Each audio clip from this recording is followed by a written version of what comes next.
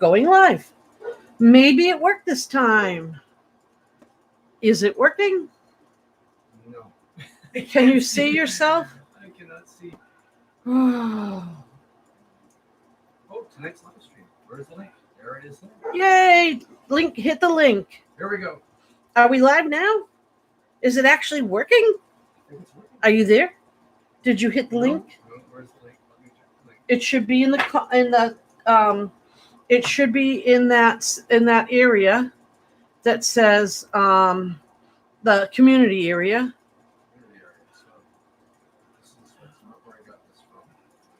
Yeah, go to the community area.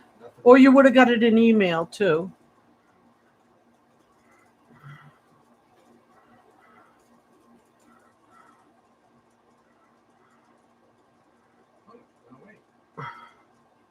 It should be there. In the community area? Oh. 35 views. It was up 7 minutes ago. Oh, that's the older one. In the community area?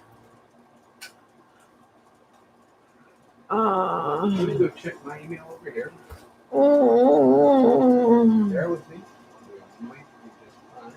The other one didn't go up at all. Oh. Yeah, I didn't get anything in my email. Boy. It's your call if you want to just go live to everybody.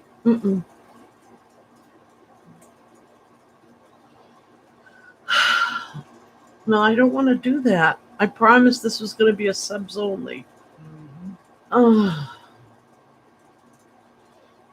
Let's try it again. Live stream. If you click your top right there in camera and go to go live. That's left. Where is it? Click on the camera. That's totally different. Click on it.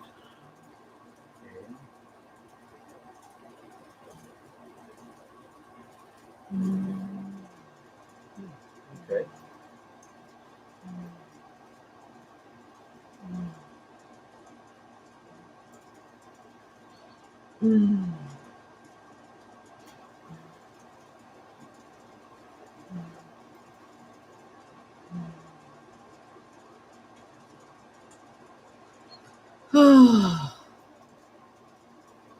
Edit. Live chat. Subscribers.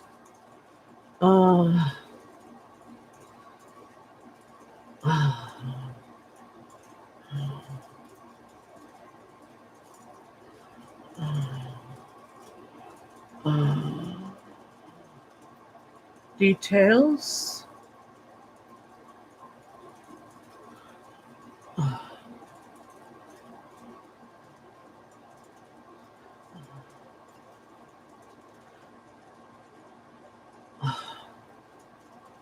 I'll put it public, but I have subscribers. Oh, you didn't change it to public.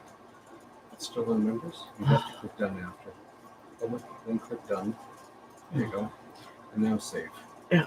Wait, I want to make sure it says subscribers. Somewhere here I put subscribers, didn't I? Yeah, it was under chats for the live chat section you did. Okay, where was that under? No, it's gone now. For the live chat, only subscribers.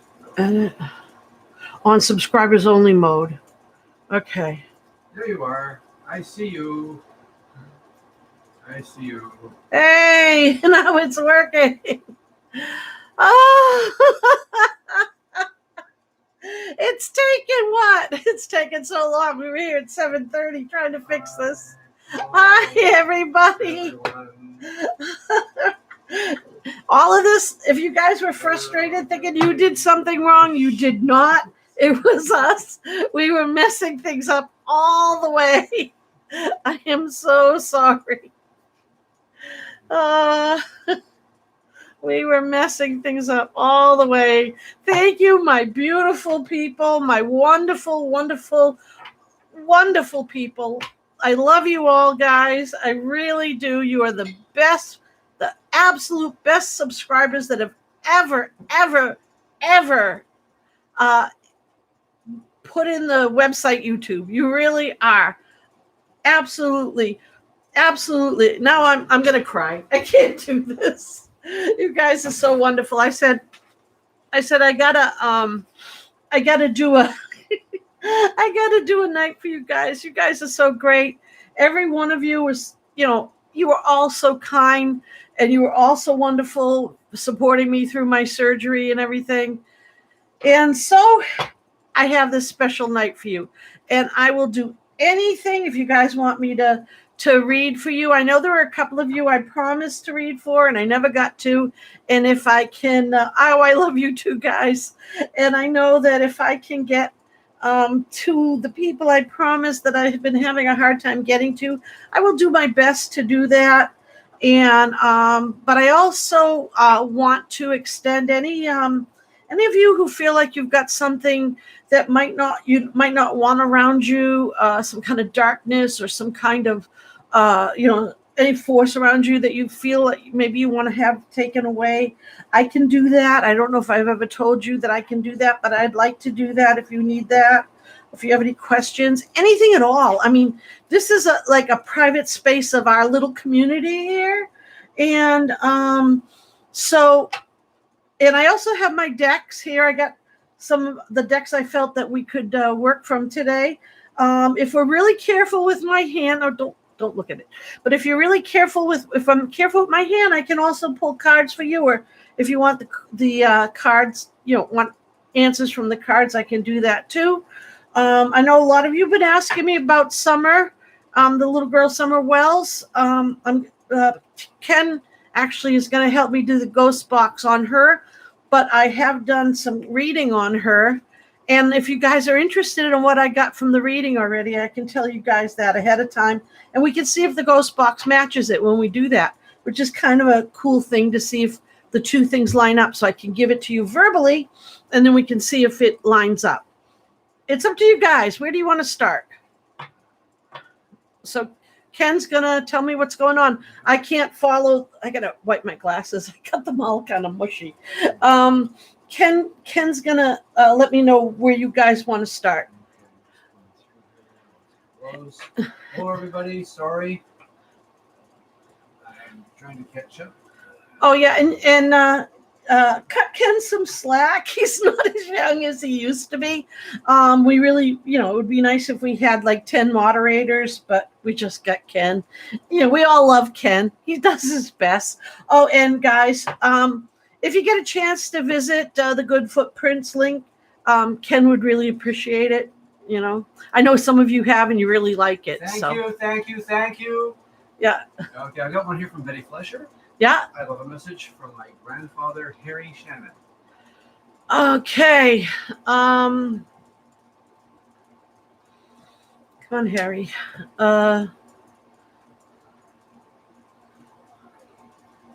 Harry's an interesting man. Now Harry's showing me himself as was he involved in or interested in like world war or something, or I don't know, World War II or something, or the Korean War, some kind of war, or was interested in that, or lived some. It's like he's showing me like a uniform, or like he was like into that. I don't know. I'm not sure. It's not like he was obsessed with it, but it was like a hobby, or he was in the war or something like that. I don't know. But I think that's what he's telling me, just to identify him in some way. But mostly I think he was into gardening. I don't know. Or he's telling me you are a flower in his life, because now he's showing me, I thought at first they were roses, but they look like tulips now. And like white, not yellow, but often I see white when I'm looking at spirits. And that means that they're at peace, and that they're like, it's an angelic color, like they're at peace, and that everything is good. And now he's holding out a white tulip, like he's wants me to give it to you. In the energy of the white tulip, I'm giving to you. So it's and the tulip is the tulip is a symbol of the tulip is a symbol of rejuvenation and of life that comes back over and over, and it comes in the spring, and so it's a symbol of getting through hardship. I don't know, if what's hard in your life. I know that I feel that you've gone through some pretty rough things, and he's saying things, that things there's always something good. There's always something good ahead. There's always going to be the tulip, and he wants you to have the tulip. He is part of he's part of the what it's like he's a spirit guide, and I think that's what I'm trying to feel from him.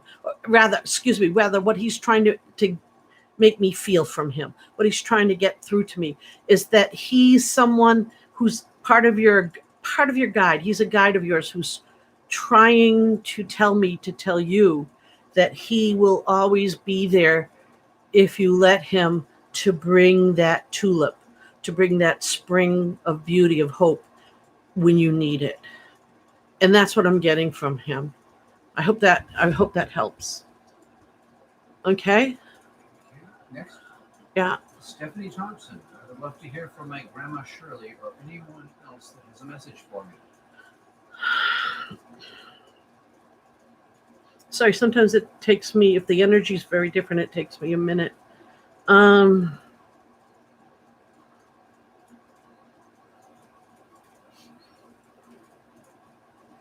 Okay, Stephanie, there's your grandma is showing me herself, and she's showing me herself like in two places at once. She's showing me herself in a kitchen, but also dressed up like she wants to go shopping for nice clothes. And I think she's saying, her message is, don't get so stuck in your domestic life, in your house, that you don't take care of yourself and have fun being alive. But and that's sort of what she's saying. She loves you a lot. And she's telling me, ow, that really hurt. That's my bad hand. Can you move that a little bit, hon? Or move me a little bit, because I just flinked my finger on the microphone stand and it really hurt. I don't want to disconnect anyone. Okay, so lots of cables here. Sorry. Yeah, so just let me get back in the spot. Okay. Shirley, please come back. Okay, so she wants you to know that she has a lot of love around everyone around you, and that I'm gonna move that light that way. That she says that there was someone else. There's a child. I don't know if this was a brother, sister, somebody who left your life very young in your family. It could even have been a lost child, a miscarriage or something. I hate to use that word. But there's a child that was lost in someone's life, maybe even your life, that's with her. And because a lot of times when people lose children through something like that, they haven't, the actual soul of the child hasn't entered the flesh yet. And I know some people say, no, when as soon as the egg hits the sperm, it's a baby. But sometimes that's true. Sometimes it takes a little longer for the actual soul to come into the physical form. And but this one was later on, and the soul had already been there. And she wants you to know that child is with her and the family that's over there. Okay?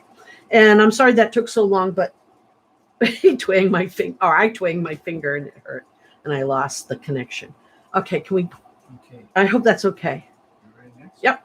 Mimi would like any negative energy that surrounds her to be gone. And was wondering if you could do that for her. Yeah, I sure can. All right, Mimi, let me focus on you.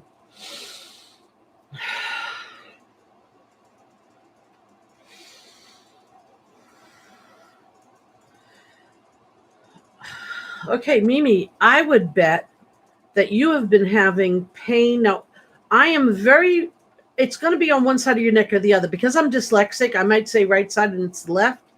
So I have a 50-50 chance of getting the right side or the left because of the dyslexia. But I would bet dollars to donuts that you've been having pain over here on your neck and on the lower part of your back and possibly hip because you have some dark energy on that part of you, and I'm going to start moving that off of you.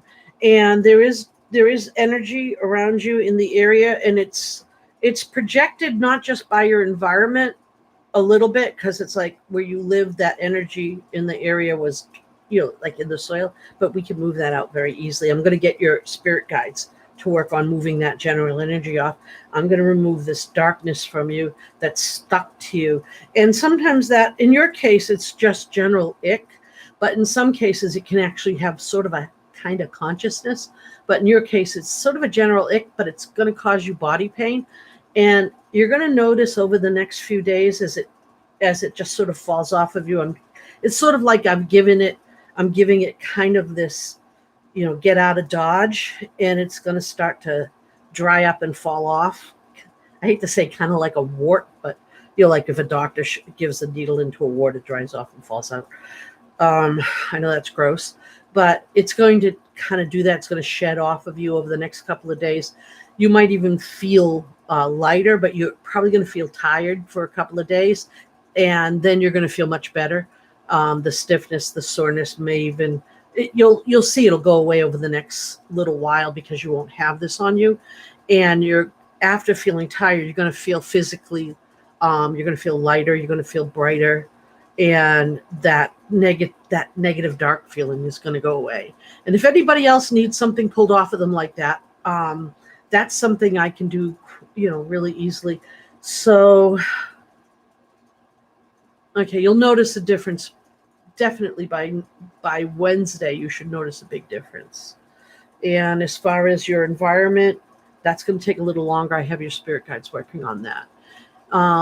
If anyone has a particular thing too, like you say, I have this thing or that thing wrapping in the night or something like that, be very specific, and we can really focus down on it.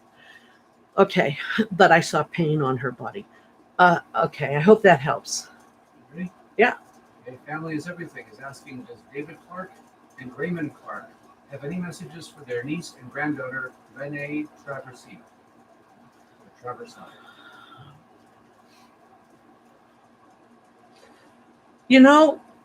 Family is everything. I love your family. I mean, your family, every time you say something, I feel like I'm in the Mormon Tabernacle Choir. There's so many people around me. It's amazing. All he has to do is start saying your Monica, and just say your name. This thing. I'm sorry I hit the mic. I really have to just sort of put my hand in the sling.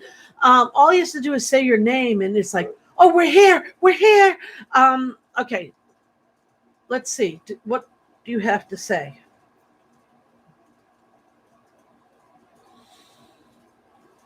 You know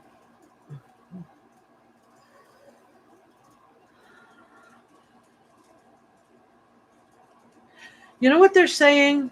They're saying that, hang on. I don't know.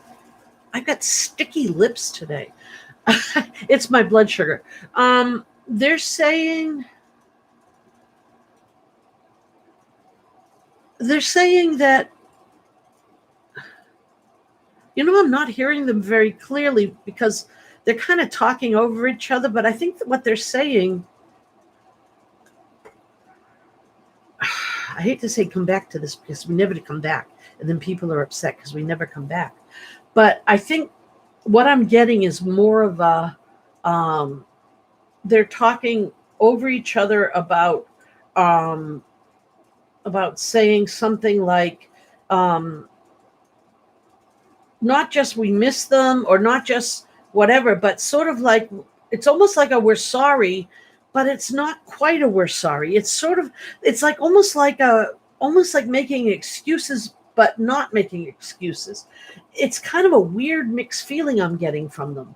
But it's like we love you, we're sorry, but we're not sorry, but it's not that we're not sorry. It's like we love you and um everything we if we did anything ever where it wasn't because we meant to, because we love you, and please, I don't know, I can't make out what they're saying, but so I'm the one who's sorry. Maybe next time we get together I might be able to clarify that, but that's all I'm getting right now, and I'm really sorry. That's all I can. Ow! I'm really sorry about my hand too. Maybe they got it out of that big wrap too soon. Don't bang your hand. Oh God! I thought it would be better than this, and they tell me, "Go ahead, type." Okay. I complained to him. I said, "I'm not type. I'm not. I'm going to type." And he said, "Go ahead, type." I probably should have listened to him. Anyway. Next is Angie Marie. Uh-huh. You asked my mom, Frances Carlack, if she has any messages for me. She died from breast cancer when I was 7. Oh, it's hard when you lose your mom so young. Uh, okay. Come on, Francis.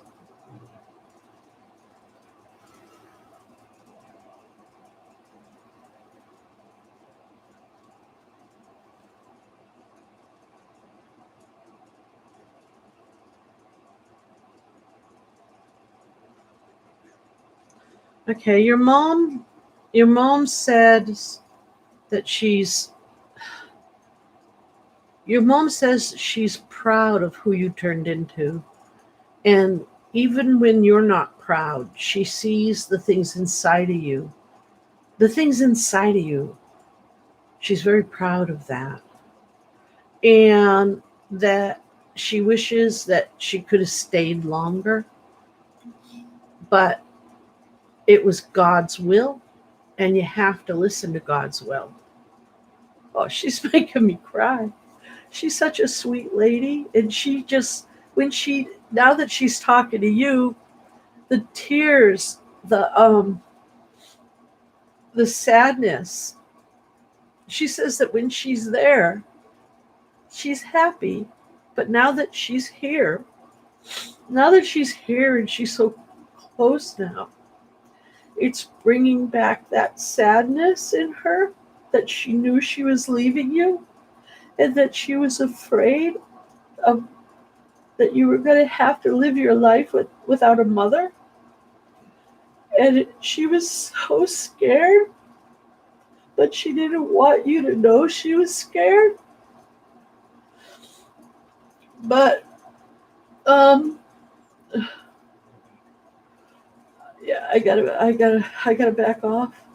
Um, but she, she, she's, she, she's so proud of where you've come from there. And she knows that it's been so hard for you. Oh man. There she go. Yeah, can you help me with this one? I can't. She's not disconnecting. Um, yeah, she's trying to get through my whole body to get to you, and I have to, I have to disconnect. I'm really sorry. I would like to spend like hours and hours with you to connect to your mother, but I can't.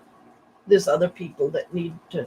But she loves you so much, and as Ken's helping me to pull her back, she wants you to know that she watches over you. But when she's in heaven, in that heavenly space, whatever you want to call it, she's happy. And time for her is very short. You know, time for her is very short, and she's sorry that time for you is very long. And she watches you, and she's not sad. Now that she's back there, she's no longer sad. But now that she's back there, she's no longer sad. And she said, and now she's telling me she's sorry if she made you sad. It wasn't, she didn't want to make you sad. And she loves you. And she's with you. I'm sorry, I gotta take a minute. I take a sip of water. Oh, can you open this? I'm really sorry. I really don't like my hand, doctor. Okay. I'm sorry about that, guys. Ready for the next one? Yeah. DB is asked. Oh yes, DB is asking. Chris, my daughter is getting married soon. Do any of my loved ones who passed have a message or will be present that day? Marriage is always a beautiful thing. Always a beautiful thing for the people who've crossed over. They love marriages. They love weddings. They love births. They love any event. They love everything. They come to everything.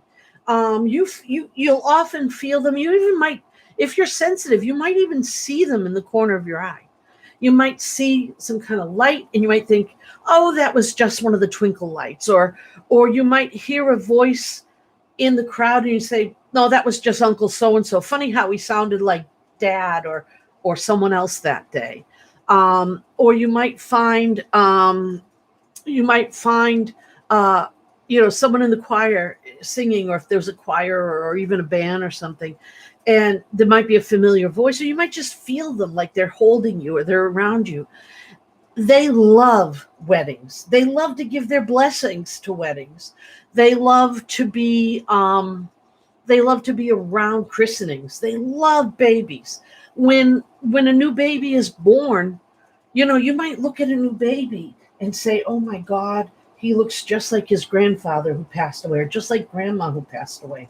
My husband has a joke. He says, every new baby, 10 minutes after it's born, looks like grandma who passed away. Doesn't matter if it's a boy or a girl, just because it's all scrunched up. I think he's crazy. I think all babies look like beautiful angels. But anyway, when you might see grandpa's eyes, and it might be because in that baby, grandpa's there welcoming the baby to the world. So you're seeing the baby's eyes, and you're seeing grandpa's eyes, or great grandpa's eyes, or Uncle so-and-so's eyes, or the baby and his brother's eyes, because they join and they welcome from the spirit world. It's a beautiful thing. And I have no doubt that everyone who loves you, everyone who loves the couple, everyone who loves your family are going to be there, because that's what they do. That's why I've told people, if it's Mother's Day, Father's Day, Christmas, just invite people. I'm sorry, I'm still kind of teary. Just invite people to your events. They're probably coming anyway. You might as well let them know that they're there. It's a beautiful thing. It really is. And what was the other part of her question? Do any of my loved ones who passed have a message? I'm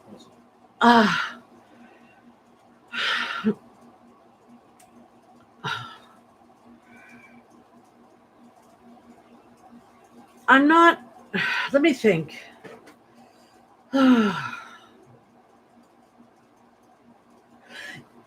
I'm getting an odd message. I'm really getting an odd message. So I'm not sure what this might mean to you. But I'm getting a message that is, and this might sound scary, but I'm getting the message: be careful to watch your blind spot. I don't know if you have something that you have to be, I don't know if it's a driving message or if it's when you're walking, and you better make sure that and I hate to say ominous things like that because I don't like to scare people, but that's the message I got. Be careful to watch your blind spot. I don't know if this is forever, which I doubt. Let me see if I can get a time on this. Okay, it's for the winter. All right, they're saying, you don't have to worry about this yet, but since they have you on the line, they got the phone picked up. They want you to know that sometime around Christmas, between Christmas, Thanksgiving, and Christmas, maybe to the second week of January, they just want you to take extra care to watch out for your blind spot. Other than that, they're telling me, and I hate to say the usual. It just sounds so bland and awful to tell people, oh yeah, it's the usual. But, you are very loved and you have people who watch out for you. And I hope that helps. Sometimes you get very practical messages. Yeah. This is from Jan Lynn. Mm-hmm. Any messages from my dad, Bill, for his wife, and is he with David? Thank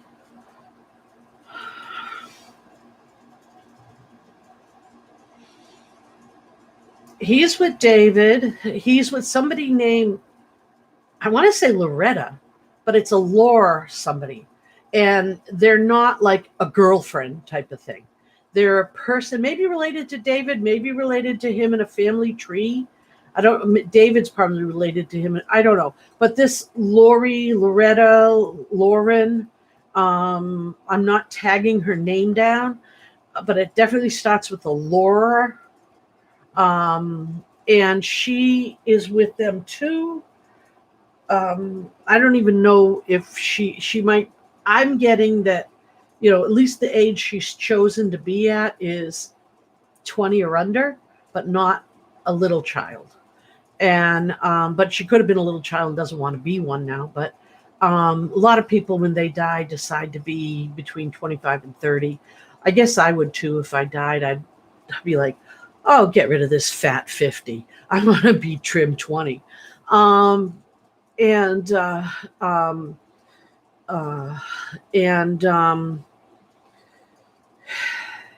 He wants to let her, he just said, come on in, the water's fine.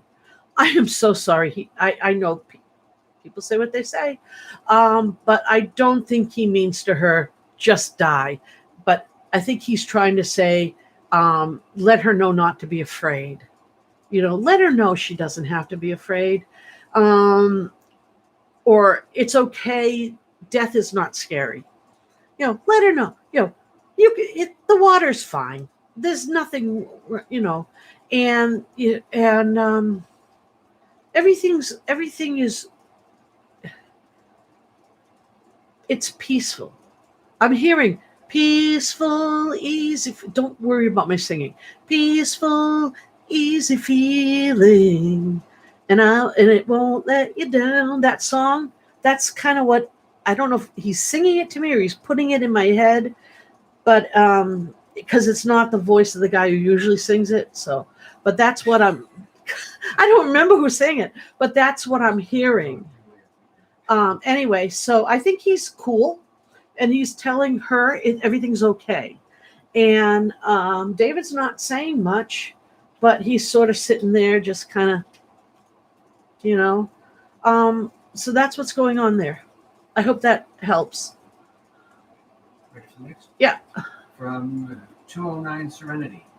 I love a message from my Grandpa Ross and Grandma Eleanor, please.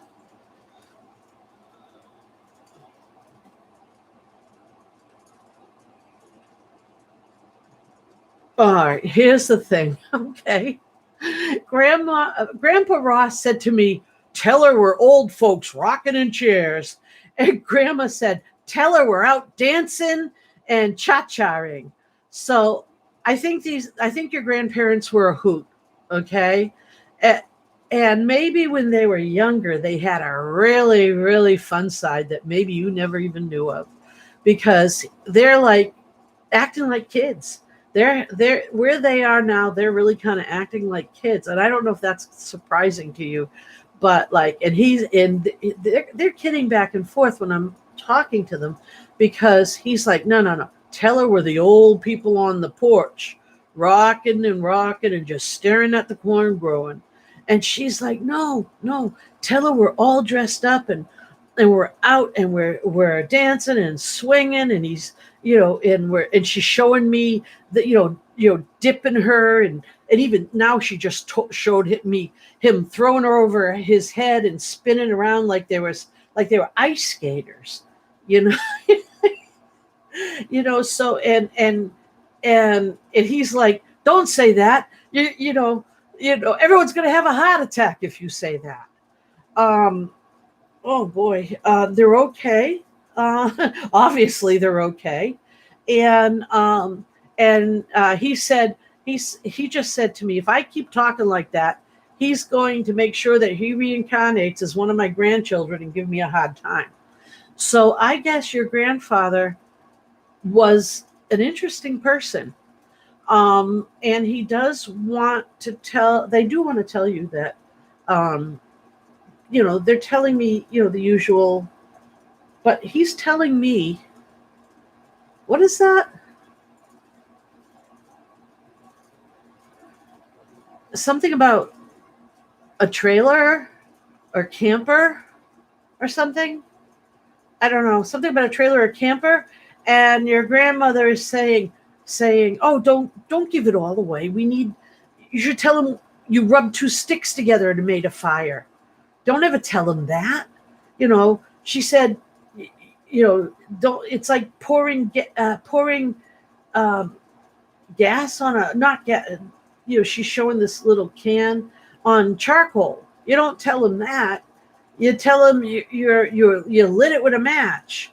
You don't tell him you cheated. And she's laughing, like, you don't tell him you did it the easy way. And they're just being silly. They're like really loving the afterlife. And and they just want you to know how they're obviously doing this, because they just want you to know how happy they are. And they really, really. And you know what the thing is I don't even think that they weren't married, were they? I don't even think they're married. I don't know if they are or not, but I'm getting the idea right now as I look at them that they aren't even that they came together to do this to make you laugh. I don't know. That's what I'm getting. Because their energy is different. Yeah, they were married 69 years. Oh, okay. So they were a very odd couple, weren't they? Anyway, they're having a great time, absolute great time, and they're just having a great time, and they just want you to know that they're still loving it. They really are still loving it, and they love you, and they love the family, and they watch over everyone. And when you cross over, and I know I hate to say that to people, when you die, no, when you finally cross over and you get to hang out with them, they're going to throw such a party. And you guys, because they're not old coots, they're young and sassy. Your grandfather just said, "Speak for yourself," and he shows me him sitting on the chair again, rocking, watching the corn grow. What great grandparents you had. They're awesome. Okay, can we go on to the next? This one is Jen, Goddess of Light. Do I have any messages from my spirit guides or ancestors? Please.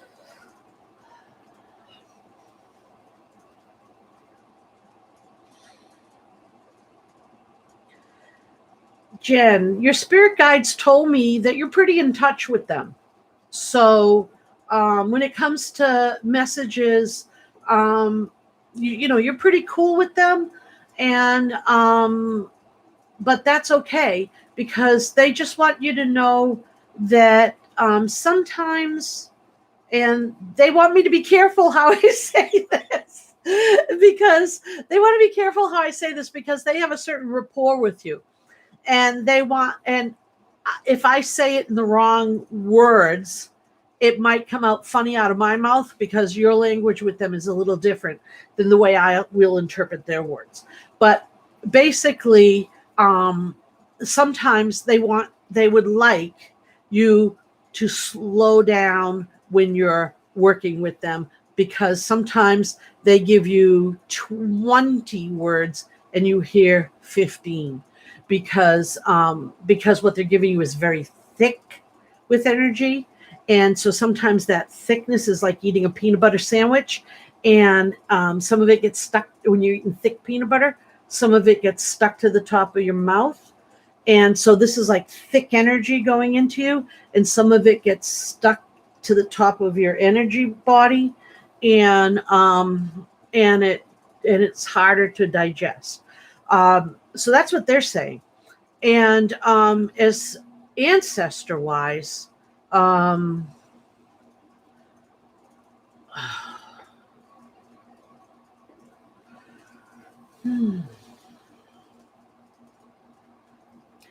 right now your spirit guides have asked me to make sure that you focus on that energy thing first, but you do have uh and this is not an ancestor as in a great, like, earth-based deep ancestor, like a wisdom ancestor, but this is more of a great grandmother ancestor, from your maternal line, who does watch for you.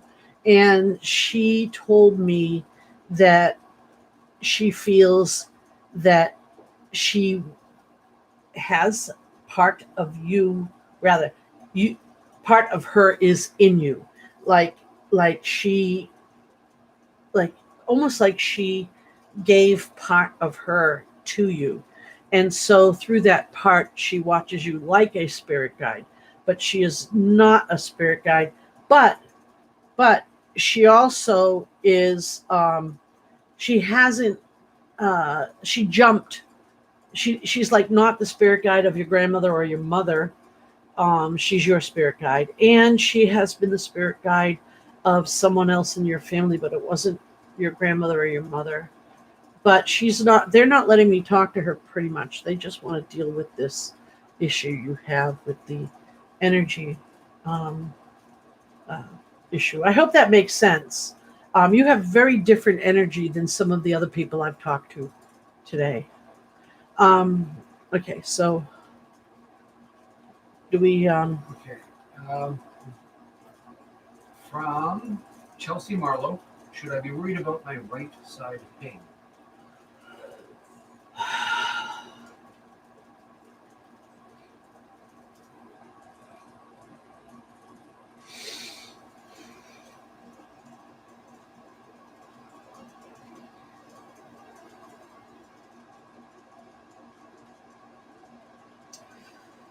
Chelsea, legally, I'm not supposed to give medical advice. Okay, so anything I tell you right now, you must take as not medical advice. And I have to say, you should go to the doctor, because that's what I legally have to say. Okay? So anything I say after this, you have to consider as non medical advice. All right? Um, what I see on your right side is I see an energetic block, that was caused. It's caused by an area in your body that is um, that is blocked up, um, almost in a sciatic area, almost in this sciatic nerve. There's an energy that's going through into the pelvic area, that's touching. Um, how do I say this that is not going to be embarrassing in any way to you? Um, Previous emotional trauma of a nature that's personal has caused an energy block between the knee and between the area between your knee and your rib, in the bottom of your ribs, but in a localized area. And that has caused a block that has caused, see, energy can block up and cause physical pain. and that has caused what's called a, um, a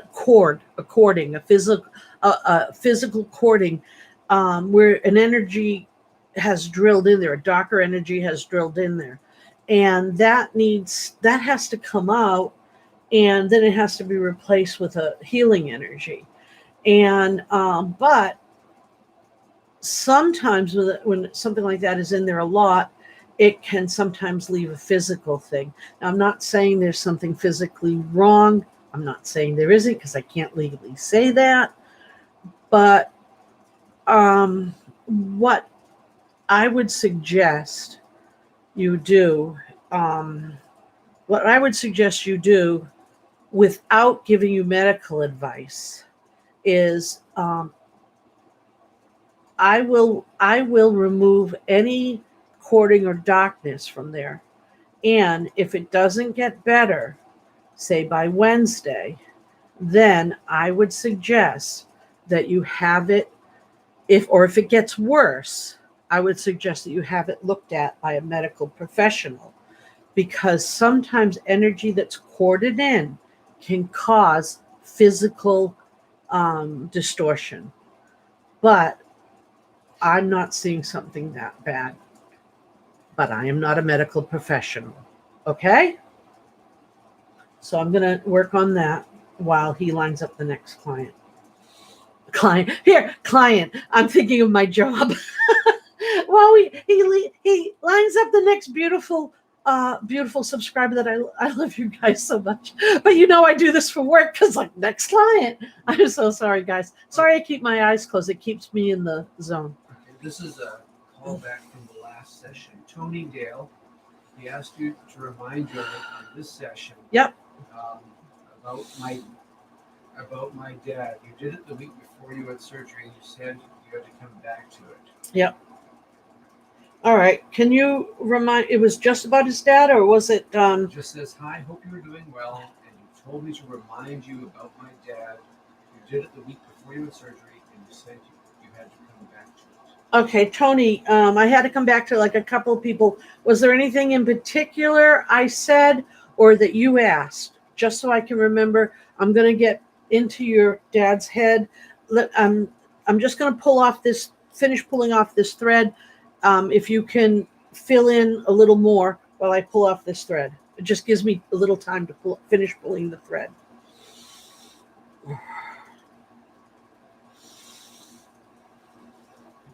Motorcycle. Okay. All right. I remember now. Okay.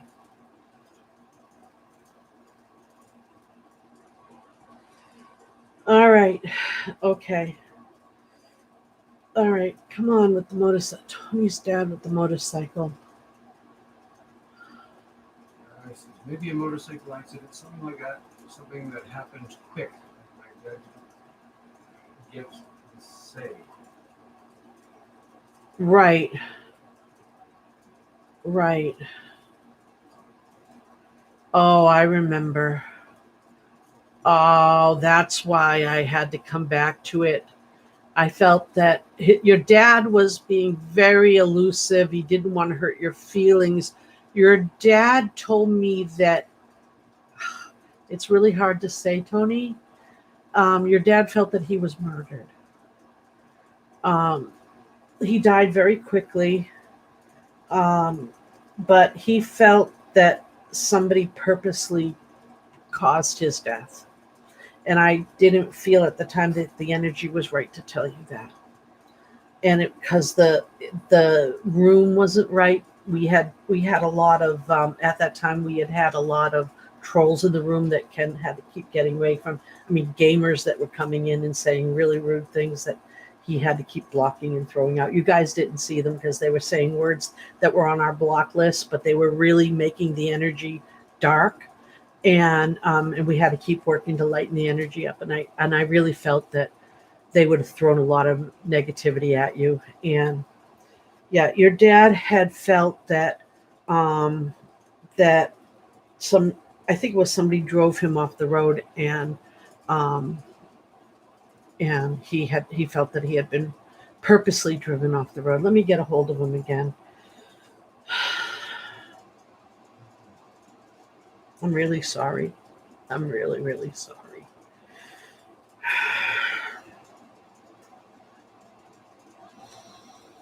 Okay, he says he doesn't know.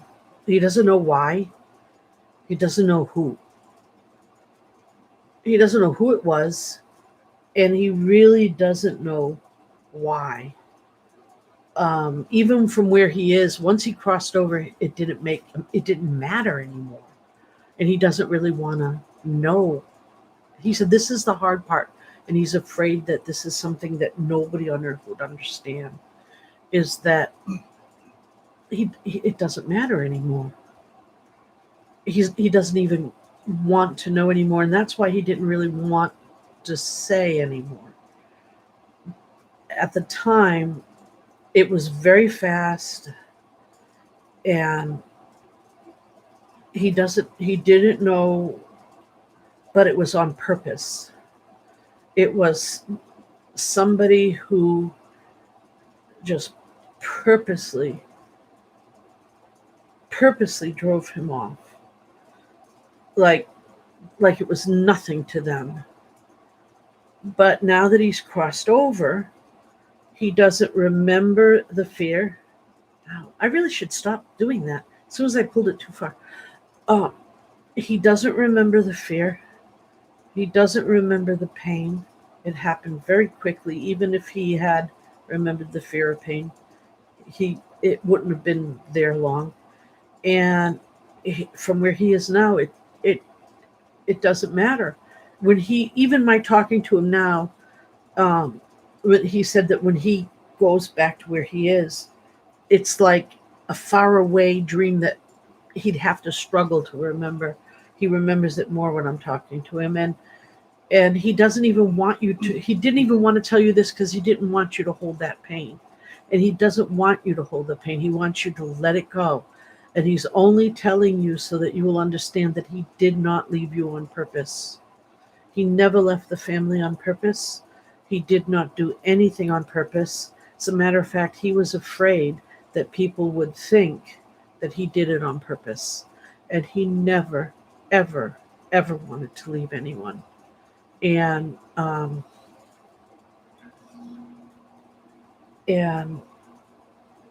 because he loved you all. He loved you. And he would never have done that. I'm really sorry to have to tell you what he told me. I'm really sorry. I hope that helps. I don't know what to say about it. I really don't know anything else to say. I'm lost for words here. Let's have one. Get what to say. Yeah. Christine Taylor is asking if you can find the name of her spirit guide and any message they may have. Right away, your spirit guide went, me. I said, that's not your name. Your name is not me.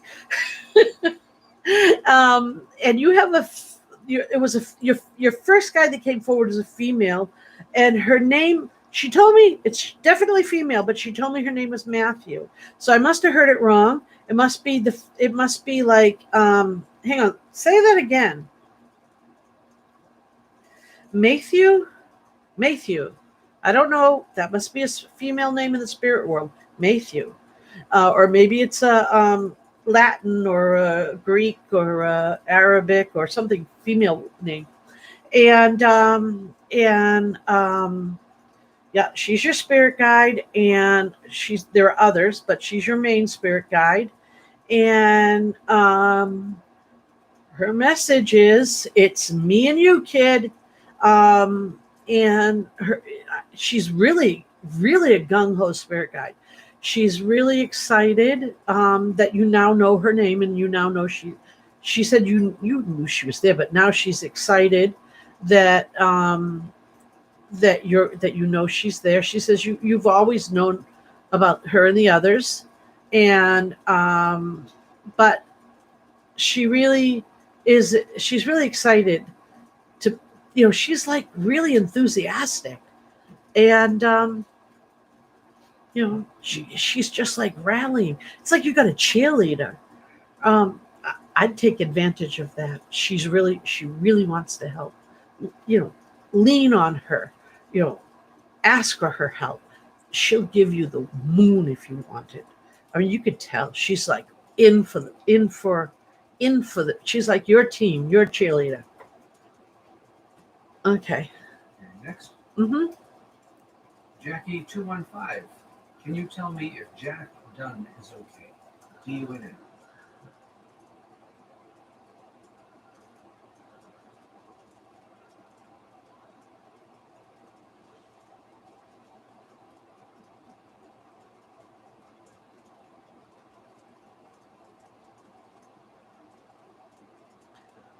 Jack Dunn. Yeah, Jack is okay. I have two Jacks that are related to your energy, and I'm trying to make sure which one is which. Um, I don't know if they're direct to your energy. I'm feeling one is still alive. Now I don't know if you know two Jacks, um, or one of them's a John that goes by the name Jack, or both of them were Johns.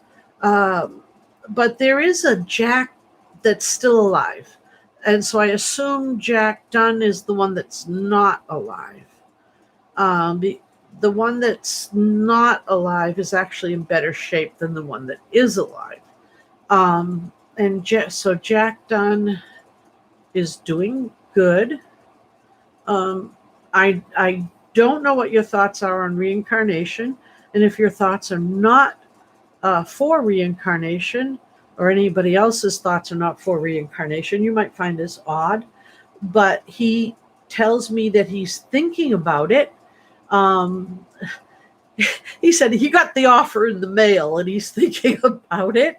Um, and so he may actually come back into your life because people tend to reincarnate with the same people over and over again.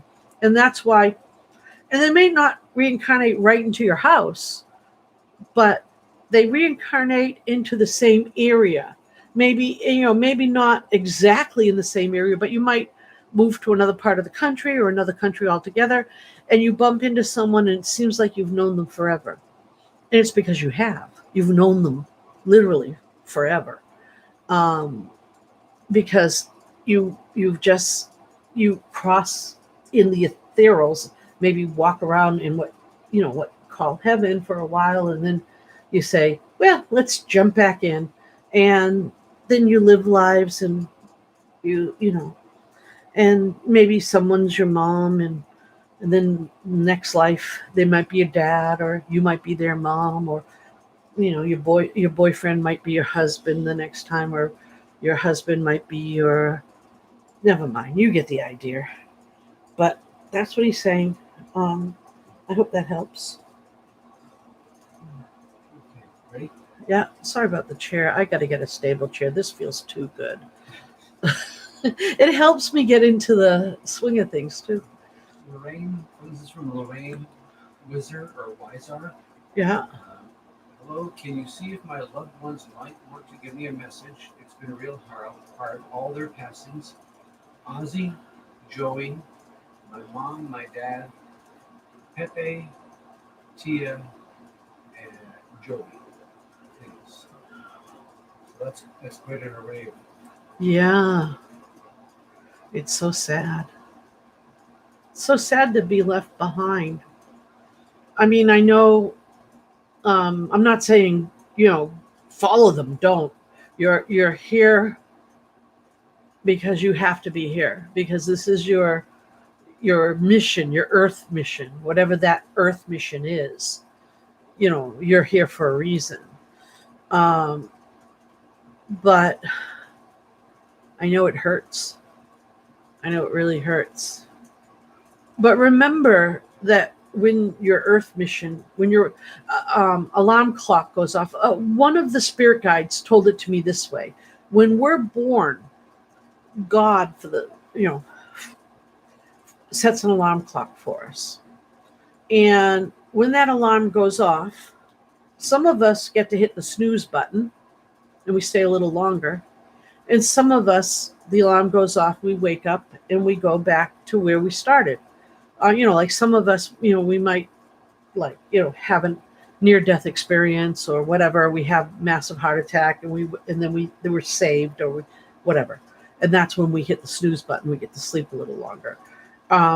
And some of us, the alarm clock doesn't go off, but everybody else's alarm clock goes off around us and we get to sleep in. But sleeping in sometimes can feel really lonely when everyone else's alarm clock has gone off. And but they're all around you, and they don't want you to feel. Of course, nobody can. I'm just telling them right now that nobody can tell you how to feel, but they want you to understand, or they'd like you to understand that they're there, and they're telling me that you're often missing the signs. They're giving you all kinds of clues, and if you look for those clues, you'll sometimes see them, like scents, like you can smell the scent of sometimes, feelings, like slight tactileness, not like rub, but like just gentle, like more than a breeze, but less than a touch, not like a touch, but like a touch like that. And that you hear things. You might hear, one of them is telling me, I don't know which one of them's telling me that you hear this bird that repeats itself, and it's not like an everyday type bird. Like it's like a bird that repeats itself in a way birds don't usually repeat itself. And if you were to be in a place or outside, you hear it. Sometimes it gets annoying if you really listened. And things you see at the corner of your eyes, or little things, you know, and they want you to look for those things because they think they'll give you comfort. And I'm seeing little, maybe they're children, shorter people. I don't know, because they're not showing me. I shouldn't scratch it. They're not showing me themselves as children, but they are showing me themselves as shorter people, which could mean they were children, or could mean that they're just shorter people. And the love from them is very strong. Please don't feel lonely. And they're just telling me, look for signs of them. They're all around you. They really love you. All of them. All of them are trying to give you signs. Okay. That's all they're saying. Yeah. Darlene Billingsley, can you tell me if my stepfather John Hyatt has a message for me? John Hyatt. I think we looked for him before. Let's see. John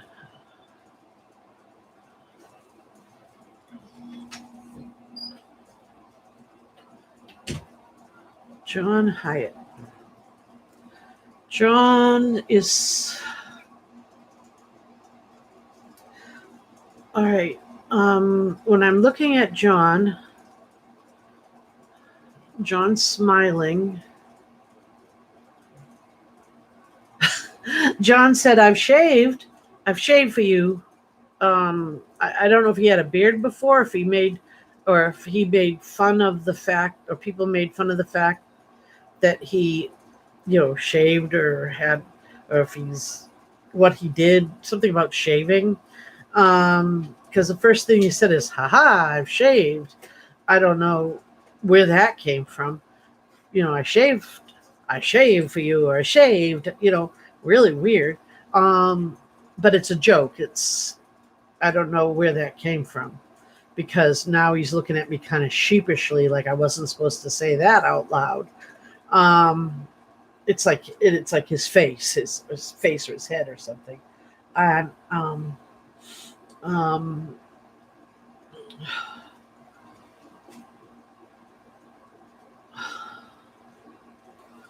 he's saying,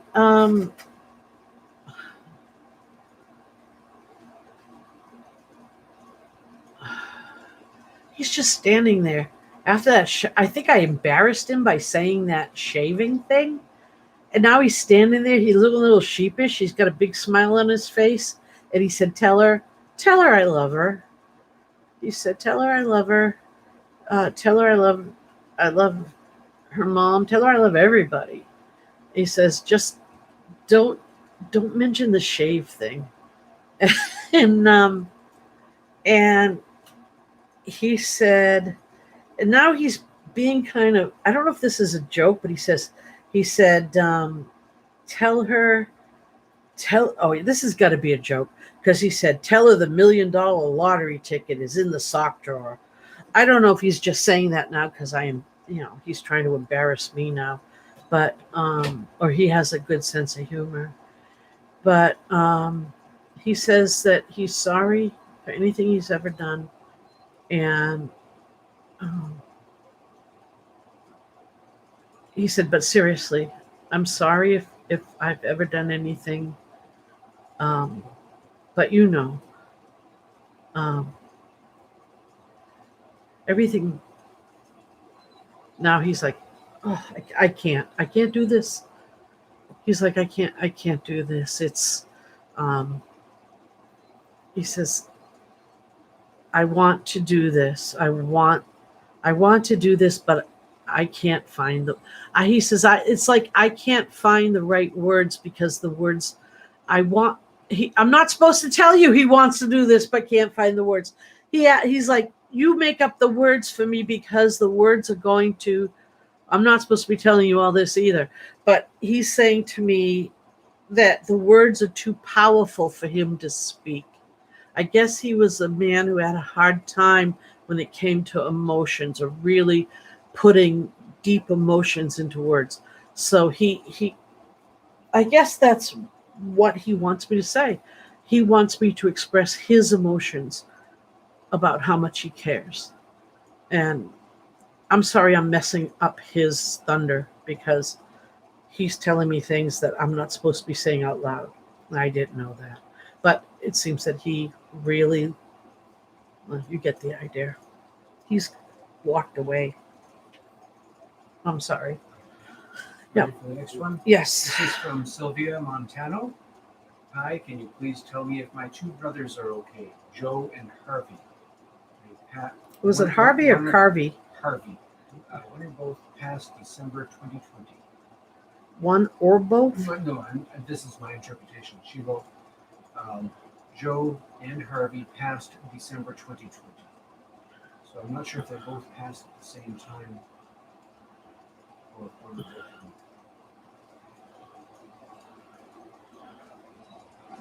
yeah. You know what I see of her brothers? I know they're fine. I know they're absolutely fine. They're not. You know what I see? I see two angels. They're just like two little baby angels.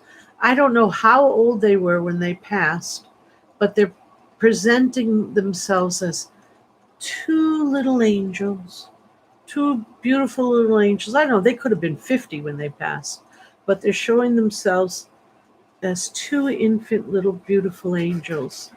And that's beautiful. And wherever they are, whatever they're doing, it's like they're perfect. They're absolutely, that is so beautiful.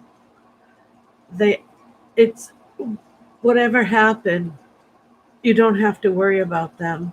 You don't have to worry about them at all. They're engulfed in love, and it's beautiful, absolutely beautiful. It's absolutely beautiful. That's all I can say. They have nothing to. They just know that when people are in that state, you know. Sorry, that's my hand. I might have to have Ken get me an ice pack. Um, I have a super chat question okay. from family. Is everything? Their last question they said, feel free to answer later, but last year was I under demonic attack?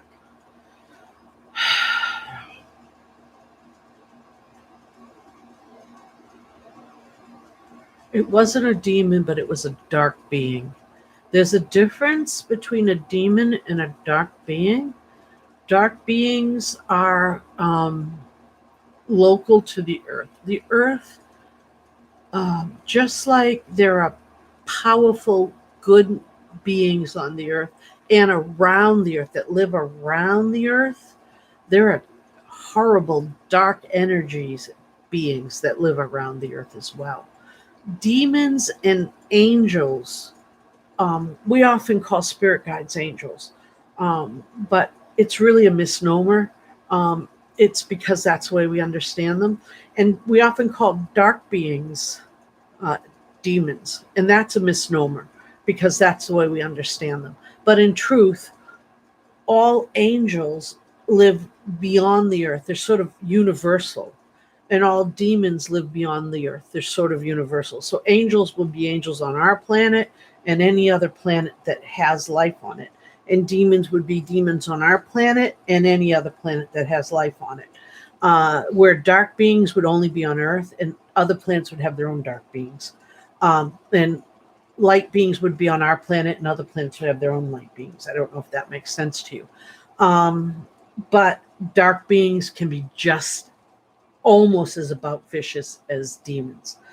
And they can really mess with a human because they make us so miserable. They take everything out of us, they destroy us, absolutely destroy us. And they destroy our lives, they destroy everything around us. They are a horrible curse. They do everything that you would think a demon would do, but they fall short of a demon. Demons can do more than a dark being can do. And I can honestly tell you that because I've dealt with both. And demons are extremely rare, um, very rare. Dark beings are plentiful. And so if you're in a room or if you're being plagued by something really, really nasty, like you had last year, um, and I can, and and that's probably one reason why so many of your family are around you because you had this experience and now they're protecting you. Um, Dark beings, if you had been surrounded by a demon, chances are you wouldn't be here right now because even the best demonologists have a hard time getting someone free from a demon. Um, it can take a long, long time, and it usually takes a team. Um, and I know because Ken and I are, well, I shouldn't say it because I don't like to advertise it, but we are one of the big demonology teams on the East Coast. So I said it. There you go. Anyway, so uh, it's really a difficult thing to deal with demons. Dark beings, it's a bit easier, at least for us. But they're horrible. They'll destroy your life. And so the best way to get rid of a dark being is not to let it in your life to begin with. And that means not feeding it. And it's really hard if you get clinically depressed and it just starts feeding on you and feeding on you. And I could do a video on that if you like, or we can even do a whole group session of what is a dark being and how not to feed it, how to get rid of it. So if you want, we can talk about that. And if somebody has a dark being on them now, I can work on getting rid of it if you need it. Okay? Huh? You should tell them about the tuning fork too. Unconditional. Oh yeah, yeah. Oh yeah. And if you you know how you love your kids. You know how when you looked at if you have children, do you know how when you had your children and you looked at that baby the first minute that they were born, and you realize that you could love nothing more than that child, that it didn't matter if that child had 3 heads and 5 eyes, that you would love that child no matter what. That's unconditional love.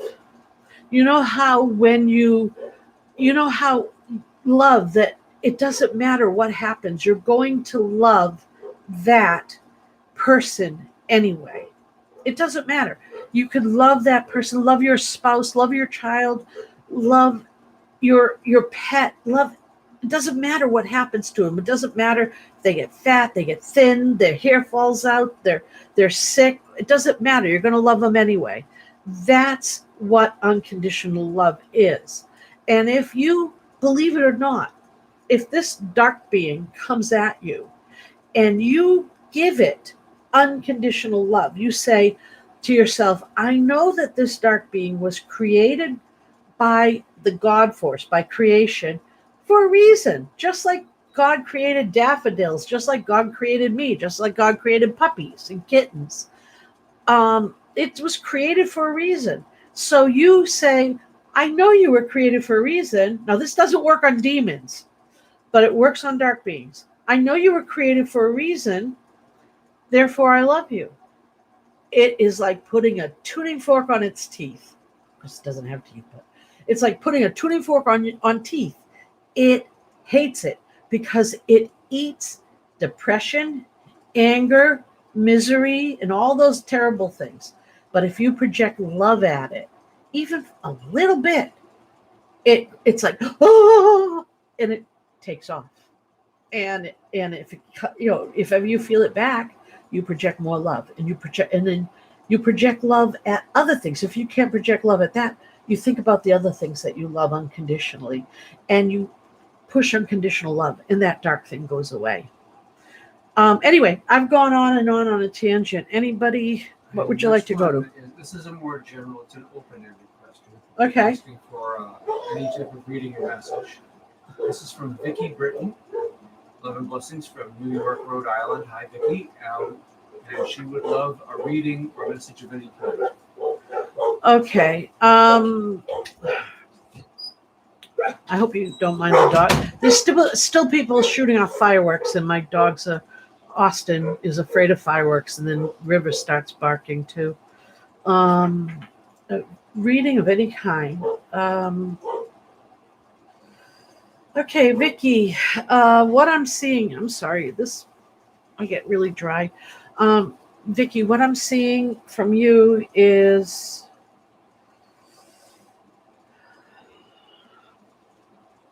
I could pull a card, but it's easy to see that you are a person who you're a person who feels really deeply, especially if you feel like someone well, I don't want to go into your personality. Sometimes when I do readings I'll do that, but Vicky, you really have to go a little bit easier on yourself as far as criticism. If somebody I get the feeling that you're a person who can put on a really good face but feel very lonely at the same time. And that it's like you can be in a room full of people and be interacting with people and still feel lonely. And that's I feel that that's because you're very hard on yourself, and you don't really believe compliments that people give you, and your spirit guides, particularly one called Noah, has been trying to get you to realize that people don't tell you things that they don't mean, and you believe everyone just sort of gives you lip service. And some of that is because you know that you give people lip service. Everyone gives people a little bit of lip service, but you really deserve a lot of the compliments you get. And take energy from Noah. Listen to him. When he's like that feeling on your shoulder, that he's like your better spirit, your better energy. And he's really a nice guy. I'm hearing he's really a sweet guy. And let him help you be more confident in that inner side of you. You may be confident on the outside, but underneath, like it's almost like you're not buying your own confidence. And so hang in there. Let Noah help you when you feel a little under your, or a little edgy, or you don't know how to say thank you, and really accept that which is given to you without thinking, yeah, right, thank you. When you're thinking inside of your head, yeah, I believe that. Um, Let Noah help you accept something positively into your life. Okay? That's what I'm getting anyway. And you're a real Vicky, you're really an awesome person. Believe that. Okay. And Vicky, you have a good psychic sense too. And you got to develop that. All right, hon. Next is a super chat from Jennifer F. Do my spirit guides or anyone have any messages for me? Thank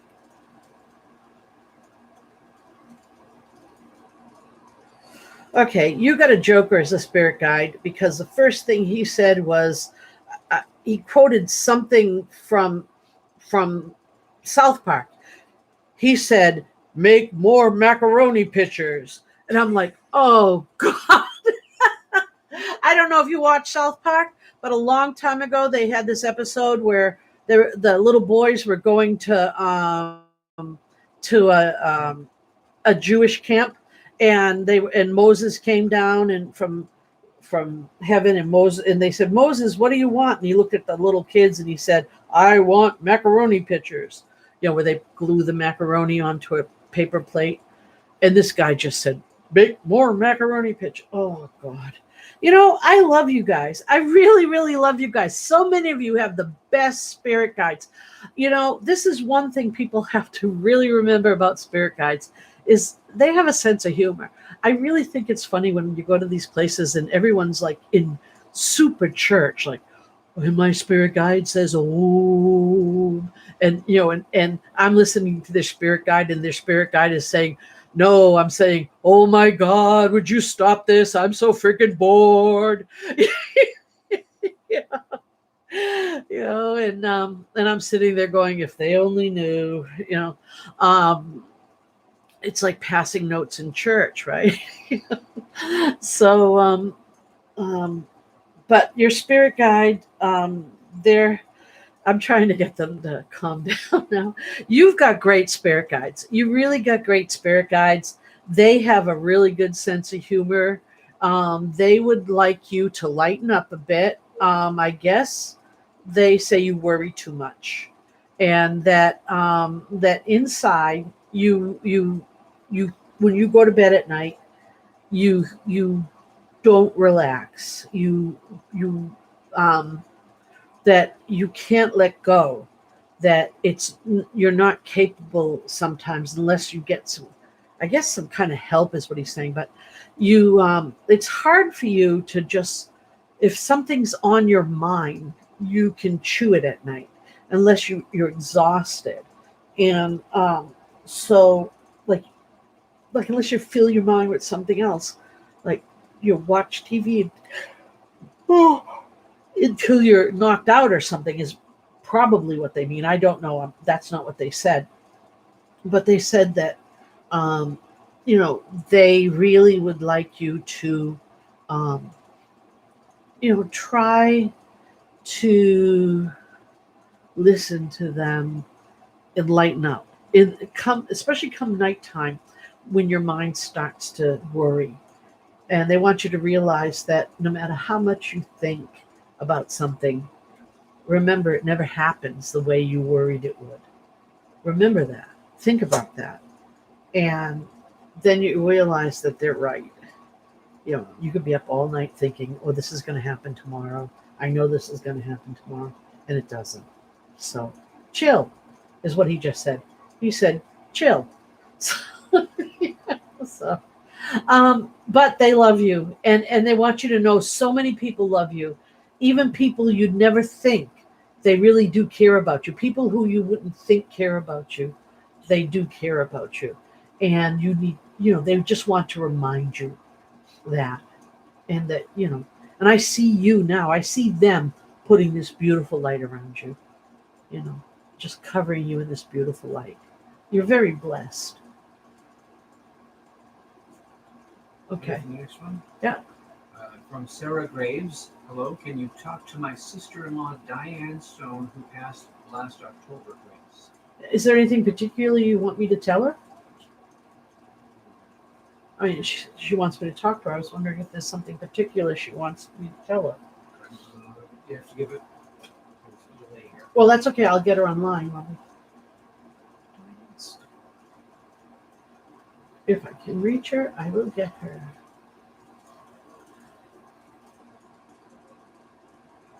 I'm glad I finally got the hang of this. And instead of having 20,000 people behind me, Pocahontas or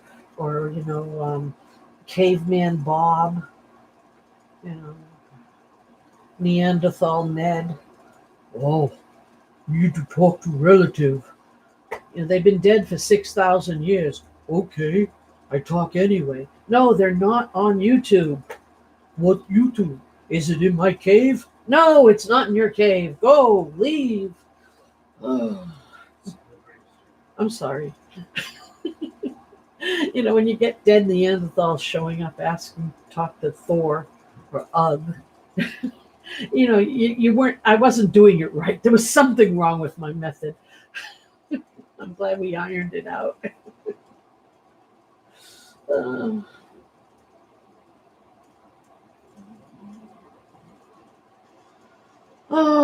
Okay.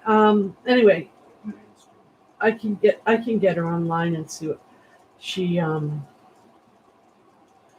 Okay. She said she's not going to keep everybody waiting. She says she's not that bad of a procrastinator. She says she's not that bad of a procrastinator.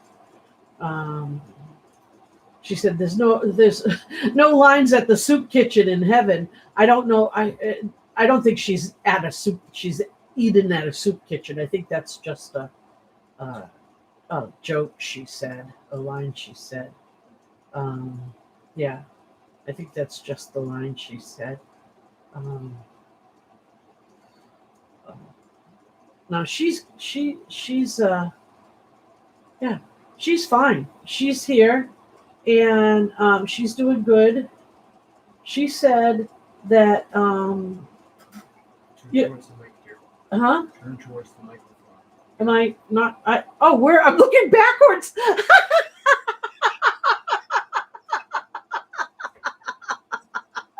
Oh my God. Oh, you know what, guys?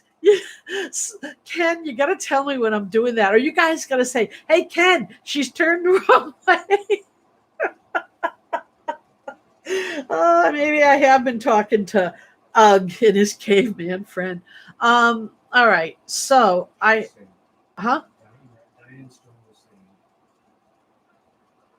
Well, yeah, I have her. Okay. First thing she's telling me, well, she made some kind of funny remark like there ain't no soup kitchens in heaven. You don't have to wait in line at any soup kitchens in heaven. And she laughed. But I don't think she's been in a line at any soup kitchens. I think she was just making a joke. But she's saying to me that she says she wants you to know that there's dogs and cats up there, and there's even horses. But she just wants you to know it's really important to know that there are dogs and cats, and there are our dogs and cats. And that's something I think that everyone's going to be happy to know, that there are pets up there. And she said, yeah, and even new pets. If you want, she says, if you want to go get yourself a new cat because you didn't like your old cat that used to scratch you and hide under the couch, her words, you can go get yourself a new one. Um, and I just thought, why would a cat that scratches you and hides under the under the couch be up in heaven? And she said, animals are innocent. Um, and now I'm wondering why your old couch is up in heaven, but I'm not going to ask. Um, I guess if it makes you comfortable. But no, she says that, you know, she said everything is good. And I don't know if this means anything, but she's saying that, um, now did she like to watch game shows or something? Because she said something about The Price is Right, is you can watch The Price is Right or the soaps or anything you want up here. They got cable. And she's laughing like it's like, yeah, they got cable. she's I don't know, this doesn't seem like her persona to me, but it seems like it's like she seems so natural talking like, and acting like this, but to me it's not her energy. But so I don't know if she's just being funny, cuz but I don't know. I really don't know, but she's very sweet. And she is very sweet. She wants me to tell you that you were a very good friend. Um, and maybe she didn't let you know that, but you were. Maybe she didn't tell you enough. And it was nice. It was nice raising the kids,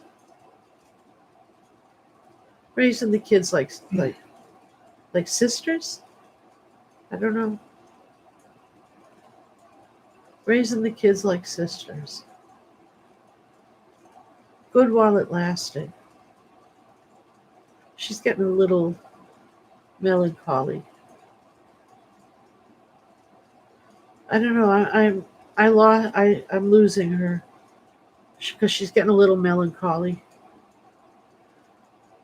Okay, why don't we? Can we move on? Yeah, okay. Because I'm slipping. I'm slipping. Okay, next one is from Priscilla Cutie Pie. Can you connect with my son JJ Boatman?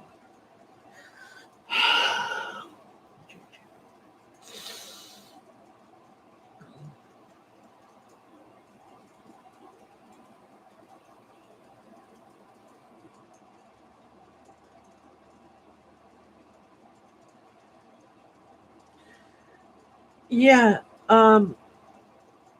He said. He said.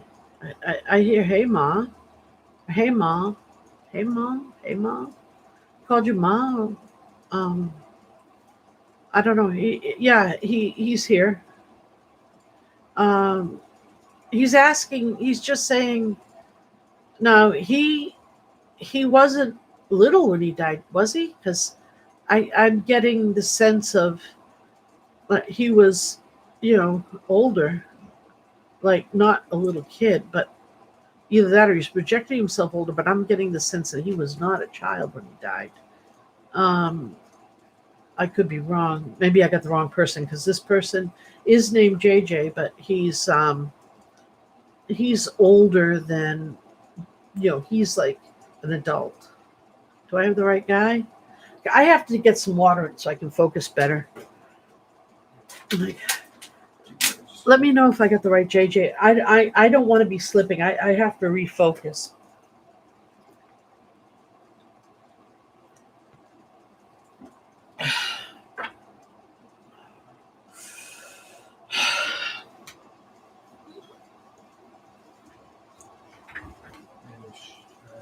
I see in the thread she said, this morning I thought I heard him say, it's heart, but it sounded like it's hard.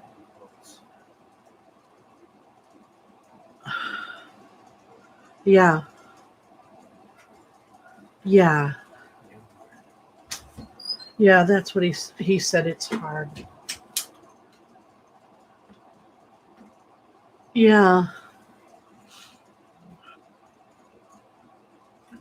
Yeah, he said it's hard.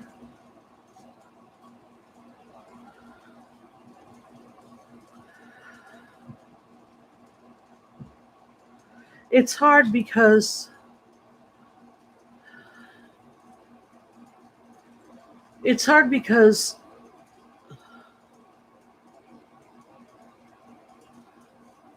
he knows that he hurt you. He knows that this hurt you. He knows that, you know, a child's not supposed to go before a parent. He knows that's not how it's supposed to work. He knows that that's so much worse. He knows that it was, how devastating. He didn't cross over right away. He didn't. He watched. He wanted to say goodbye. He watched.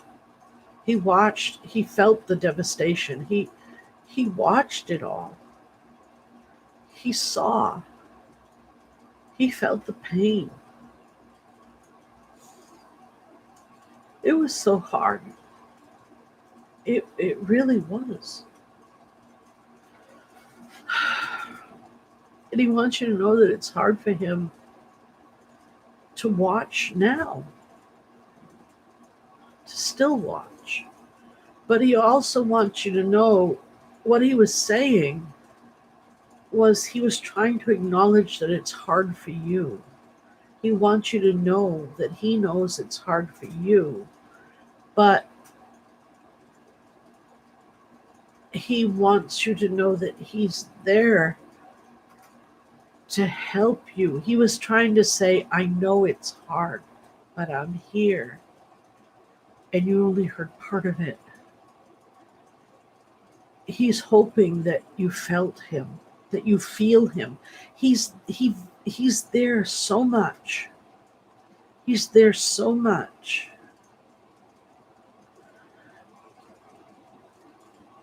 She's asking if he crossed over. He has now, but it took a while. It took a while. Huh? He just wants to tell her. He wants to tell her that he's sorry for all the pain he caused her.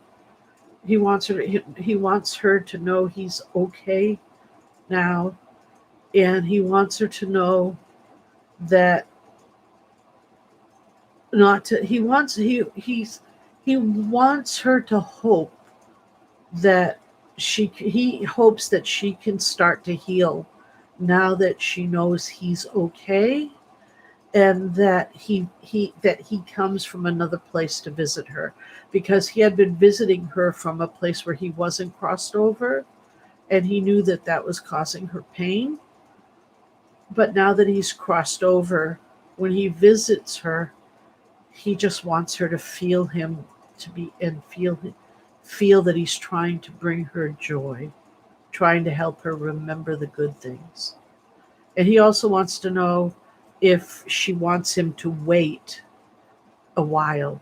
Does she need him to wait a while before he starts coming back? Does she need some time to... Yeah, so he's asking me to ask her, does she need some time before he starts coming? Does she want him to wait a while? Does she need that time away? Or does she want him not to come at all?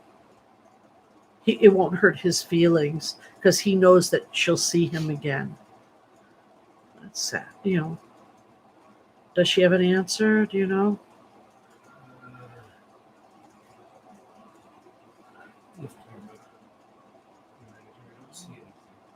She can tell him directly. Okay. Next is from Whitney. Any messages from any of my guardians?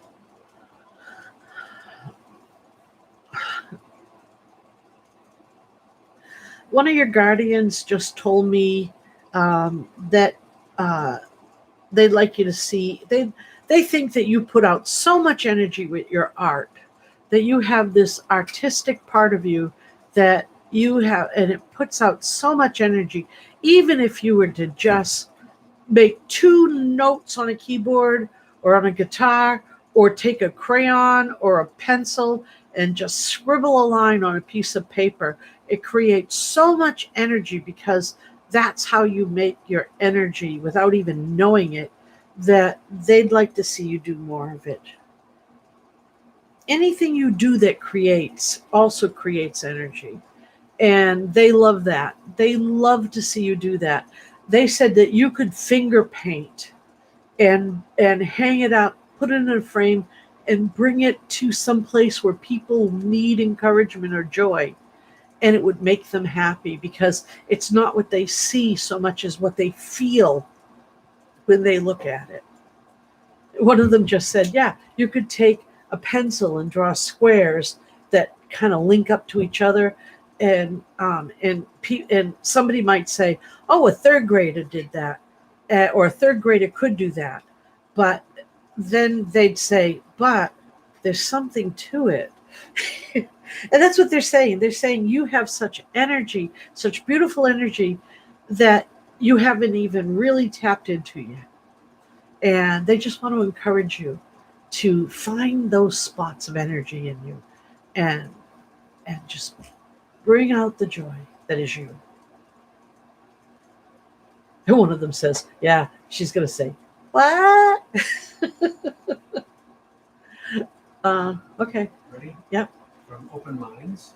Yep. I'd love to have a message from my dad, Julius, aka Bud. All right. Julius Bud. Yeah, that sounds like a great Roman name. I'm sorry, I shouldn't do that, but it does sound like a great Roman name. Bud, are you there?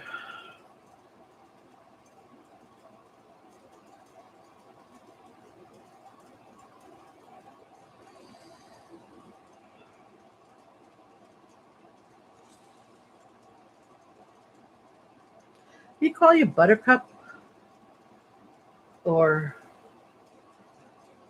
called anyone Buttercup? This person I just got it. When I said Bud, he said Buttercup. I don't know if he called himself Buttercup. That would be odd. Or if it was just association with someone else.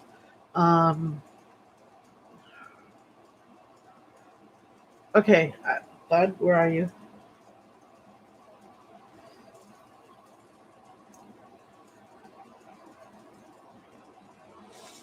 I gotta take these off. I gotta connect tighter. Can I shut this? I gotta shut this. There we go. I just wanted to put one of those light bulbs on. All right. I'm sorry. That pain in my hand is just a bit annoying. All right, let's see. Julius. All right, I see him, and he's presenting himself to me now. And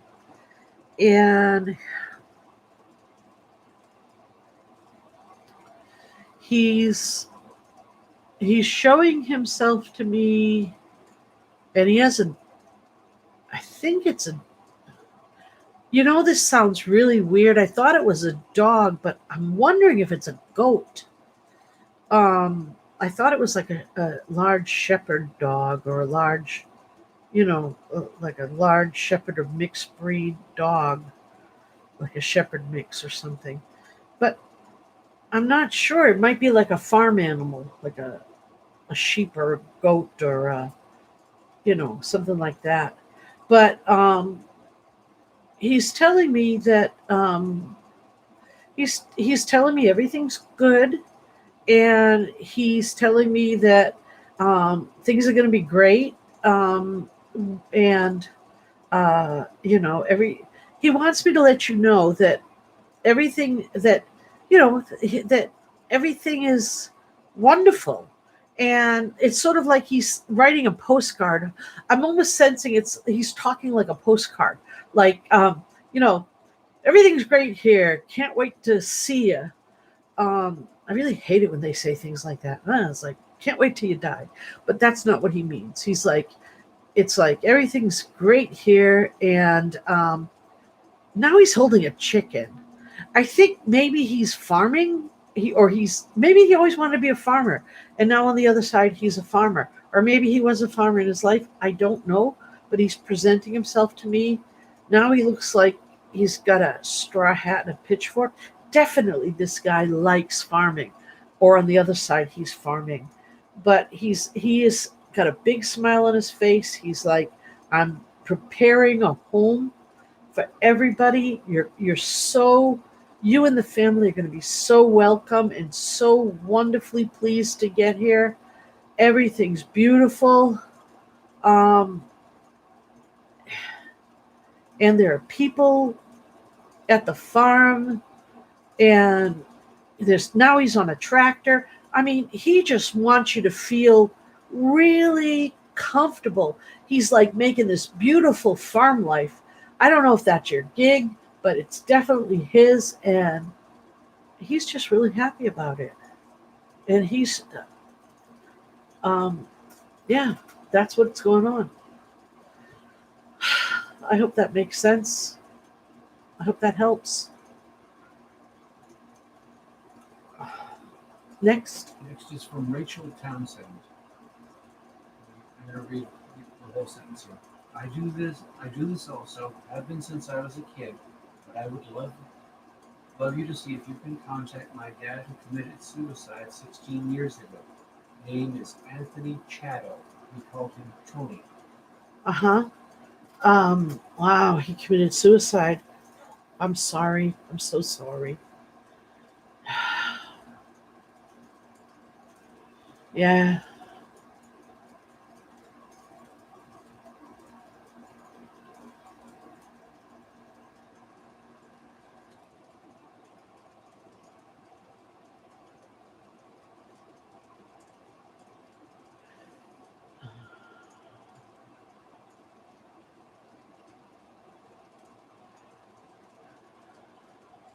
He was they had messed up on his he was on some pretty hard medication. They messed up on his medication. I don't know if he was drinking on the medicine, or if he was whatever. He was very depressed, and he I think he was drinking. What he's telling me is um, what he's telling me is that he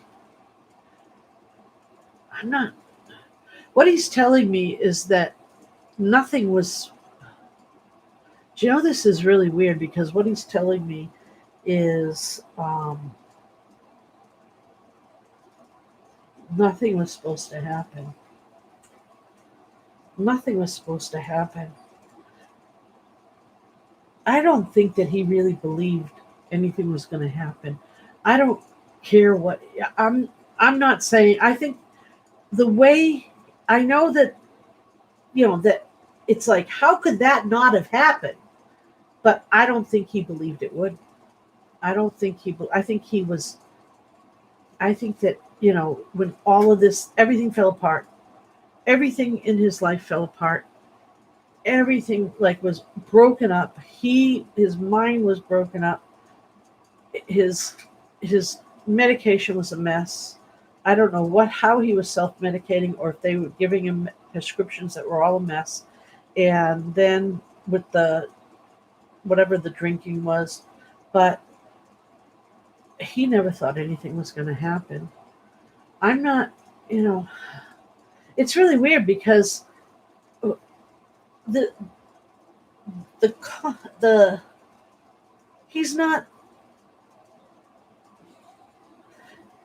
the person who was identifying with your dad here.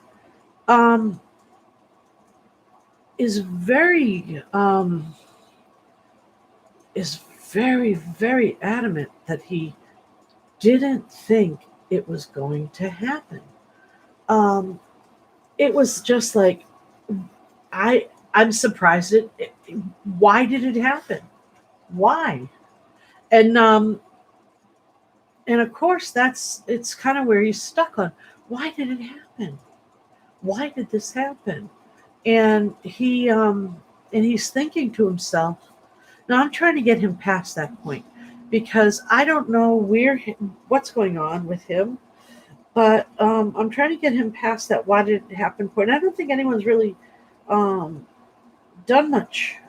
Um, why did it happen? Okay, he says that he lost his connection. There's like two people there now. There's the why did it happen guy, and then there's the guy that knows that there was mental illness. Nobody commits suicide because they want to. They really are like, oh, I think committing suicide is a really good thing to do. Nobody does that. And also, nobody goes to a dark, evil place after they commit suicide.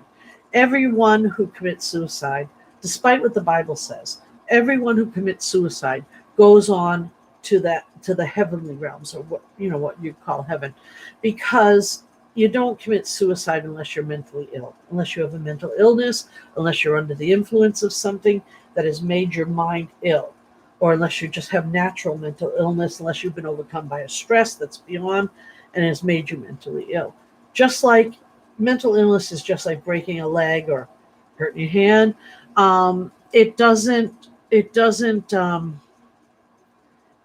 It's not something that you're responsible for.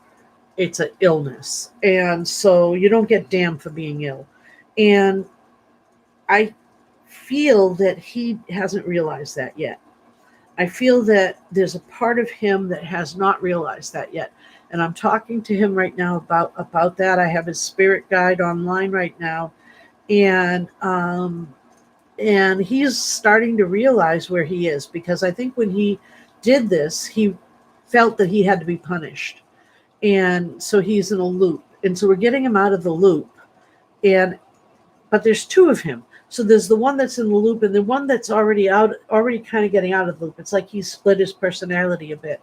And the one that's out of the loop and the one that's getting out of the loop now, because he's finally realizing where he is not, because he thought he was in a dark place, is realizing that he's okay. And wow, this was a deep one. So he's okay. This is going to take some time for him to unpack.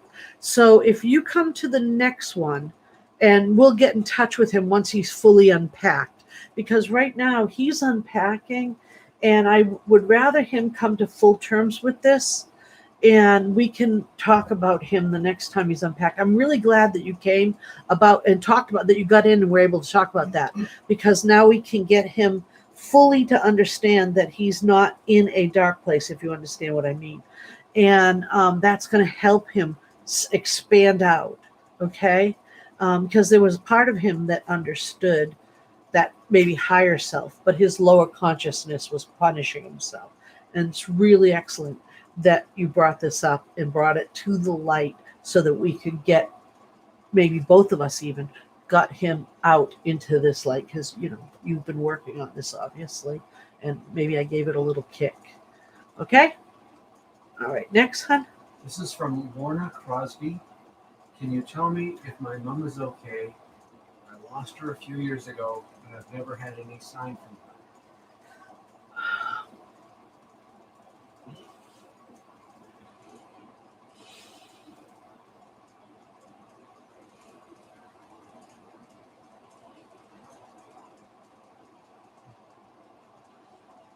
Your mom is okay. I just found your mom. She's doing good. And she promised that she's going to send you a sign. All right. Now, she said she's going to send you a sign, and it's going to be a sign that you're going to see. She said she's going to try. She said she's going to try. This is how it's going to come out first. She's saying your mother was very practical. And she's saying that I got to be careful. If I pull back this finger, I'm going to scream. So she says the first thing she's going to try is in your living room. She's going to try to make something change in your, like, you'll see something look different, or it's going to not be where you put it. Okay. Like, you'll be looking at maybe, I don't know, a lamp, a TV. I don't know what you have in your living room, but you'll be looking at it, and it, for some reason, it won't seem the same to you. You might be looking at it, and all of a sudden you're going, what? And then it'll, you might blink your eyes and it'll look different. It'll look back the same. She's going to try to do something like that, or you might be looking right at your TV remote, and then you'll look down again, and you're like, wasn't the TV remote there? And then you'll look away, and it'll be back there. It's like she's just going to somehow play with your vision. If that doesn't work, then if she doesn't have enough energy to do that, then she's going to do something with sort of a smell thing. You might find she's telling me she's going to use a particular smell, mothballs. If you smell mothballs anywhere, it doesn't even have to be in your house. She's going to try to get you to smell mothballs. Okay, those are the two. It might not be right away, because she's going to have to work up energy to make this happen. So it might take her a long time. It might take her weeks to do this, but be on the lookout for it. Okay, she's really going to try. She really loves you, because this is hard for a spirit to do. This is really hard for a spirit to do, to make something that obvious. So your mom really loves you. I mean, not that everybody's moms don't really love them, but when she heard how worried you are. Now, half of your moms, half of your dads, half of your grandmas, almost all of them are like, I'm going to try that. I'm going to try that. So every one of you now, watch out for those signs, because almost everybody's, well, let's just say universally, all of you guys have somebody who's going to try the same thing. So guys, keep a watch for that, because they're almost all going to be trying to make you smell mothballs or make you see something differently, because they're all like, that's a great idea. Let's try that. Okay, so keep an eye out for that. All right, that's really cool. That is really, really cool. She had a great idea. Now everyone's going to try it. You guys have to comment me. You have to let me know when it happens. Like, hey, guess what? I would love to hear about that. That is so awesome. And one of them just said they can also add something falling in front of you off a tree, and hopefully they'll aim really good to hit you in the head with it, like an acorn or a leaf. No, bird poop. Nope. One of them said, how about bird poop? Nope, no bird poop. And this one said, yeah, bird poop is okay. Bud said, bird poop's okay. Nope, bird poop's off. Anyway, but not from a tree, a cherry, something like that might happen. Some of these guys want to add that too. If you get hit with bird poop, blame her dad, not me. Okay. Next. Okay. Wow, that's fun. This is really cool. This is turning out really fun. Okay. This is a prosaic question. Yeah. I don't know if you could get an answer to this. Okay. It hits home, so I'm going to ask it anyway. Yeah. From Zim's Aquatics and Hobbies. Will we get this mobile home, and if yes, when? That is such a great question, because Paul and I have been looking at campers. And we were thinking, will we ever buy one of those big places? Yeah, because we were thinking of getting a camper. Will we get this mobile home? If so, when? I've been thinking about one of you guys who have been looking for a mobile home, and I wonder if this is the same person.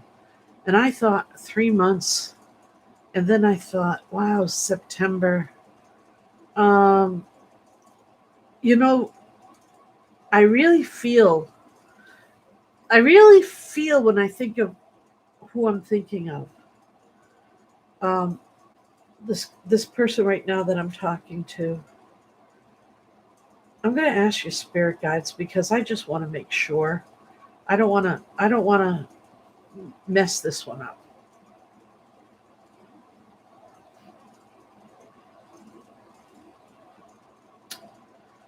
All right, they're telling me that now they're giving me odds. They're telling, and I hate it when they do that because I would rather say yes or no.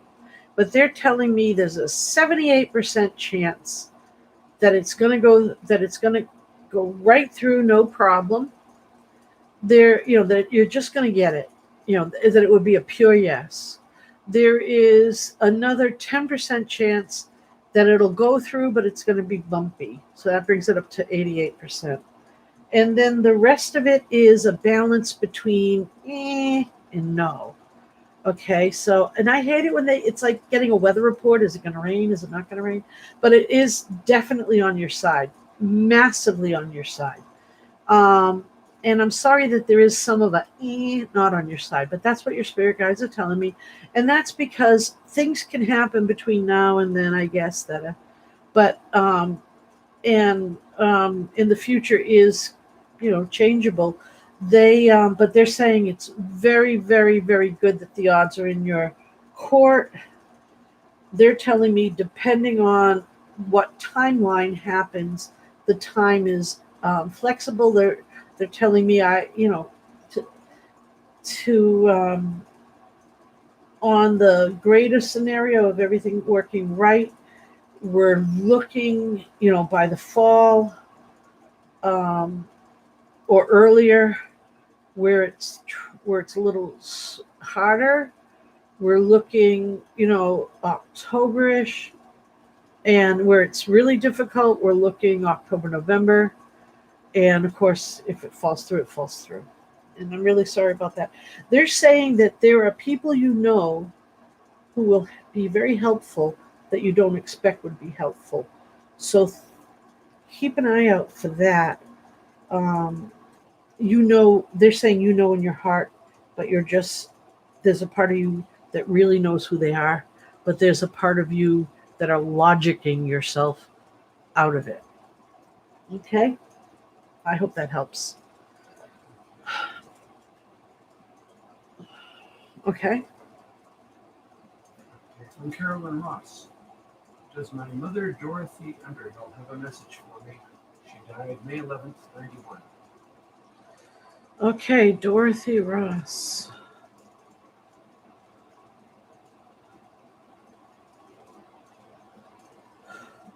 Um, okay. I don't know if Dorothy Ross was a persnickety person or she's trying to be silly or funny. But she's saying, don't burn the Thanksgiving turkey, please. So I don't know if that's funny or if she's just trying to tell me that she can be persnickety, or if it's just silly. I think the spirits have learned that I have a silly side, and so they're kind of trying to be jokey with me. Um, but what her she's telling me that she is very proud of you, and that you've done good. It's been a long time, and you've done very good. And she misses you. She misses a lot of things. She misses a family. She misses a lot. Um, but it's like she said. She said it's like you're her favorite TV show, and I guess that means she watches, and she enjoys watching and being there and being with you, and um, and everything. She said all the beds are made for when you come and visit, and or all the beds are made when she comes and visits. I don't know, but um, it's all good. It's all good, and she's watching your health. She's watching your health, and she's there, watching your pain, watching your health, being with you. I don't know if you're ill or if if you have a position in your life where you go through chronic pain, but she's watching your health and she's helping you. That's what I have for that. A lot of spirit guides have said that in this session that I haven't. Oh, you guys burnt out my air conditioner. No, it's on energy. Oh, okay. A lot of spirit guides have said that, and I haven't said much about it. But a lot of them have said, because I didn't really want to embarrass people, but a lot of them have said, as we were talking, that the spirit that the your relatives has said that they were there to help you take care of your pain or your chronic pain. And I didn't mention it. I just mentioned it now, but I didn't mention it before because it seemed personal. And for some reason, it just came out of my mouth this time. But some of them have said it to others. Okay, who do we have? I have a super chat question from Jennifer F. Uh-huh. How can I communicate with my guides, and should I move to Florida? How can you your guides could really help you with that. Okay, some of the best ways to communicate with your guides. All right. Yeah, I can open my eyes now. Some of the best ways to communicate with your guides. I'm not going to count off on that finger. One is to meditate, and when you're done meditating, meditate again. That's one of the things we were taught. Now, meditating doesn't necessarily mean sitting in a room and going om or anything like that. That can help you. Some people meditate by sitting in a tub and just relaxing and trying to clear their head. Some people meditate by, sitting in a swing or in a chair, or a lot of people, like, I could just meditate like this with loud music on. So it blocks all the anything else. Some people meditate any old way. Some people drive their car to meditate, just to get to focus. Meditation is whatever you make it. You don't have to go take a meditation class or whatever helps you clear your head. And then while your head is clear, or while you're in a zone, could even be listening to music or whatever, while you're in that zone, then just talk. And when you talk, like, hey, hey, spirit guide, or you can even make up, you can make up a name for your spirit guide yourself, and they will be okay with it until you finally hear what their real name is. Like, you could name your spirit guide angel number 635. Okay. And then eventually you'll get, well, excuse me, I need water. You'll get, one day you'll be doing something, and angel number 635 will say, you'll hear in your head, oh, by the way, my name is whatever, Donovan. I don't know why I said Donovan. Anyway, but anyhow, just talk. And then you might hear something in your head, or it might just be something without words, just an idea. And something inside of you, something in your heart will feel like that came from someplace else. That's not something I would ever think. Or that just popped in from somewhere else. It's like, boop, it's there. And it was something so foreign to what your mind was going on that you know that it wasn't you. And then it was a spirit guide. And then the other thing is, I noticed somebody's using all caps, and that you probably shouldn't do that. I've messaged them about it. Okay. I just looked over and I saw all caps, and I thought, oh, that's a little rude. Anyway, I can't really, anyway, so let me finish my thought before I lose it, because I tend to do that. Another way to talk to your spirit guides is to automatic write. And that is, sit down and write your question on a page, and then just let your hand scribble. And when you're letting your hand scribble, think about your spirit guide, and just all over the place. And you can go, I wouldn't suggest do it fast, but just slowly make circles, or whatever, let yourself zigzag around, and don't even look at the paper, just let your hand go. And if your hand feels like writing something, let it write. And when your hands, and then look at the paper after and see if there's anything that makes sense on the paper. And if your hand starts to write an answer, let it write. And that's another way to get used to your spirit guides. That helps. Or automatic typing. Just close your eyes and let your hands start typing away and see if your spirit guide types anything. Those are some ways you can start communicating with your spirit guide directly. That's what I would suggest someone who wants to really really in depth talk to their spirit guides. Okay. How's your energy level doing? I'm okay. I want to get at least, we have like 58 people in here or something. I'd like to see if I can get everyone who's here at least, like, see if we can get one question for everyone, because I'm trying to keep them all unique here, but there are a lot of questions. Yeah, well, I want to try to get as many as we can. Okay. There are people coming from other time zones too. Yeah. Okay. Till I pass out, right? Because this is a real special thing. This is a gift from my subscribers. Okay, so the next one is from Yvette Lagunas. Any messages from my grandpa Felix, grandma Sally, uncles Abel and Albert? Okay.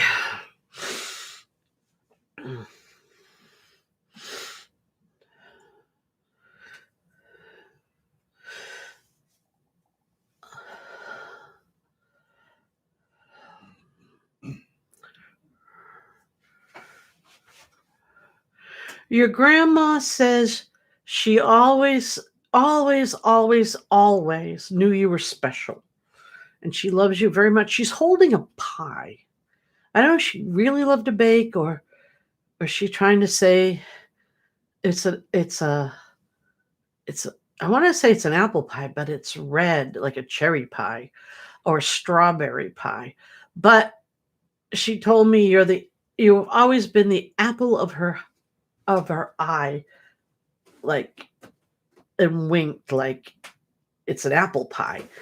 But she's telling me, that, she's, she, and your grandfather says, don't be fooled. What she's saying is you're her favorite. And she just said, oh, I never played favorites. And she winked again. So obviously you were very much loved, and you still are very much loved. And your uncles, they're smiling. They're not saying a lot. They're not saying anything. They're smiling. This is really kind of nice, because the last few readings I did, the people are very pleasant, and they want you to tell, if possible, tell your whole family that they're being watched over and protected, and that there's a lot of love on the other side, that the joys, the joy and love from heaven is raining down on them. And what I'm seeing is these people almost like angelically looking through the clouds. It's really nice. It's really nice. That's sweet. And don't forget to eat your pie, your energy pie. Grandma made it specially for you. I don't know. I mean, just dream about a pie. Or better yet, get an apple pie, or at least one of those little ones, and ask Grandma to put her protection and her love in it, and then have a slice. You don't have to eat the whole thing. Next is from Danny Nicole. Looking for any messages from my parents, Shirley and Steve, who both passed last year. Please and thank you. Oh.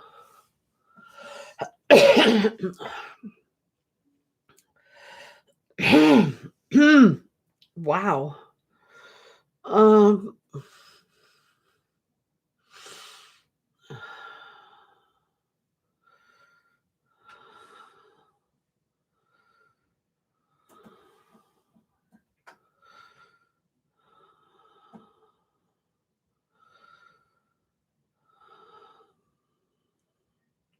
They want you to know. They want you to know that they're okay now. That everything they went through, everything they went through is gone now. That that and that there's that there was a lot of sorrow. They knew that they were going to be leaving. They just knew it. There was something they just knew, and there was a lot of sorrow, and they could feel the sorrow, but oh, oh, but they, um,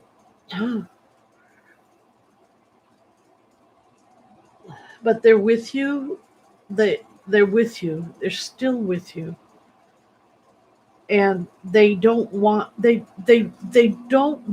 you to live the rest of your life feeling sorrow for them, because this is the way that it was just, this is the way it was.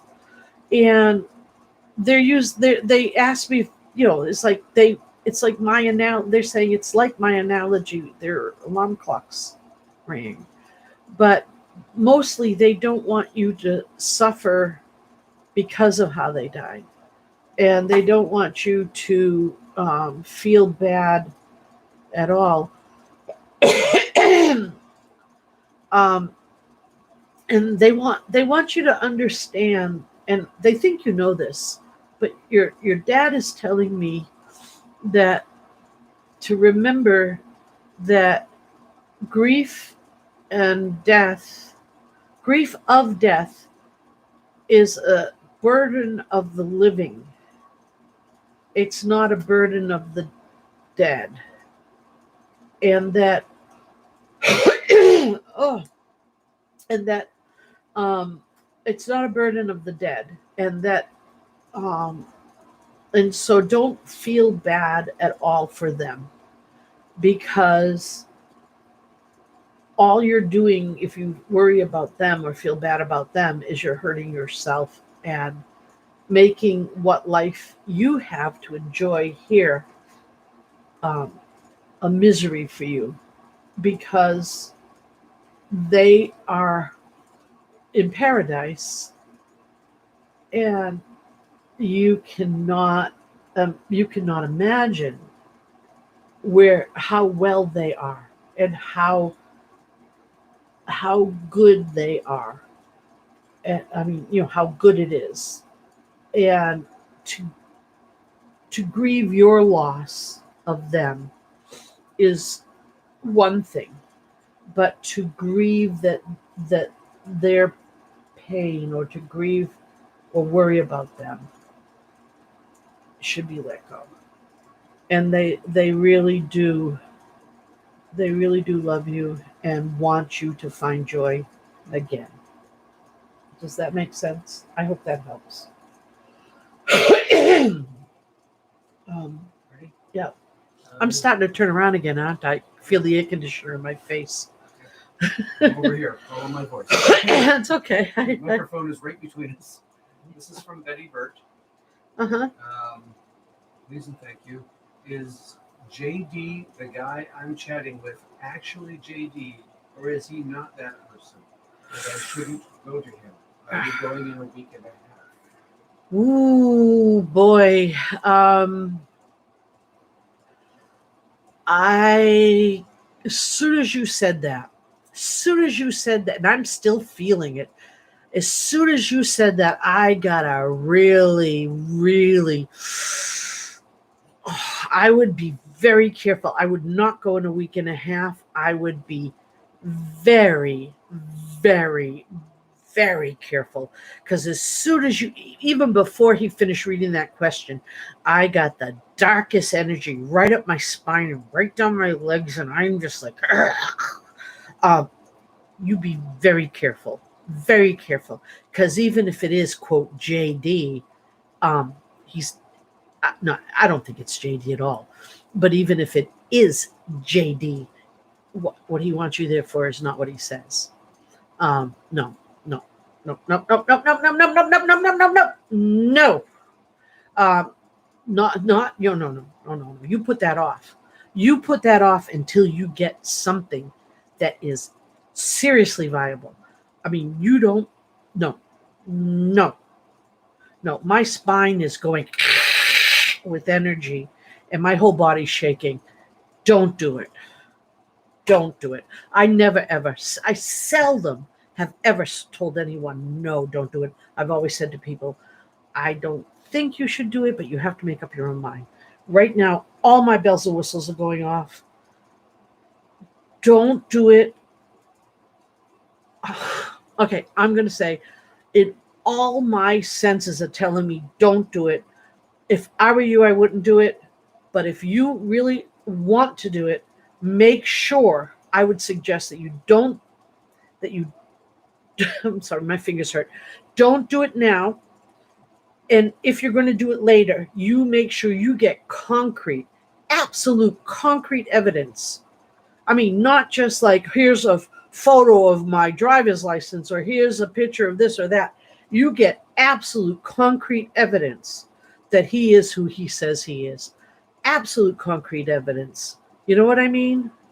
Like, really absolute concrete evidence. Okay? So be sure. Don't get yourself hurt, hon. Don't. This is from, Oh, I got to shake off that energy. Oh, Ken, come take some of this. Oh, thank you. Wow. Isn't that awful? yeah. That was pretty bad. Okay, I'm sorry, guys. Oh, poor This is thing. from Kat Lynn. Yeah. My mom passed away on April 30th. Oh, That's when they found her. I think she passed away sometime after midnight on Tuesday the 27th. oh. I feel so bad for not texting her back that day. You know, let it go. Let it go. It happens. You know, it really happens. Your mom understands. Let me go get your mom. Okay. You know, this happened to Ken. This happened to Ken. Ken, Ken had a feeling that his father, well, actually, I had the feeling that Ken needed to call his father. And Ken had a neat feeling that and this is personal, I know, but I'm going to share it. And he's probably sitting there going, eh. But he had a feeling that he needed to call his father. And he didn't. He put it off. And he put it off. And his father was in another country. And he put it off. And then he found out his father had died. And so this does sometimes happen, and it happens to everybody. Um, and it's not your fault. Your mother's alarm clock went off, and it's not your fault. You didn't know. Not even, super psychics. I mean, these people on TV, it, they don't, you can't know. Your mother, for some reason, it was something that, maybe she didn't want you to know. But I'm going to ask her. Um,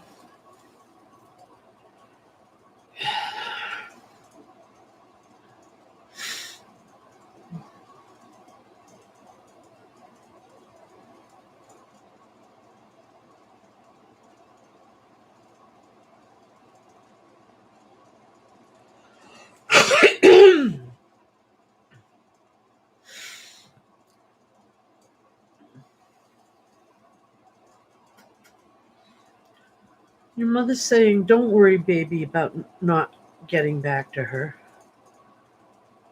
It's okay.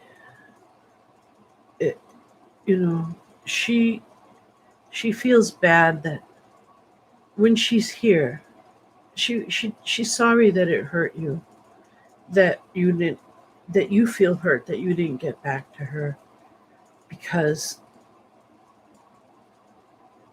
it hurt you. You couldn't have stopped what happened." Nothing is true. Yeah. She says you couldn't have stopped what happened. It you couldn't have stopped it. And she's sorry she didn't have a chance. She said she wouldn't have been able to say goodbye anyway. She wouldn't have known. And you wouldn't have known. And so don't think you missed the chance to say goodbye.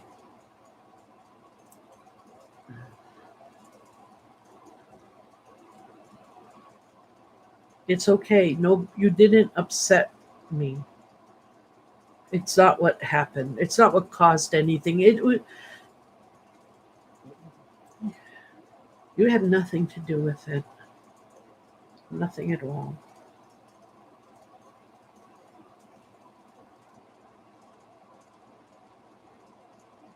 I'm repeating her words. She also wants you to know that when you say it took days to find her, it was her body. It wasn't her. She was already gone. She came and said goodbye to you. She came and said goodbye to you and said goodbye to everyone in the family. She said, all of you, that night she came and kissed you on the forehead. Every one of you. Everyone, all of everyone. And said goodbye and kissed you on the forehead. And then left. And left to be with her grandmother, her grandfather, her all of her people, all the people that she has, that she remembers when she was a child. And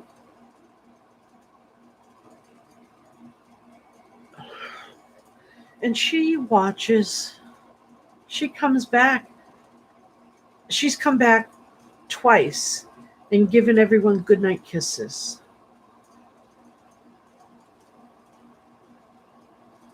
She doesn't hold anything. She doesn't want you to feel bad. Don't feel guilty.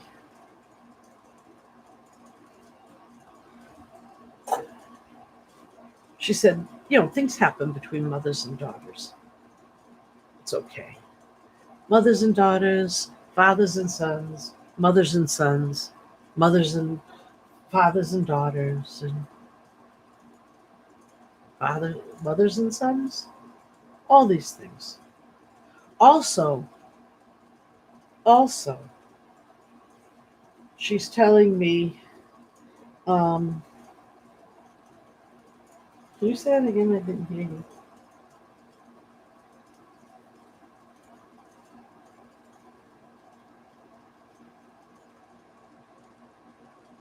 I couldn't make out what she said before she left. She said something like, also, she's going to something like, also, you're going to keep getting your forehead kisses whether you like it or not, or something like that. I couldn't make it out exactly, but I think that was the gist of it. Does that make sense? I hope that helps. She really is. She doesn't want you to feel bad about any of it. Sometimes, another thing I wanted to tell you is sometimes people won't die if you're there or if you're in touch with them, even if they don't know that they're going to die. An example from my life, and I've seen this from clients' lives, is that, like, my father was in hospice, and he was going and going and going, and we were always there. Somebody was always at his side, always. And he was in hospice a long time. Usually people are in hospice for a short period of time. And he was there a long time.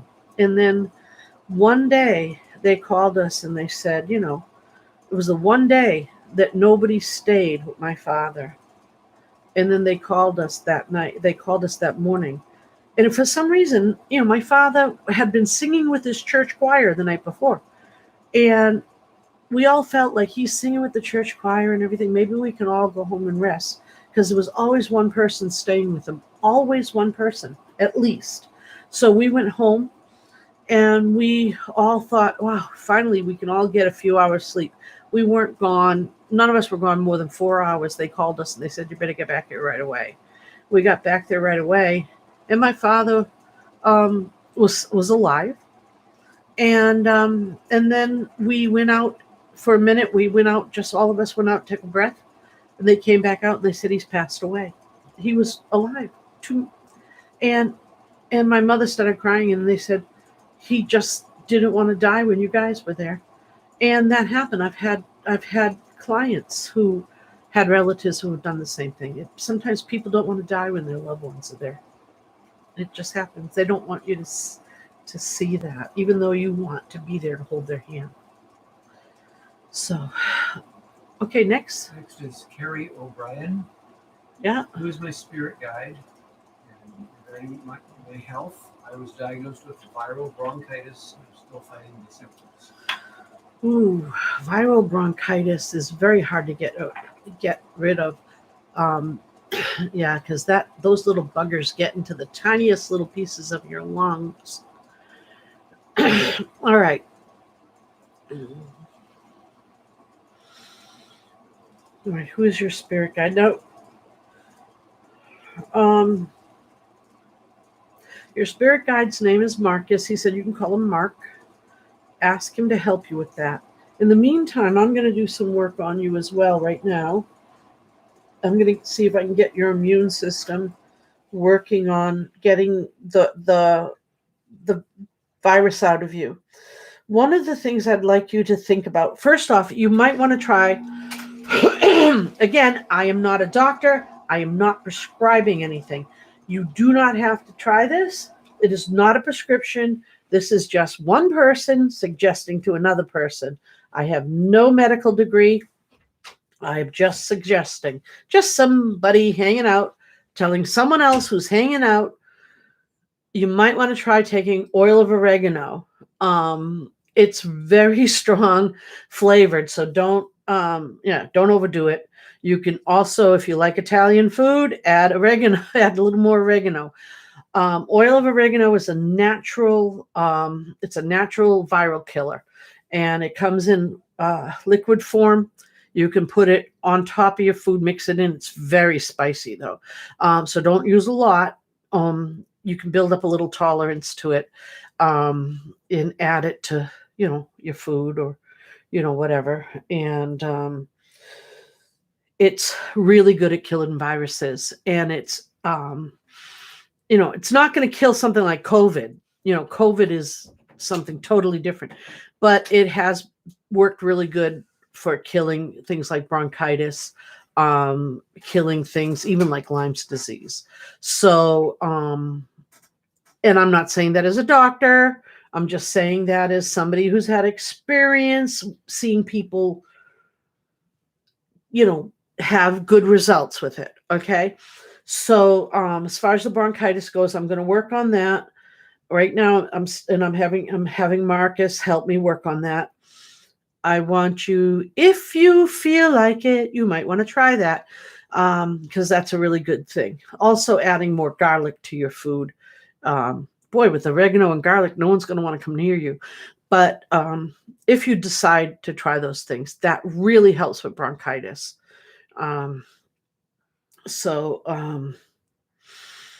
Okay. All right. Marcus is going to continue to work on this while I go to the next question. Okay. And I hope you feel better soon, hon. All right. So this is from Kathy DeRosa. Any messages from my Freddie for me, please? Oh, Freddie. We talked to him before, didn't we? Okay, Freddie.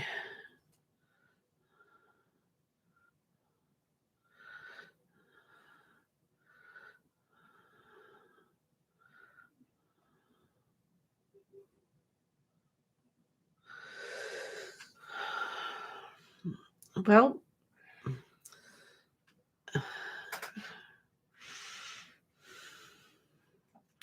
you know,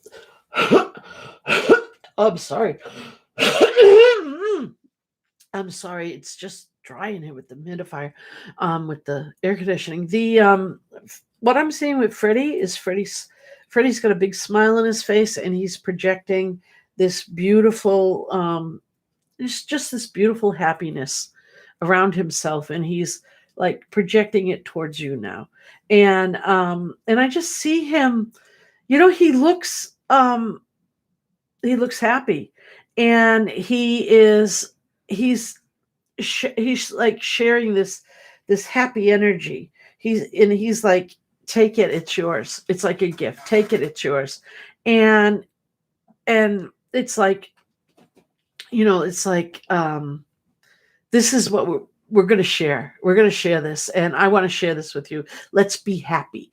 Let's just be happy. Let's just be happy together.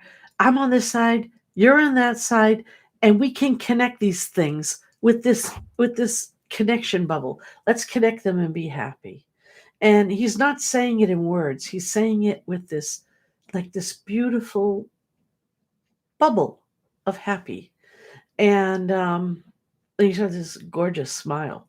He really did have a nice smile, didn't he? And but that's all I'm getting from him this time. And if we didn't talk to him before, if it's a different Freddie, he's still doing that. It's just, what a beautiful smile. He's presenting as a young man. A very young man, actually, like a teenager. Like let's start young, like beautiful young. Almost like tunnel of love young. Next. Oh, sorry, I was checking something for lovely Linda here. I'm trying to find her questions. Lovely Linda, if you can hear me, I've checked and I see 4 responses to other people's questions in the thread. Can you repost your question one more time?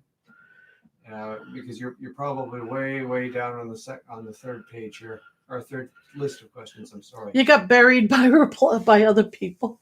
Yeah, it's hard to get through everybody here, and then getting through the duplicates as well. Bear with me a moment here. We'll say. Okay. Paranormal Kiwi, one of my favorite usernames. Paranormal Kiwi, yeah. One moment. Did you know that kiwi is a really, really good fruit to help you clear your body of toxins, particularly nicotine? So if you're trying to stop smoking, eating kiwi is a really good thing to do. Eating at least 1 kiwi a day, because it removes nicotine from your body. Bet you didn't know that. I live a very pink life has said hello when they logged on earlier. Oh yeah. That's awesome. What question does she have? She didn't have one yet. Okay, because the next sequence one is from Paranormal Kiwi. I believe my Aunt Betty is my spirit guide. Died 6 years ago. I'm feeling her on my investigations. I don't know if it's her. Okay, let's see. Aunt Betty.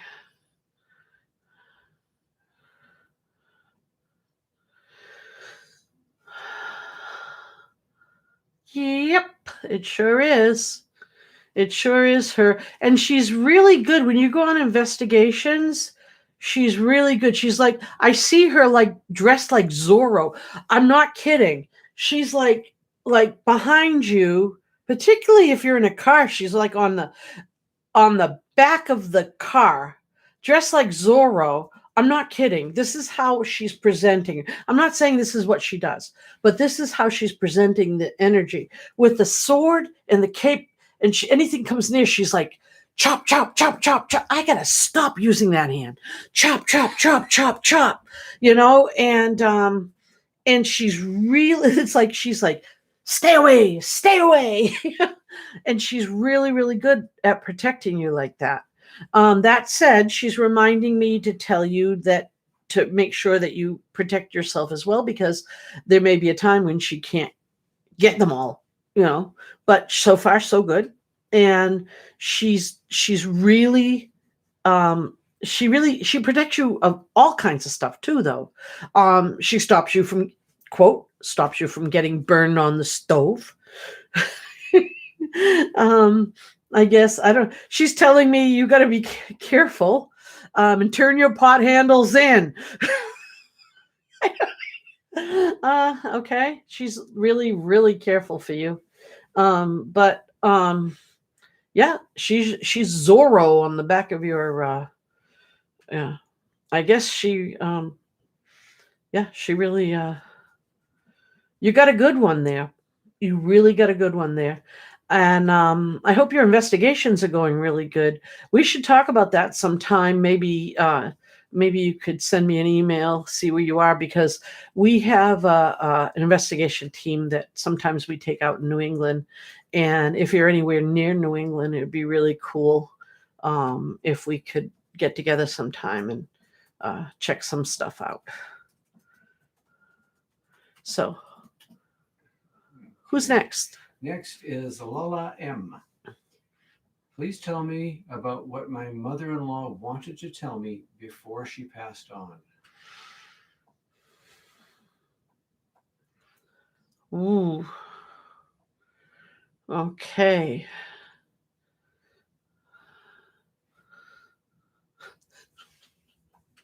I'm sorry. This is my twisted mind. Not I'm not going to say it. Um I just remembered a movie. Um uh, an old Mel Brooks movie. Okay, let me get in touch with your mother-in-law.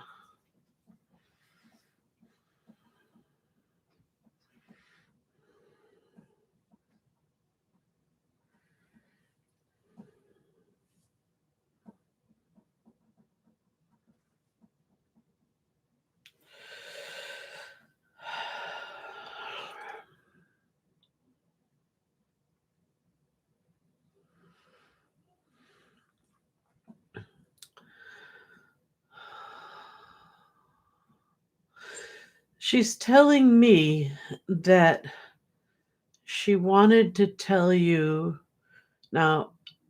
She's telling me now that she wanted to tell you that that you were a good wife, but she had a bigger message than she could say, so she was trying to get it into that. She was trying, it was all confused, it was confused in her head, and she was trying to make sense of what she was saying, but it didn't make sense. And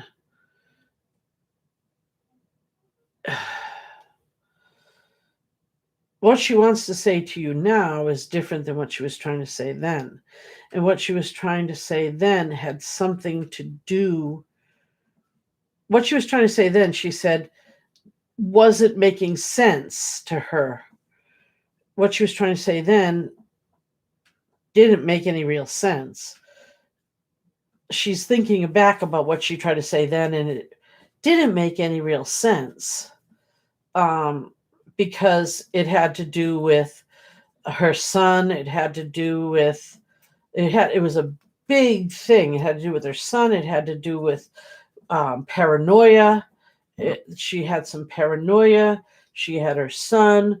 She had something about his father. She had all these thoughts going on in her head, and fear and confusion, and she just couldn't make it into one solid point. But now where she is, she wants to say that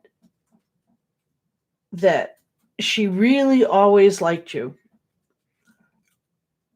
and that she really always liked you, and to always to look out, to make sure you that something about boundaries, about her son's boundaries or something, um, about keeping him in boundaries, because he can be like his father or something, keeping him in his boundaries.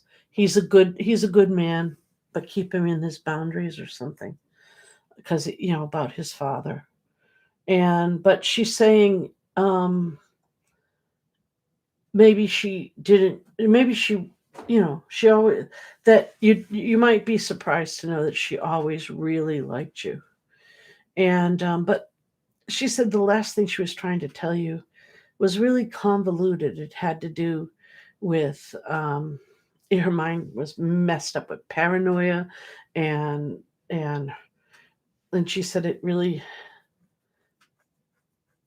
and it had to do with love, but it had to do with, she said it was like having 50 thoughts in 5 words. So I hope that helps. I know it doesn't help much. Maybe maybe we can get back to it a time when she's clearer and I can connect better to her. I hope that helps at least a little. uh Anyone else? Yep. From Gina. I'm sorry about this. Asenkeo or Asensio. My grandmom, does she have any guidance for me? Will I lose my home August 1st? Will my worrisome mind get better? Will Gianna need another brain surgery? Ooh, boy.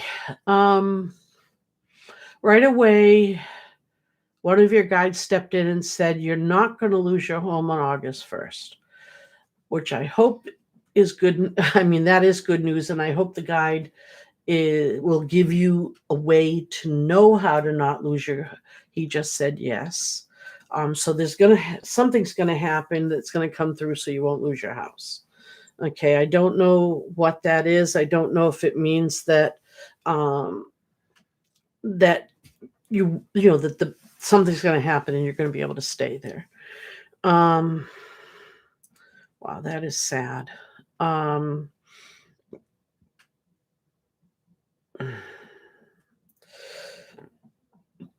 oh, excuse me.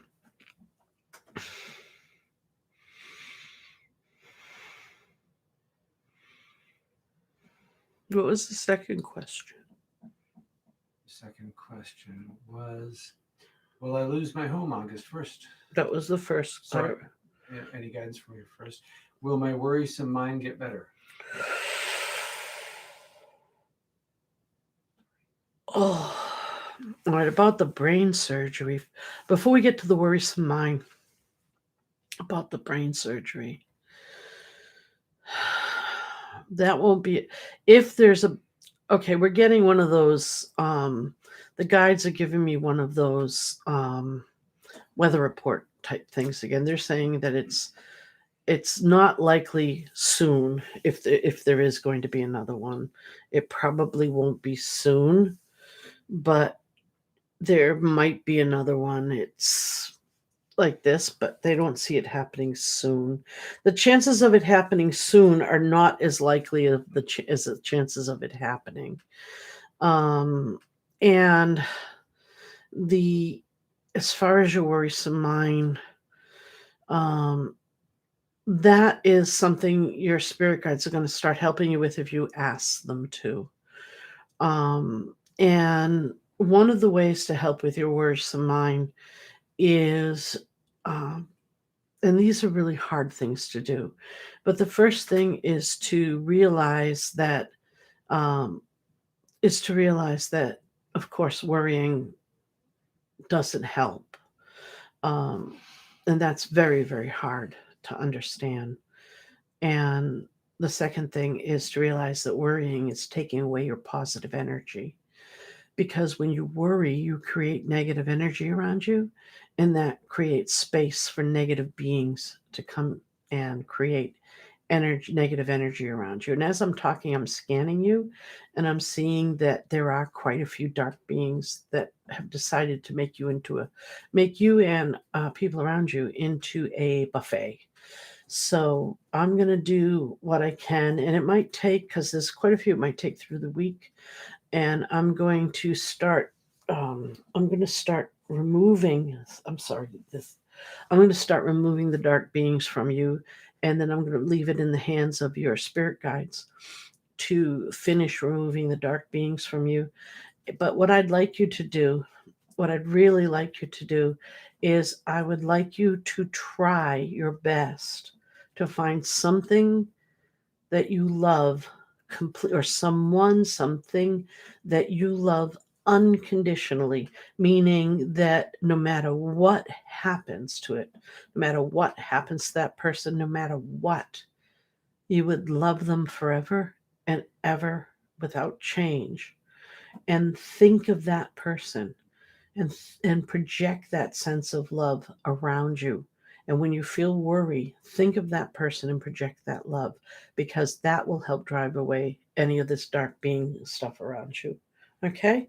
So I've been working on that even as we talk, but mostly I've been having your spirit guides work on that, and try to project that love. I know it's really hard because of where you are and what they're doing to you, but we'll keep working on that. All right? And that will change if you keep working on that. That's going to change the whole situation you're in. Okay? Okay. I hope that helps. All right. This is from Jessica A. Mm-hmm. Please, could my husband come through? He lived in Wisconsin, okay. Me in the UK. We fought before he died, and he struggled with addiction. A girl told me since her and my husband were in love, it's killing me. Is it true? Well, before I get in touch with him, I have to let you know that it doesn't matter how many people someone loved after they cross over. Because when we're in spirit, when we're in that heavenly place, we all love everybody. And there's no sexual love. And I know that in that human sexual love is important to us here. Um, and we feel jealousy and we feel things like that. But that's why some people will say, well, he's married 3 times. He had 3 wives he loved a lot. What happens when he's in heaven? Does he have 3 wives? Does he become like a Mormon that has, like in the old days when they had sister wives or something? And that doesn't happen because there's no intense sexual energy up there. And that's why I think some of them decide to reincarnate. I mean, maybe I would. So let me go. I'm sorry, I got to get out of the dark loop. Okay, so what we're doing, so let me get back to your husband.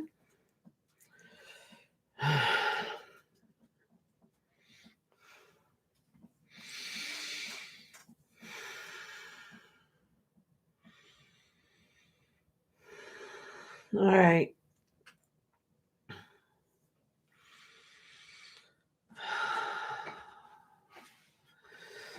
All right. This is what he's telling me. He's telling me first off, that you were his one true love. That you were that true love. And that people like to start trouble. That people on earth gain energy, they gain status. And that, yeah, you were, what he's saying is like you were 2 sides of a coin.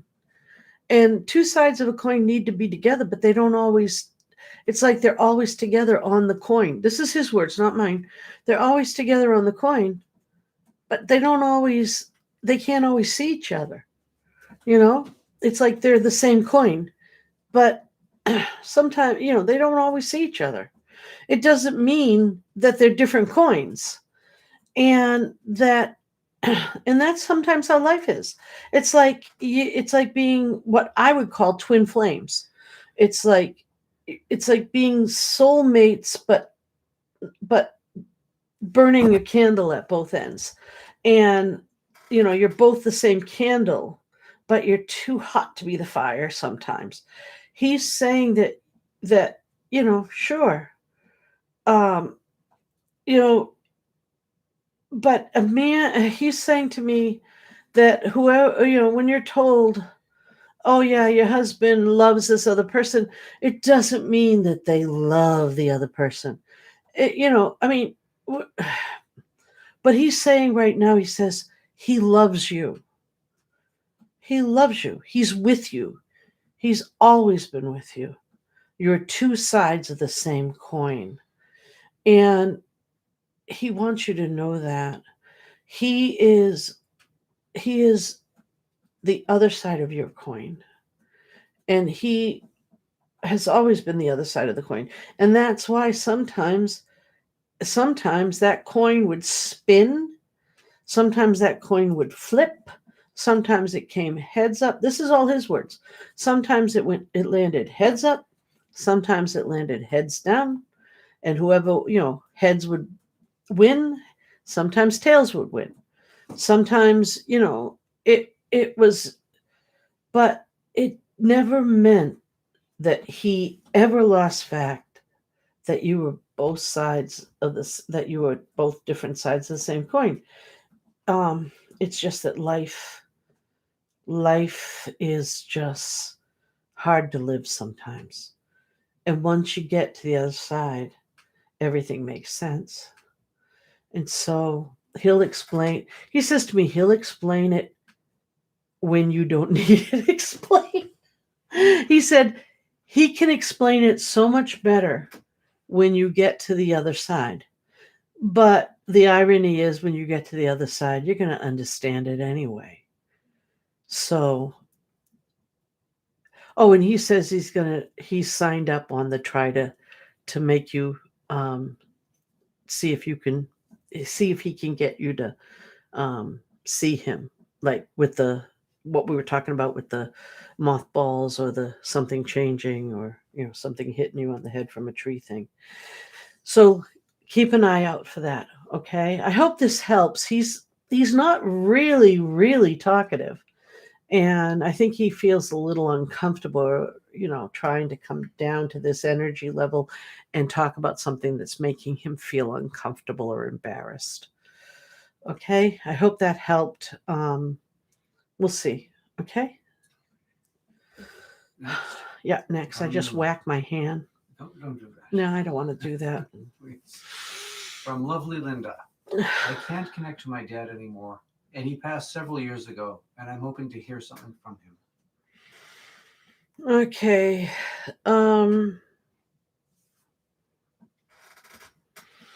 Well, sometimes our people who've crossed over, they start to think, oh yeah, well, you're fine. We're gonna just sort of like, oh, the baby bird's out of the nest now, and I don't have to help them fly. And your dad probably felt that you were at that point. And I'm going to check, and I'm going to let him know that you feel that you need. Just let me see if I can get him instead of guessing. Let's see.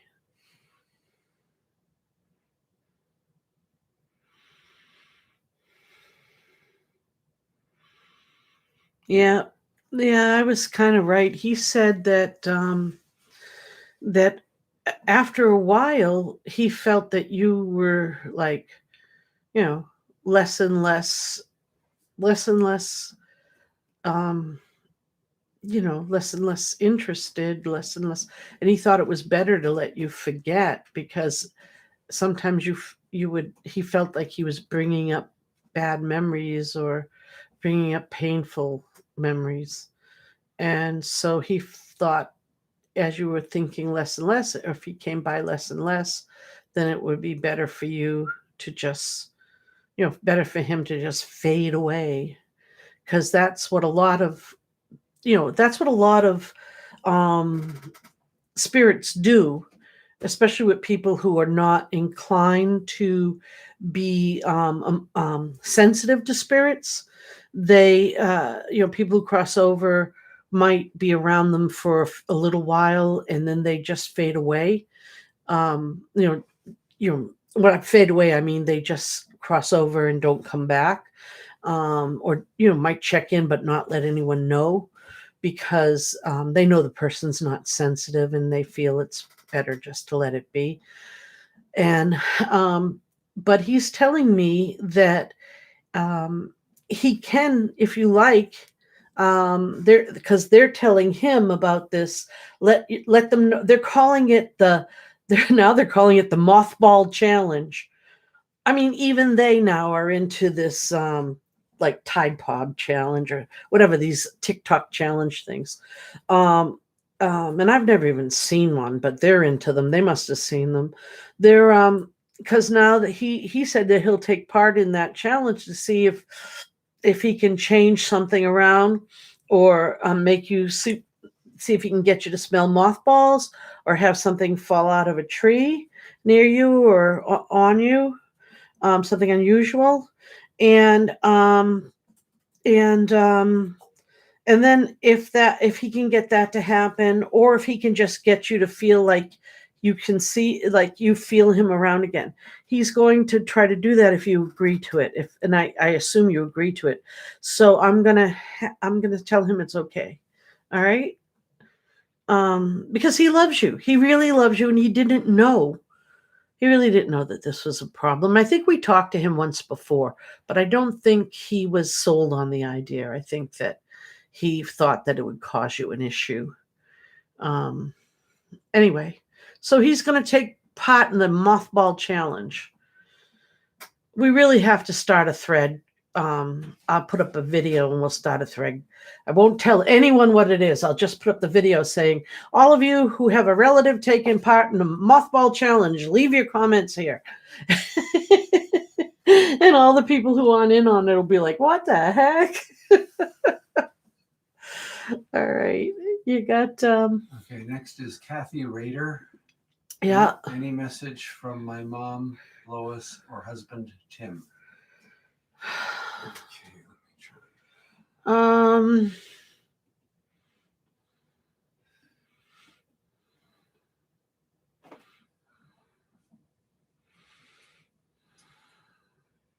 Tim says, please take care of yourself. He doesn't want to see you too soon. Not that that's, he doesn't want that to sound insulting. He just wants you to enjoy yourself. He wants you to take care of yourself. Even though he misses you, he really wants you to enjoy what you have. And he wants you to know that you're free to do whatever you want. And he won't hold anything, anything that makes you happy against you. Everything in your life is free to be your life. He doesn't want you to feel in any way that he will judge you, or that you will hurt him in any way if you do anything. Don't take him into consideration, when you make any judgment about anything. That it's your life to live now, that he's had his life, and that your life is your life, and that in the end everybody will, that together you'll have a life, that it'll all come together. But right now you are, he wants you to know, don't be fooled into thinking that you have to live your life thinking about what he would want. It's all about what you want, and he will never judge you, because he loves you and he wants you to be happy.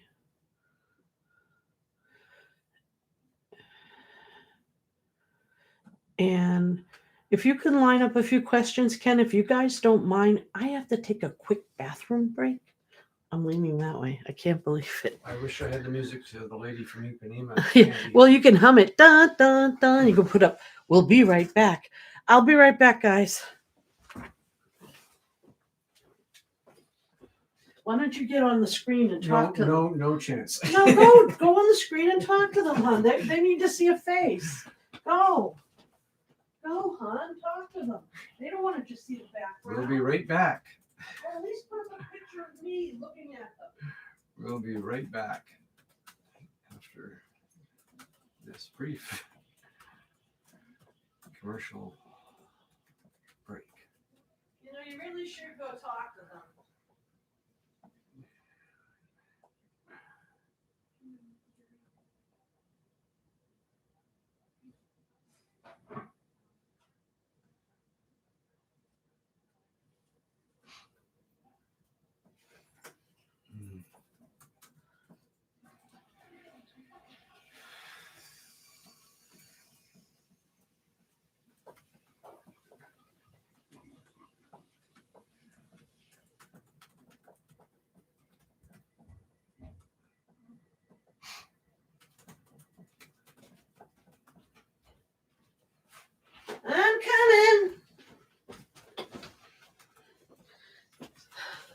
So we couldn't get him in front of the No, screen. there's no chance. No chance, he says.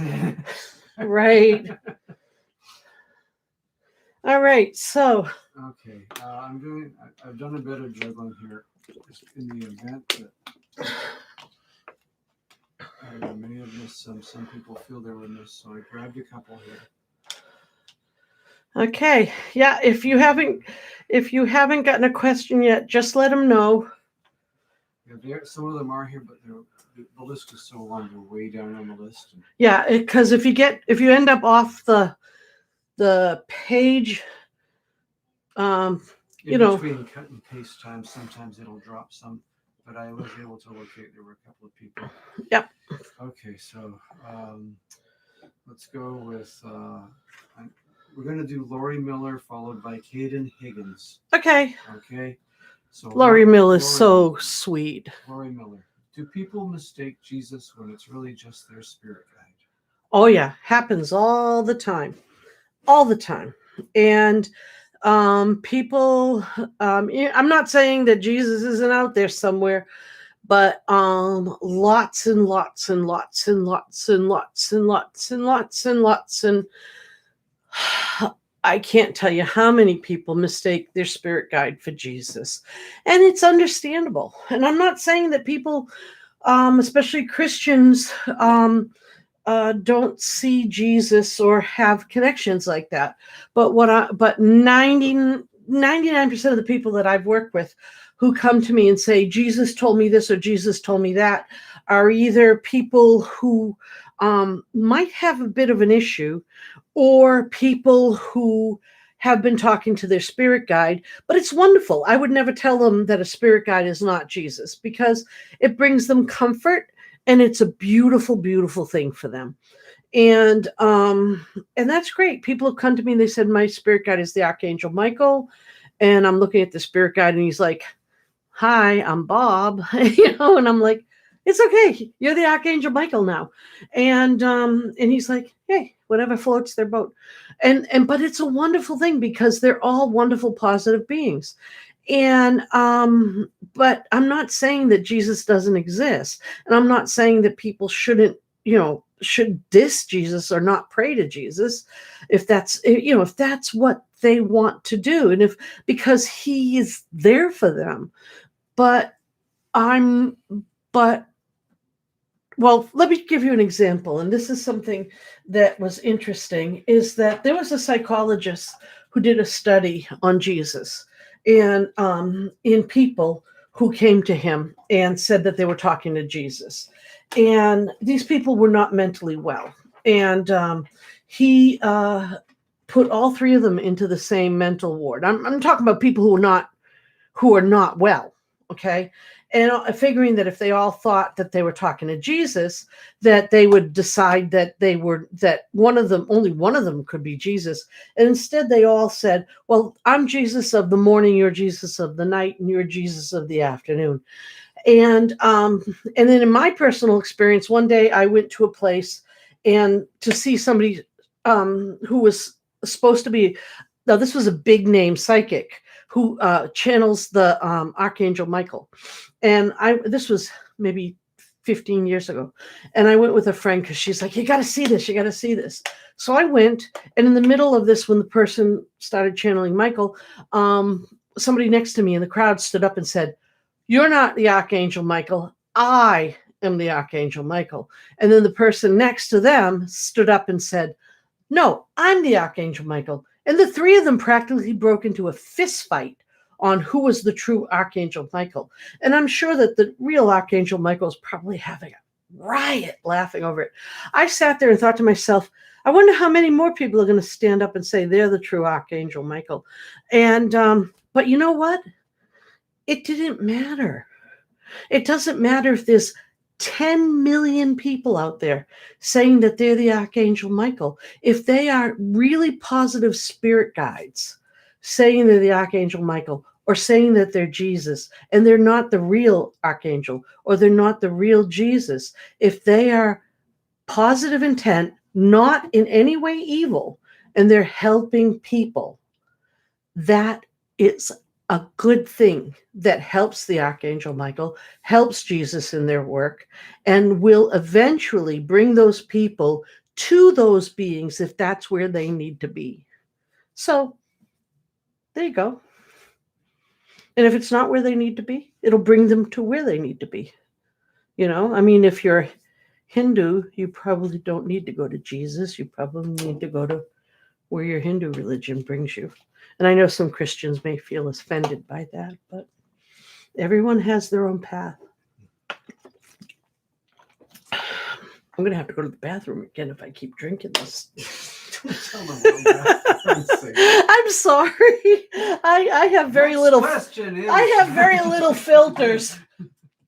Very little in the way of filters. Next question is from username Caden Higgins. She's posted her real first name if it matters. Can you tell me if I will ever get married again? When will I get a foster baby?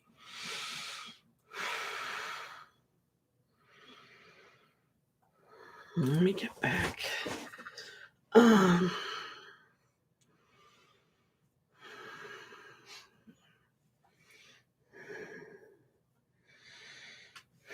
right. All right. As far as getting married, I almost said never getting married again, and I didn't mean that. As far as ever getting married again, I'm really kind of hesitant to tell you that I don't think you're going to meet the right guy for at least maybe within 2.5 to 3 years is when I see you meeting him. I'm sorry you're not going to meet him right away. Your guides are telling me don't do any dating site stuff. You're more likely to meet this guy in a grocery store or walking somewhere or just someplace casual, in a someplace you'd normally meet a person before text dating or something like that than you would if you joined a dating site.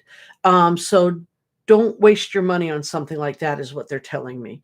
Foster baby, they're also telling me it depends on and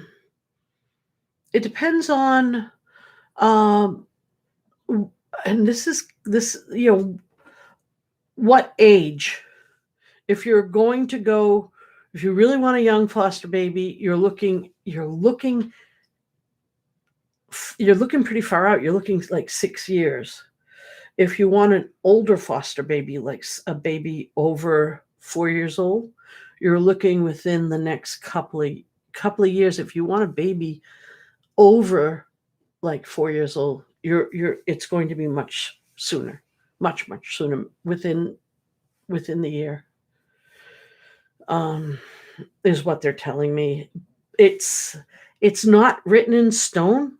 They're telling me it's not written in stone, but that's a pretty good timeline. But it's not written in stone, but that's pretty good.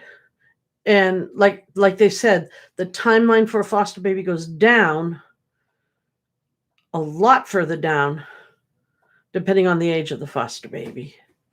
Or the condition. They're saying the condition of the foster baby, and that means as far as the condition of the foster baby, meaning if the foster baby has had a hard life, even a newborn who was born with issues, you're more likely to have a better chance, they're saying, of having that child fostered out to you than, let's say, and I'm going to be frank here because they're being frank to me, but you're more likely to be offered to foster a child that was born in a tough situation and has born with a crack addiction, even though it's just born, than a child that was born from a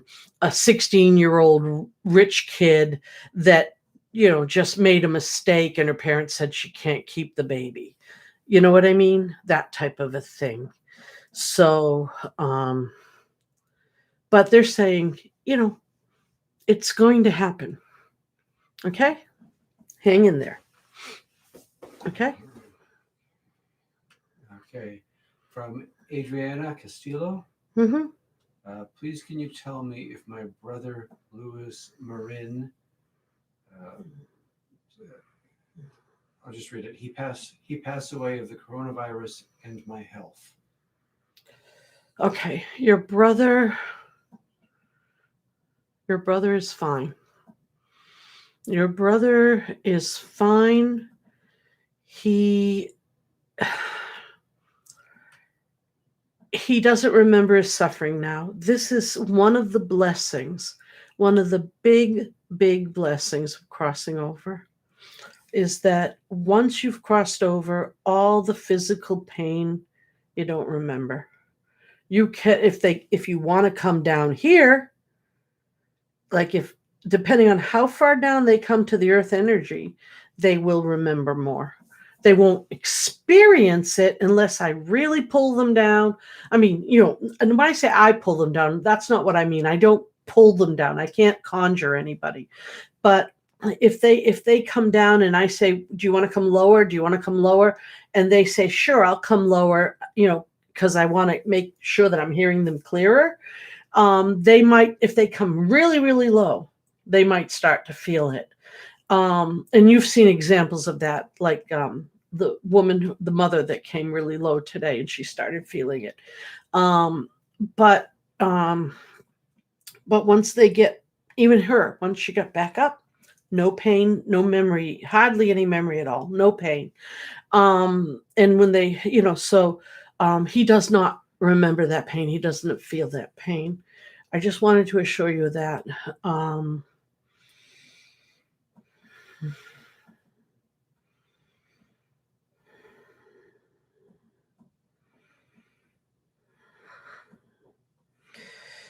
He wants you to know he's all right. He wishes that he had a chance to really, really, really tell everyone with all of his strength how much he loved everyone once he knew for sure that he wasn't going to be coming back, because he wanted to fight. He really wanted to fight, and he really thought with all of his might, even though his heart felt defeated, his brain still wanted to fight. He still wanted to fight, and he wanted to let everyone know he was fighting.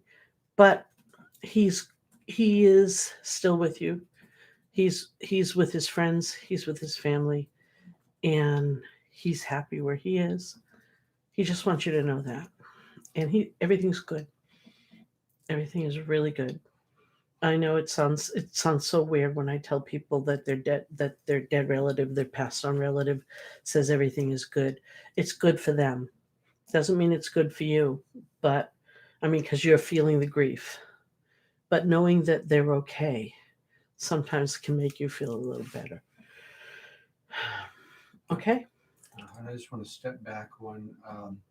Caden Higgins was saying that it's regarding not adoption, but a straight foster. Yeah, I understand that. Okay. I understand that. I understood it was a straight foster, but they told me that even though it wasn't adoption, that they were quicker. That they will be quicker to give you older children to foster than younger children to foster right now, because there are so many children who older children who have been left behind because of COVID deaths, and they said that it's harder to they don't want to separate them from their siblings, and so they're looking for families. They're looking for people who can foster like children like 4, 5, 6, 10, or 4, 6, 10, 9, or whatever, and or, you know what I mean, groups of children that are older, and that somebody who might take the whole group. And so you might be offered to foster a group like that before you'll be offered to foster an infant. Okay, ready for the next one? Yeah. Okay, this is from Scarlet Begonia. Mm-hmm. I would love to know if I have a spirit guide. Over the past year, I keep seeing the time 11:11 at least once a day. Is that a warning?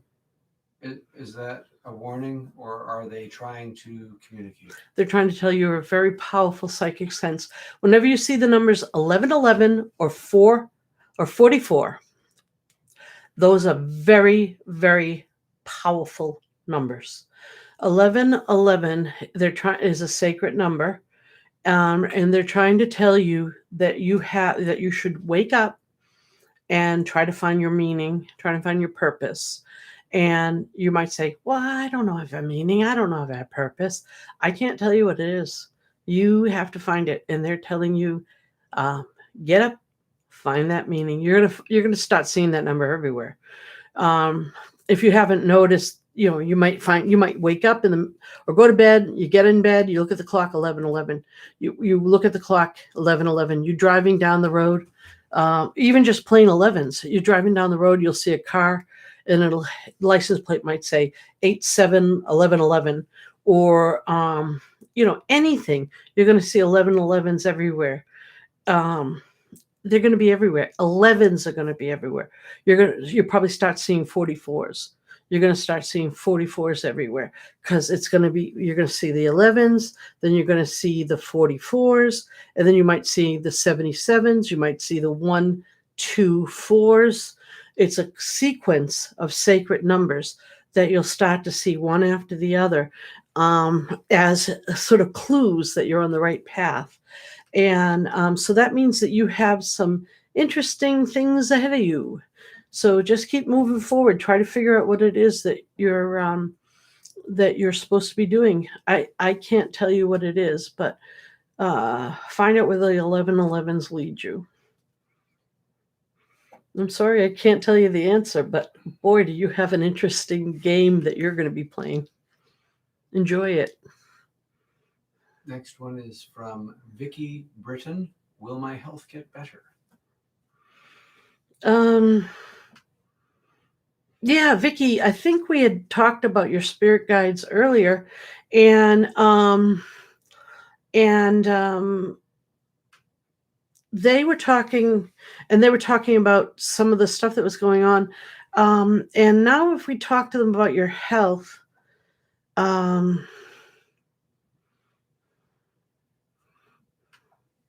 Vicky, they're telling me that there are some things you already know that you could do for your health that you're not necessarily doing.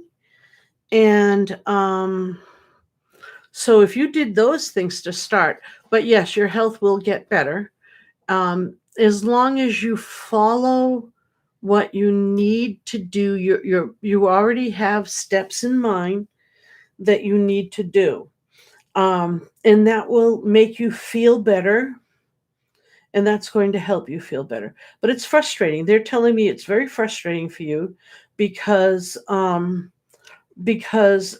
your body doesn't want to listen to the parts of you that are saying this is what you can do to feel better.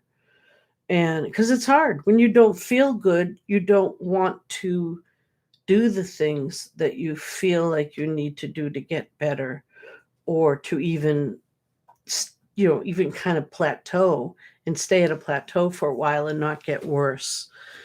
But your spirit guide said they can help you, or at least they can help you, and at least at this point they can help you.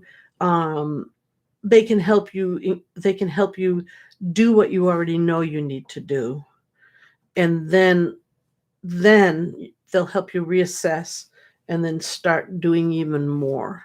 Does that make any sense? Because that's what they're telling me. So I hope that helps. I mean, we can revisit this in another session sometime down the road too.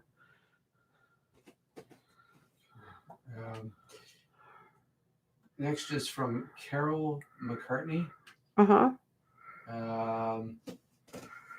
She says, welcome back. You look great. Does my dad know that You're so sweet. Thank you. Does my dad know that we know that there are 9 of us? Yes, and he suspected before, but he didn't understand. And he's glad that he says he's glad that that's worked out, and he hopes that um he your dad's saying he wonders, are you going to incorporate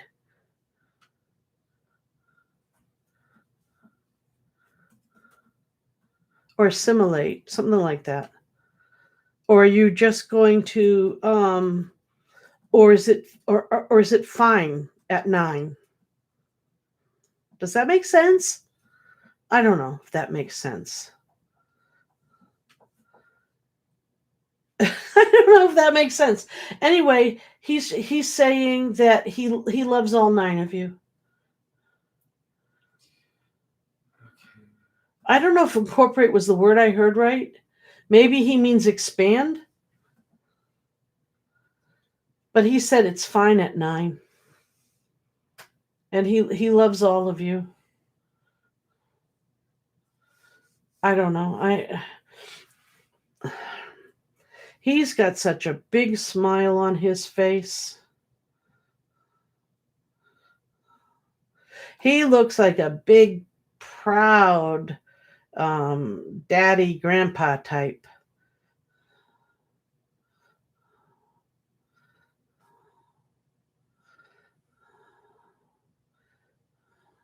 He's sitting like on a chair right now, and he's like almost like he wants everyone to come sit on his lap, or like, come on, sit around. I'm going to tell you a story or something.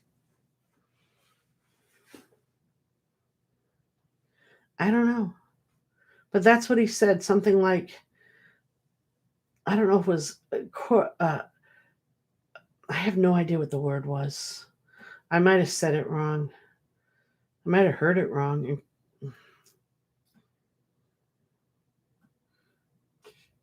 And she's written back here, of course he does. I wish that he had told us before he died. He was very handsome, hence so many women and kids. Uh-huh. Well, he loves every one of you. Every single one of you. Okay. Anna from Sweden just joined us. Hi, Anna. Time zone out there. Okay, you ready for the next one? Yep. From MJ Baker. You might want to turn this way to hit the microphone. Oh, I'm sorry. I was looking at the air conditioner again. Sorry about that. Everybody, did you see my ear? From MJ Baker. Could you please let me know if my biological grandpa that I never met is watching over me? Also, have my spirit guides gave up on me and abandoned me? I've been so lost and feeling alone lately.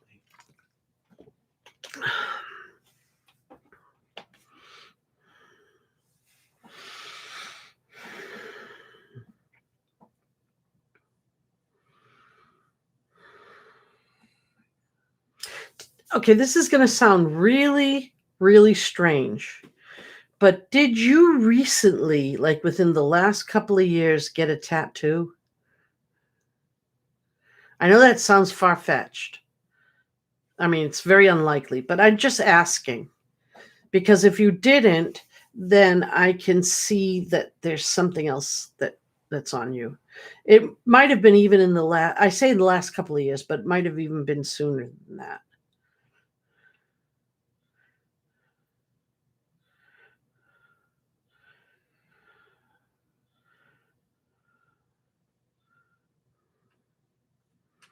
The answer is probably no, because it's very far-fetched. But I see something wrapped around her arm, or around her tush, or both. Let me know when you're ready. Yeah, does she have a tattoo? Did she answer? Looking. There's a delay. It's a little bit. Oh, I'm sorry. I took the delay off. I do not see any response here. Okay. Well, I'm going to go on the fact that it's not a tattoo, it's something else. Okay. Let me just see if they may have left the chat too. Nope, they're still here. Okay. So, if you haven't gotten a tattoo recently, then I'm going to I'm going to remove whatever it is I see on you, because there is some kind of dark. There's two dark spots on you. One on around your arm, like halfway around your forearm, and but really high up, and one like on your upper tush area, and I'm going to take that off as well. Um, I'm not connecting to your biological grandfather, but I can try to connect to him. I mean, I'm trying to connect to him. Um,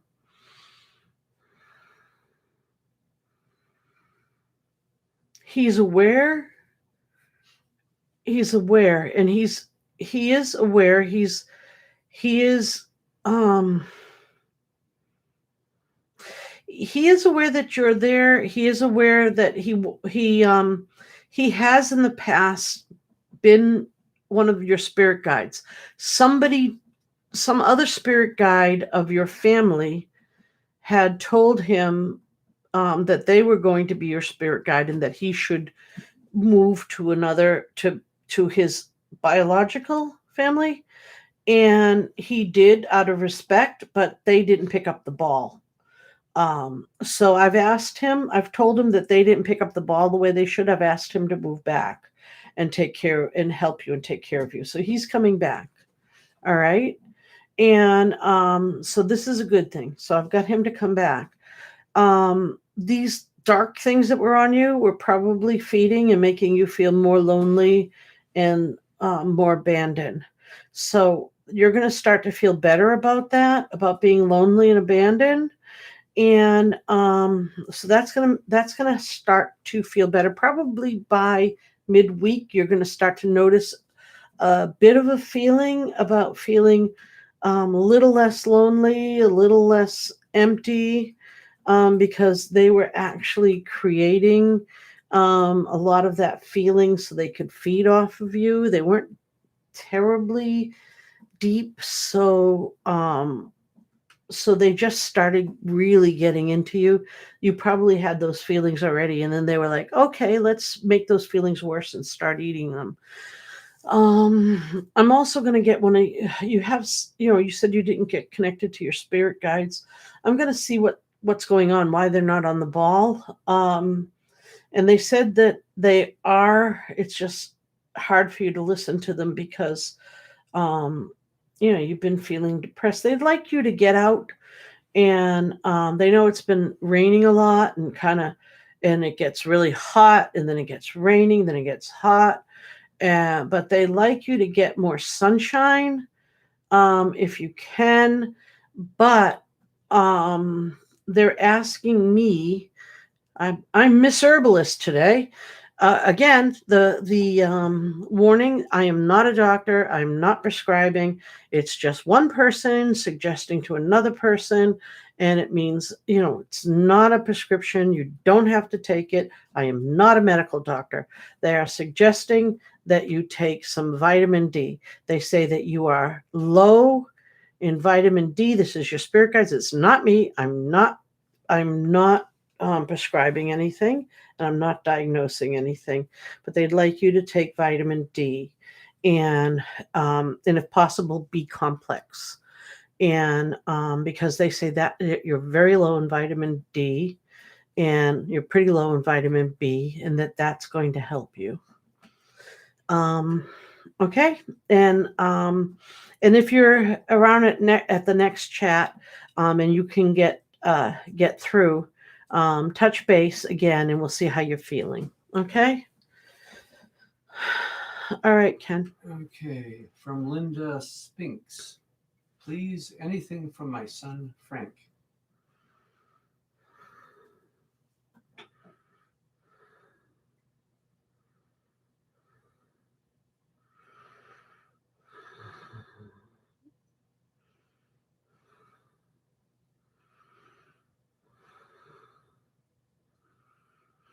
Frank says hi. Frank says hi, Mom. Um, he says he says hi, Mom. Um,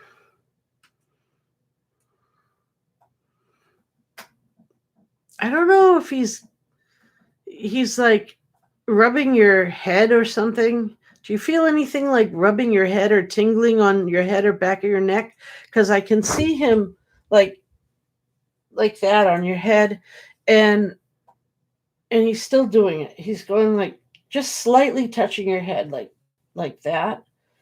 I really, like that, and I really shouldn't be using this hand. And he's saying that he's like, I love you, Mom. You're a great mom. You really are a great mom. And he just wants to tell you that he loves you. And he said he wants to know if you want to play the mothball challenge with him.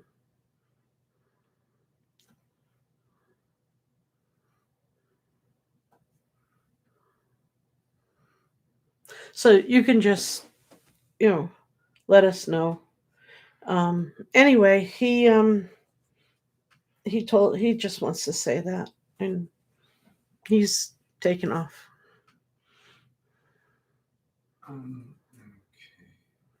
Sec. Bouncing. Okay, this is from Joy Warner. It's a super chat question. Does Dwayne have a message for me? He died in 2011.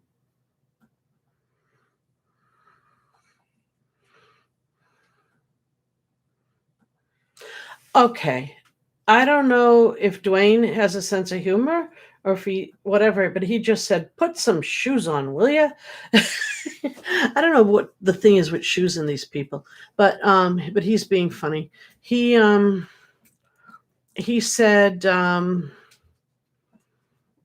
yeah, he says he has a message for you, and yeah, he says it's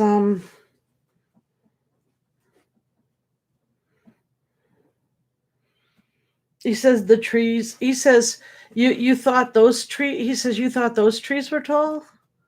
He says you should see the trees over here, and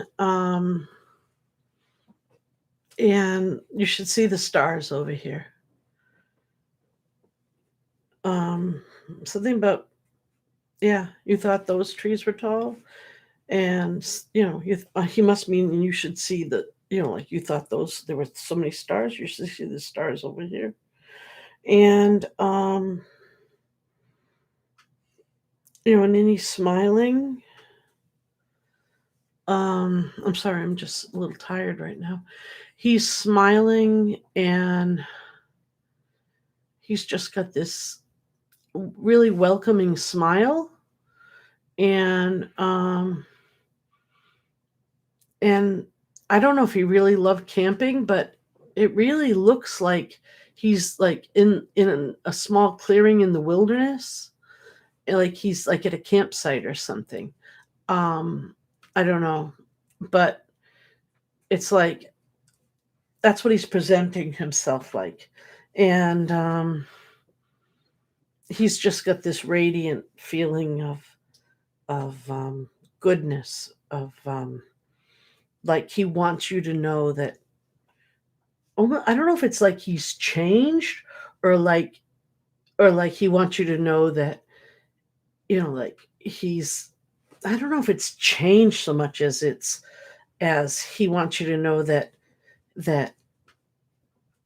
it's like this is beautiful. This is perfect, and when you get here, we're gonna have a great time. But and I don't know. He's like he loves you, and he can't wait for you. Again, don't rush. Take your time. Your life is for living. And when and his time is like that. So it's not like he's going to be waiting a long, long time. But when you get there, he has so much to show you. He's gonna show you all kinds of stuff. and he's can't wait to show you. So that's what he seems like, a little boy, all excited to show you his toys. Okay, I hope that helps. Okay, next, who do you got? Just checking that they're still on the chat here.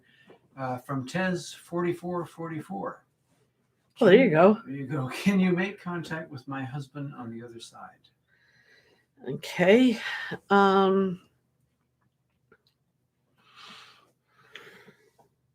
move this light in my face again.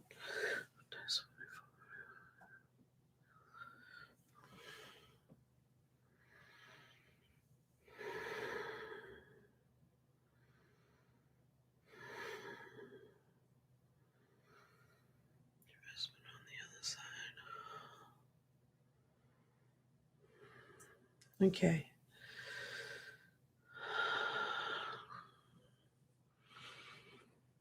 Your husband call you babe? Because I hear this man, and he's presenting himself as, and I don't think he was young, but he's presenting himself like he's this 35-year-old, and I don't get, his energy is not 35. I don't believe that. But he's presenting himself like this 35-year-old sweetheart, and he has he has like bedroom eyes, like like real babe, or tell my baby I love her or something. Like he's like like hon, what? I'm getting a spinning wheel. Are people able to see you okay? I don't know. I'm not getting a spinning wheel. You're waking me up. Sorry. No, it's okay. I don't know. We're back. Okay, I got you. Just snap me out of that. I'm so sorry. That's okay. Let me get back to her husband. Yeah, I don't know if he's calling her baby or babe, but he looks like he's ready for a timeout on the town or something, and he's he's like, oh God, now he's dressed like he's like ready to go into he's like, if you didn't like that outfit, how about this one? And now he's dressed like he's going to like, I don't know, like a hippie thing or something. Like he's got like the bell bottoms and the tie-dye shirt, and he looks like he's on his way to Woodstock or something. And he's like, how about this one, babe? But no, he doesn't think I'm seeing this. He thinks I'm just he thinks that it's going directly to you, that I'm somehow conveying it into your mind. He loves you very much. He really loves you a lot. I can just feel it flowing from him. And he said that he wouldn't give this type of love. He wouldn't have this type of love for anyone else, because this is his heart. This is his heart. And he's now, he knows that I'm seeing it. He's symbolically giving me like red roses that are love, and he wants you to take them. So you can take them. Okay? All right. Next is from Amy P. Chris, I'm quite sure a spirit is in my home with me while I'm here alone working during the day. Any idea who this is?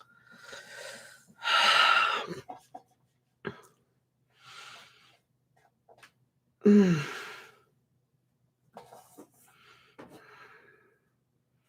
right. The first thing I got, okay, I'm looking at this right now. there's a house next to your house on the, if you're looking at your front door on the right, and a older woman, I'm thinking somewhere around 70 at the time, older to her, died in that house long time ago. I'm thinking, more than, I mean, and if she didn't die in that particular house, she died in a house that was on that property because it was, we're talking 100 years ago, maybe 80 years ago. And because she died of the Spanish flu or the influenza, not the Spanish flu, the one that came after the influenza. And she just, maybe your house and her house were in a common area or something, because she just walks around and she doesn't know that she's dead. She's not a ghost as in I'm haunting your house, or that she's malicious. She just doesn't know she's dead, and she's one of those spirits. The ghosts come in like a lot of forms, and this one is in the I don't know, I'm dead form. And we can cross her over. It's going to there's a couple of ways to cross her over. You can we can cross her over ourselves. You can cross her over. um One way to do it is, when you know she's not there, like you said, it's in the daytime she stays there. She probably goes back to her own house at night.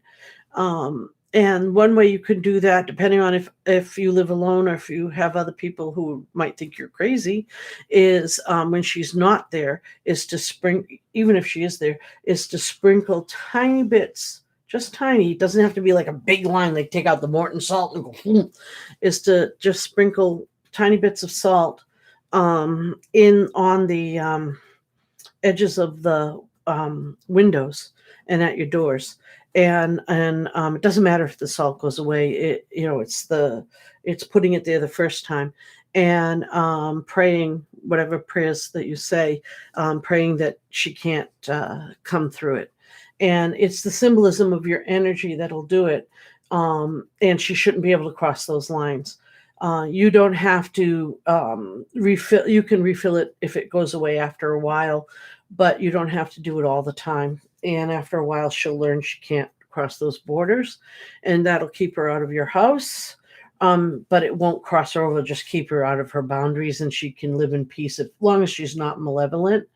And or We can work to cross her over, which is not really that hard to do if she's not malevolent, if she's just poking around. Let me know. Pop me off an email. Let me know if she's the type that's breaking things, or the type that's really giving heebie-jeebie signals, and being all in other ways nasty. If she's giving you the creeps just because you're not used to ghosts, we can just move her out. But if it's one of those things where she's nasty, then let me know, and I'll get rid of her. Matter of fact, maybe I should just get rid of her. Um, Email me, because that takes a little longer than just sitting here and doing this, because she has free will, and we have to talk her out. Okay. Next. Next is Golden I hit my Faces. finger. Yeah. Okay. Can you reach my grandparents, Steamer and Chris? I want to hear from them. Thank you. Okay.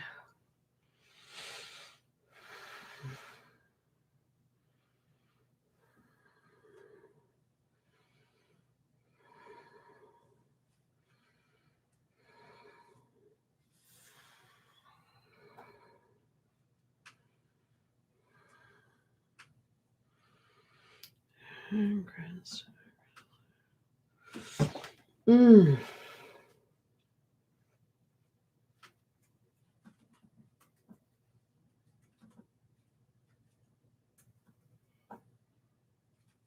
Steven and Chris. All right.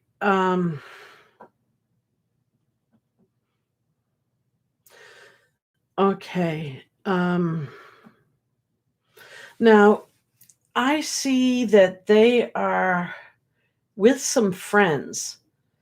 They're with some friends of theirs, and they're playing a card game.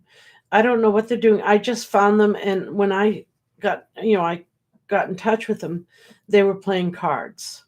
And the reason why I paused for a minute is because we were talking to somebody earlier. I don't know if she's still online.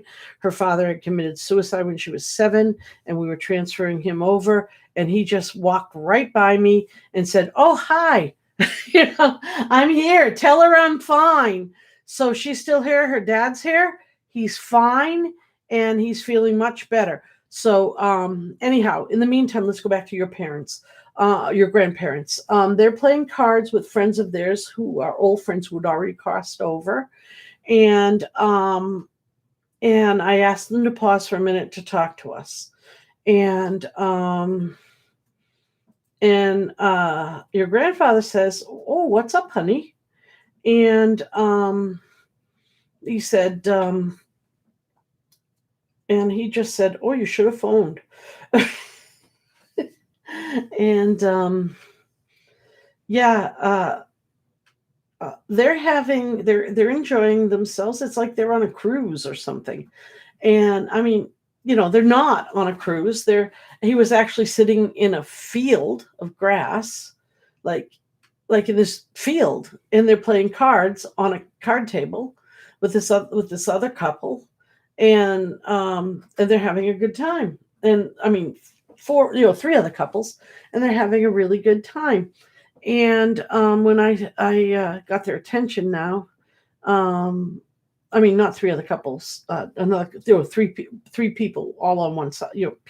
His wife's your grandmother and grandfather across from each other, and the other two across from them. 4 people, and so they're they're doing really good, and yeah, they're like, "Oh, why didn't you call?"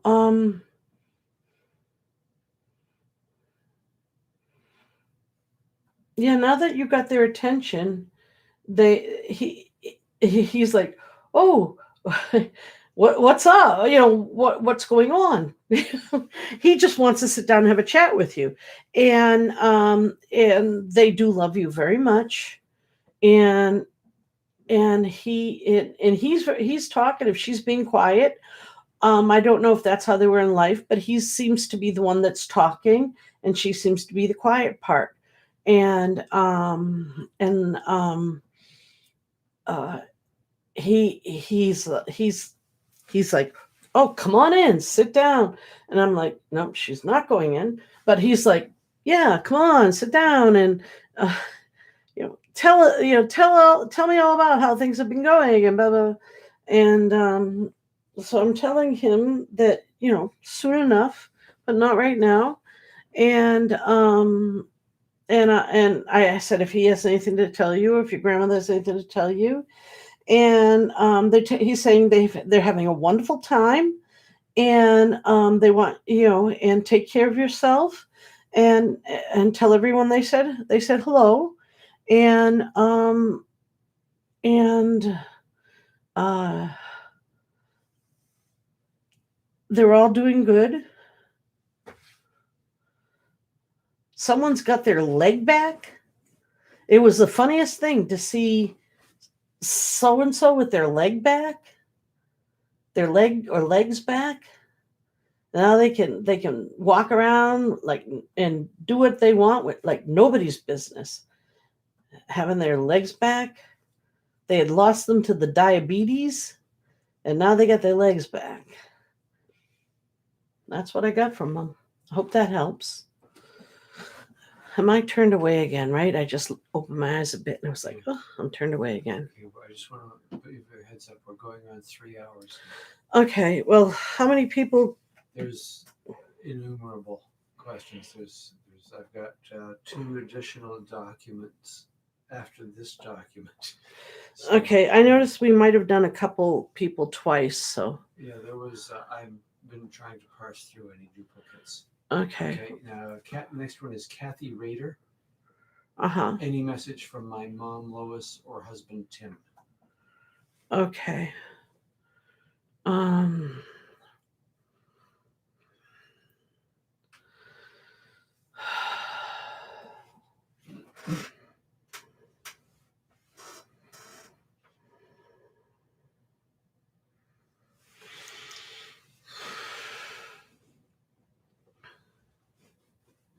They both want you to be careful of your health. They both want you to be careful of your health.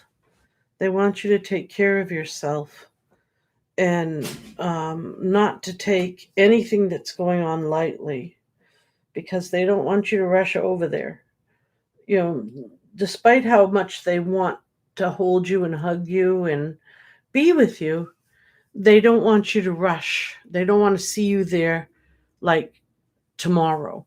They just want you to take care of yourself and they want you to be happy. And yeah, that's what they want. And they really want you to be good. Where did Ken go? I turn around, he's gone. Let me see if I can find it. I'm here. You're there? Yes. Oh, he's back. I've got to get the dogs their medicine. Oh, okay. Okay, this is from Wendy Lopez. Mm-hmm. I always feel someone with me, and I was wondering if it is my grandfather, Luther Delbert. Thank you for your time. Oh, you're welcome, Wendy. Um,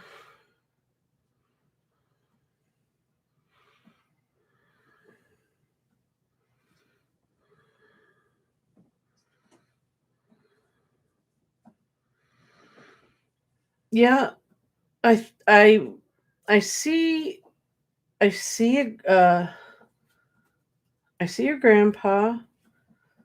All right, but I also see a female spirit guide, and I see a female spirit guide, um, and telling me her name is Mary, and and I think they take turns, but I'm not sure.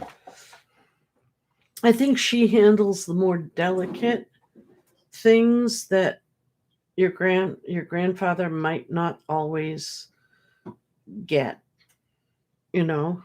Um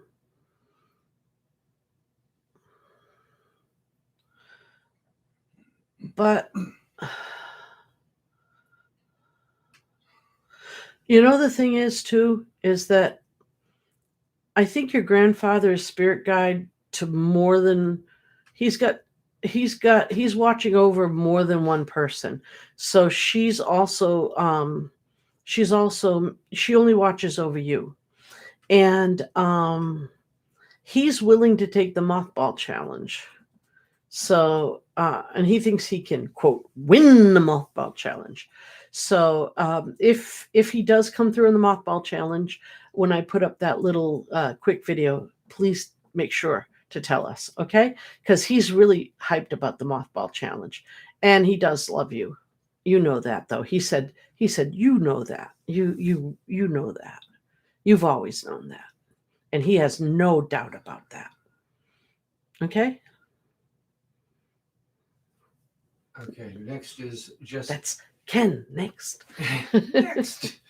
Jessica A. And God love her, it's I think close to 5:30 her time, a.m. in UK. Would love to know if you could connect with my husband. I've been in bits. A girl reached out to me saying her and my husband were. Oh, we did this. Didn't We did that one. Yeah, we did. Oh, sorry. Sorry, Jessica. My bad. There was a woman from Sweden. Did we get Yes, hers? from Sweden, who's way ahead here. Because she's got to be pretty far ahead time wise. Let me see.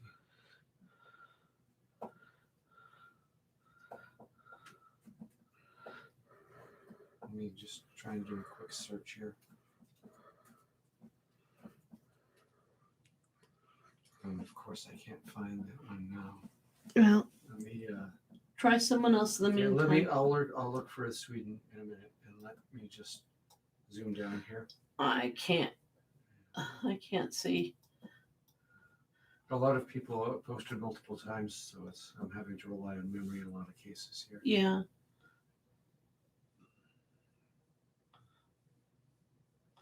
Okay, she said, she does scare me. I just wonder what the spirit wanted or if I needed to know something. She doesn't cause any trouble. I just know she is here and help. This helps so much. Okay. I've got one. I gotta get like right down here. I've got one here. Okay. Already. This is from Barbie Lynn. Uh-huh. Do my spirit guides have any messages for me, please? Okay, let's see, Barbie Lynn.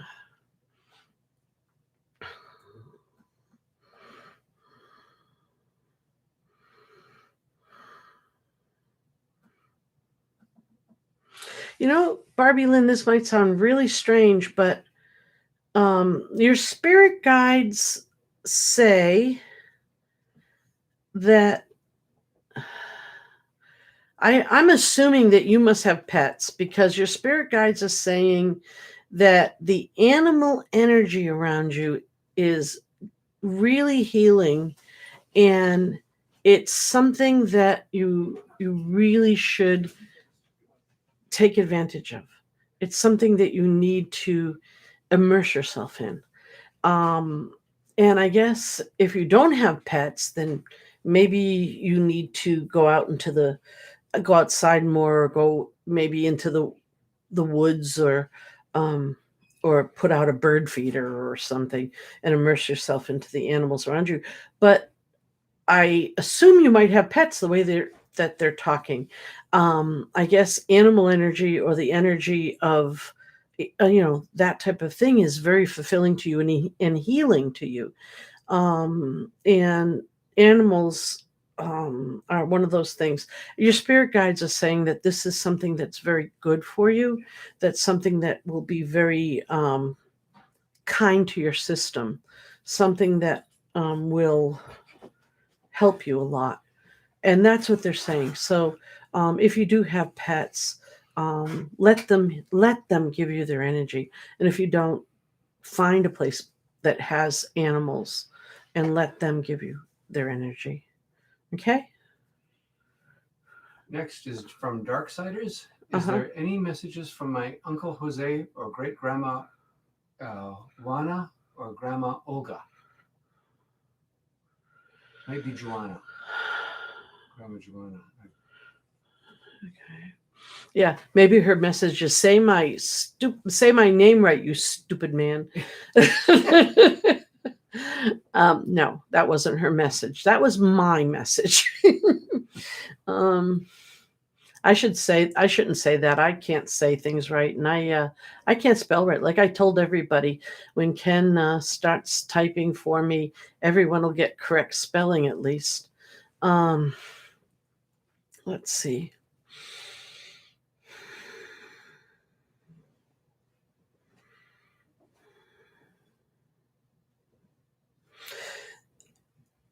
I'm being told by your grandmother that she is so proud of you. She never said it enough, but she's so proud of you and what you're dealing with and how well you're dealing with it, and how much there is for you to have to um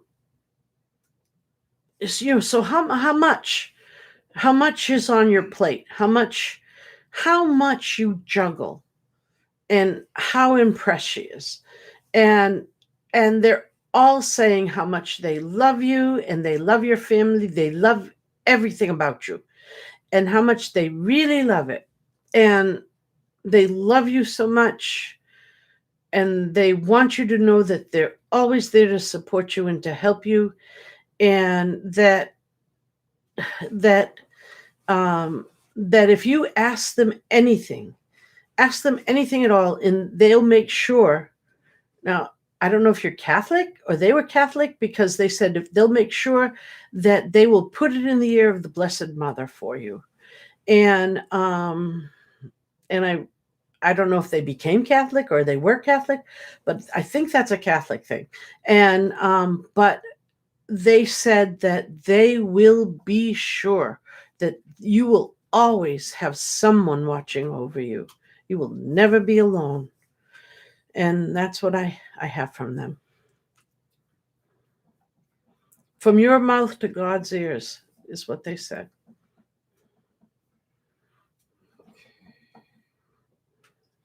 Ready for the next one? Yeah. This is from Nick. Will I ever lose weight as I've struggled all my life? Will I ever find happiness? Nick, I love you. You know, I feel a lot like you, Nick. Some of us, our bodies have a hard time.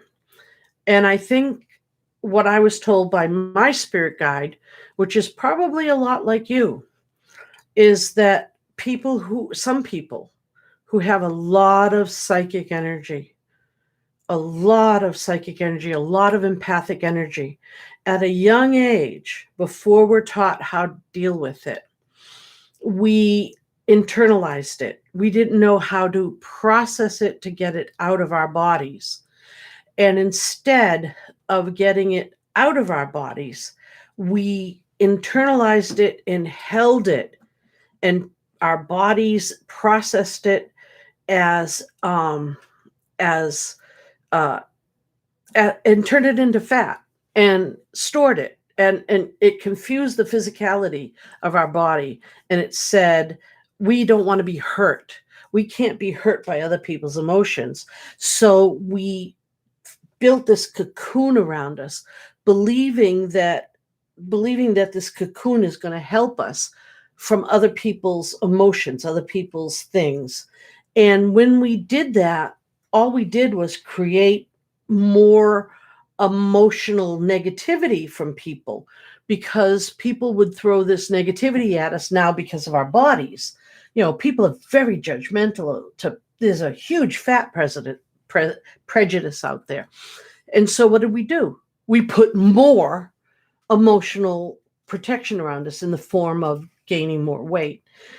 And then it becomes impossible to really lose weight, because our psychic senses are that part of us that doesn't understand that the weight is not really a protection.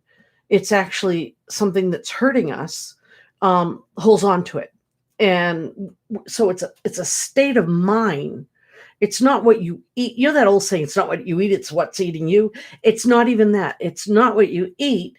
It's because you probably are at the point where you're probably not even eating anything and you're gaining weight, or you not losing weight. It's not your weight. It's your energy. It's that idea that your brain and your higher self hasn't figured out yet that the weight is not a shield from energy. It's a shield from emotion. And it's hard because I know this, and I've been working with it, and I still haven't lost weight. So, and it makes you feel horrible. So what I was told to do, but I can't do it yet, is you got to work on the idea that knowing that your body is a shield from letting other people hurt you, and it's actually not doing its job, because being large is actually hurting you, is that you have to sit down and think about that triangle. I'm being large so that my energy isn't hurt by people, but I'm being energetically hurt by people because I'm large. So it's creating a reality where, being large actually hurts me. So that triangle is kind of crazy. And find a point in that triangle where you can truly realize it within, that this has to stop, or this, how do I change that reality? And then only then you can change the energy that'll help you lose weight. It's really hard, and it gets you depressed, makes you feel horrible. And if you want to talk more about it, maybe email me, and we can do it together. Next is from Christina Weatherby. Mm-hmm. Is my family with or caring for my baby that passed? I know the answer is yes, but I'm going to check so that you feel confident about it.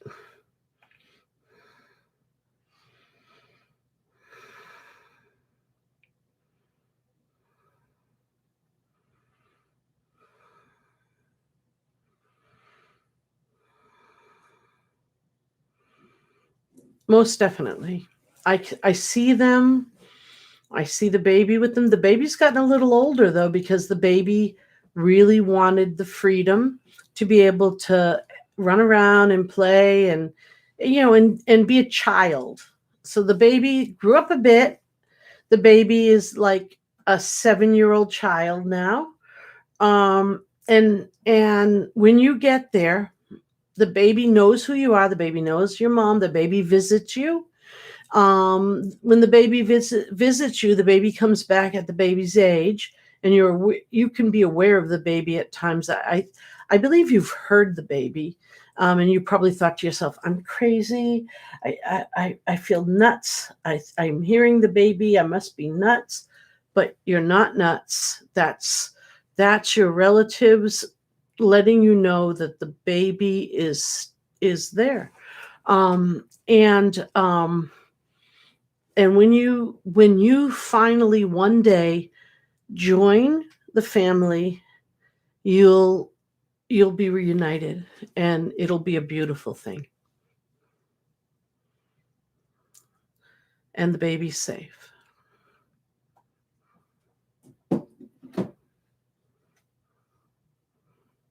Huh? Ready? Okay. This is for Barbie Lynn. Does my first husband and kids, Father Butch, who passed in 2003, have a message for me, please?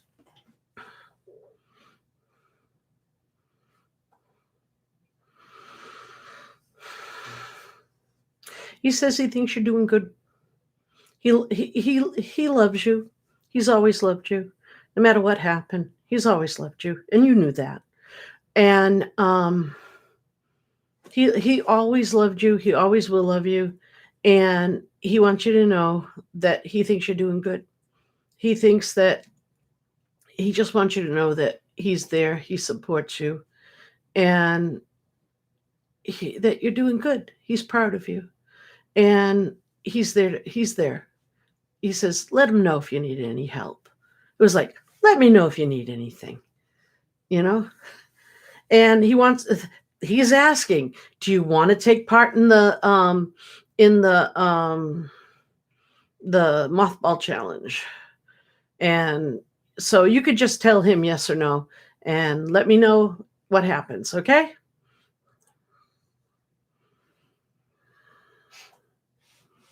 Next one. Hun, are you paying attention? I am indeed. Believe me, I'm trying to remember. Are you falling asleep over there? No, it's past his bedtime. I'm serious. It's past his bedtime. I got to give him his Geritol and put him in bed. Thanks. I'm teasing him. Lovely picture you painted me into the public eye here. He is. He does those hypnosis things, and until just before the COVID thing, we had an office. We used to have a brick and mortar office where we did the hypnosis stuff and the meditation. We used to sell this stuff as CDs and downloads, and so a lot of people would buy the sleep one, and I used to have people come up to me and they'd say, "Don't be insulted, but I fall asleep every night with your husband." Because he has the most amazing voice when it comes to those meditation and hypnosis things. Which you can all hear on Good Footprints for free. Yeah. All the stuff that we used to sell for $9.99 are free on Good Footprints. So the link is on my homepage. Shameless advertising. Yeah, shameless advertising. Eva Roberts is asking a general question. Can I get a reading? Thank you. A reading on what in particular? Do you want a reading on health, a reading on spirit guide, a reading on clearing, a reading on what would you like? It's going to take about. Okay, well, while she's thinking about that, we'll start on someone else. And if for some reason we lose her, she can come back on the next session. Because sometimes in the past we've lost people and they get upset, and I'm really sorry about that. Because I'll say, well, let's come back to them, and something happens and we lose them. And I'm really sorry if that happens. I'm only human. Supposedly. But really we do our best, and sometimes I really peter out. I mean, I've been meditating and really meditating and doing all kinds of stuff so that I could be here for you for a long time. And but sometimes when we do the regular ones, I don't get as much meditation time in, and I peter out, and I'm like, after an hour and a half or 2 hours, I'm just so dead, and I have to sleep the whole day after. So okay, I've got a unique one here from Kathy Smith. All right. Hello, I'm new here. Any messages Hi, Kathy. Welcome. Yes, welcome. Any messages from my niece Michelle Spearman, and is she my spirit guide? Thank you.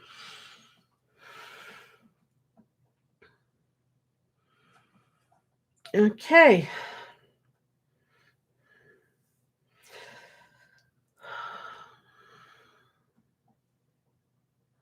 Michelle is definitely one of your spirit guides. You have another spirit guide called Timothy, but he said you can call him Timmy or you can call him Tim. And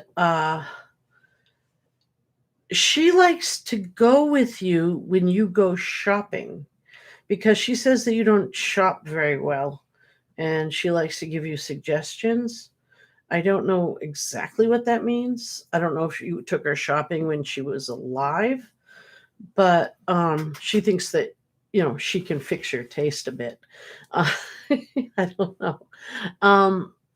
But yeah, and her message is that she really loves you. She loves the whole family, and she misses everybody, but she wants you to know that she knows that you miss her more. And she feels funny saying that, she says, because she just doesn't want everyone to be grieving about her. She doesn't want everyone to feel. She's like, I'm okay where I am, and I love everybody, and I am a spirit guide, and I will help you. I will help you pick nicer clothes. And I don't know what's wrong with your clothes. I don't know you. I don't know your fashion sense, but she does, and she likes to pick your clothes. I don't know how often you go shopping. I don't know, but she seems to think that she has better taste than you, and she's very proud of you, and very proud of the clothes she helps pick out for you. Go figure. She does love you, and she is one of your spirit guides. You're very lucky. You're very lucky. She seems like a very nice spirit guide. And so is Tim. Tim is more of a very practical spirit guide. He's the type of spirit guide that says stuff like, make sure you put air in your tires when you're not thinking about anything. You don't even notice that your tires are low, and you walk outside and he says, oh, by the way, make sure you put air in your tires, or you forgot your keys, don't close the door. He's that type of spirit guide. Okay, I hope that helps. Ready? Yeah. From Sherry V. Hi there. Good evening. Do I have a message from my grandma Ingle? Okay.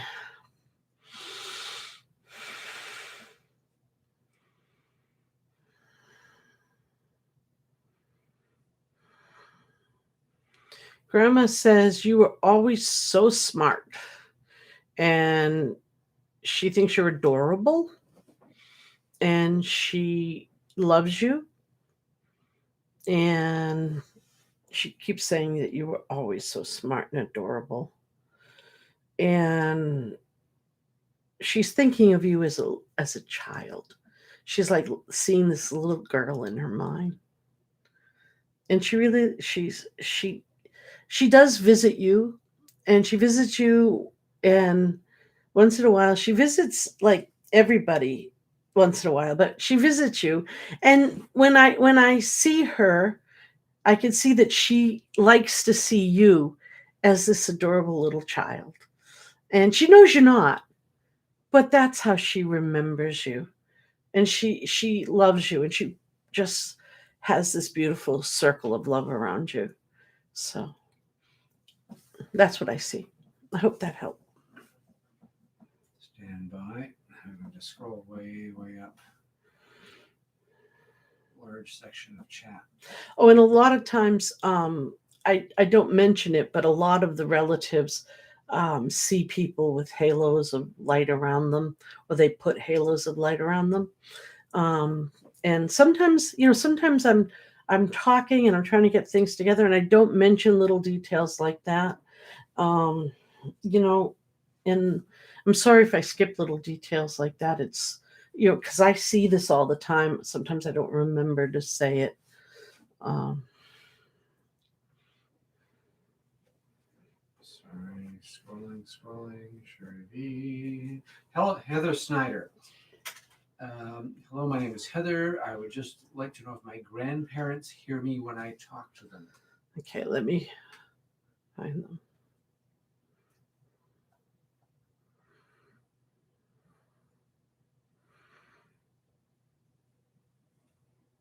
Yeah, of course they hear you when you talk to them.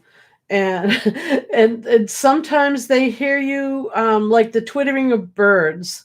They said it's like hearing birds outside, and like like you I'm gonna be frank. He said it's like you sometimes you can't not hear them. And I'm not saying he says that you talk too much. It's just that your grandfather's saying that that it's like beautiful music. It makes them very happy when you talk to them, and it helps them connect to you. And they love it when you talk to them. They love it when you sing, and even when you sing things that maybe you know aren't what they would consider their favorite music, it's still their favorite music. um they just love everything you do.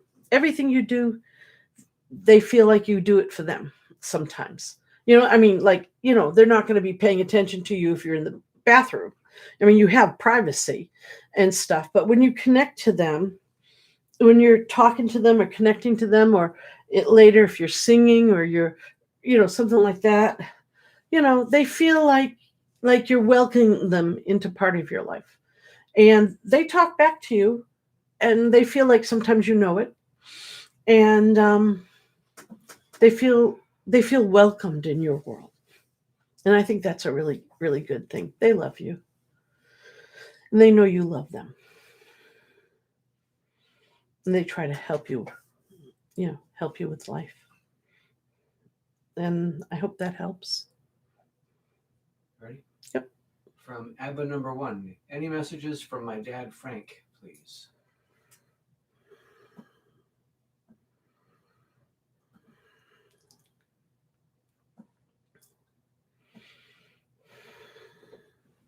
Oh, I see over here in the chat, she just wrote, his name is Francis Owen.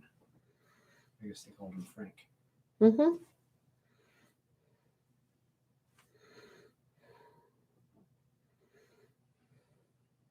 All right, Frank is showing me now. I don't know how this connects or if it's going to mean a lot to you. He's showing me, uh, those electric trains, like model trains. And I don't know. I'm not seeing like a big, huge set, like what? Ouch. Don't do that. I'm not. Yeah, don't do that. Thank you. I didn't think of that. Actually, I didn't. Or I wouldn't have done it. I mean, he's not showing me one of those big, huge sets like where people put all the little buildings and the hills and the trees. He's just showing me like a round set, like playing with trains, like with the metal things and the metal tracks and the box trains with the little choo choo, like people might put around a Christmas tree.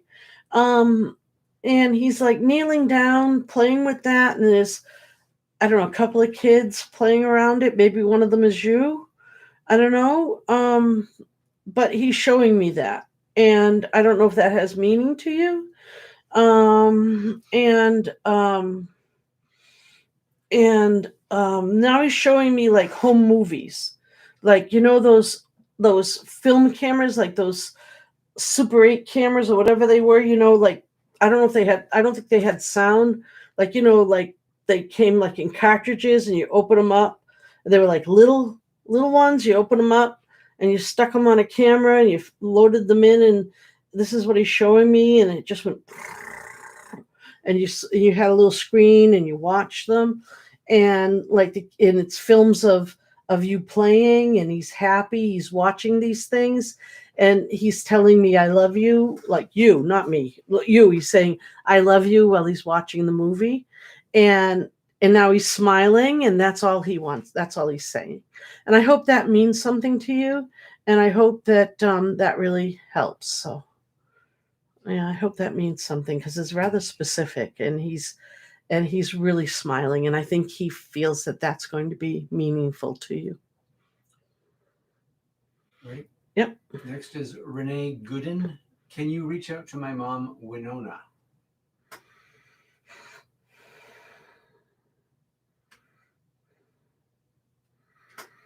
Okay.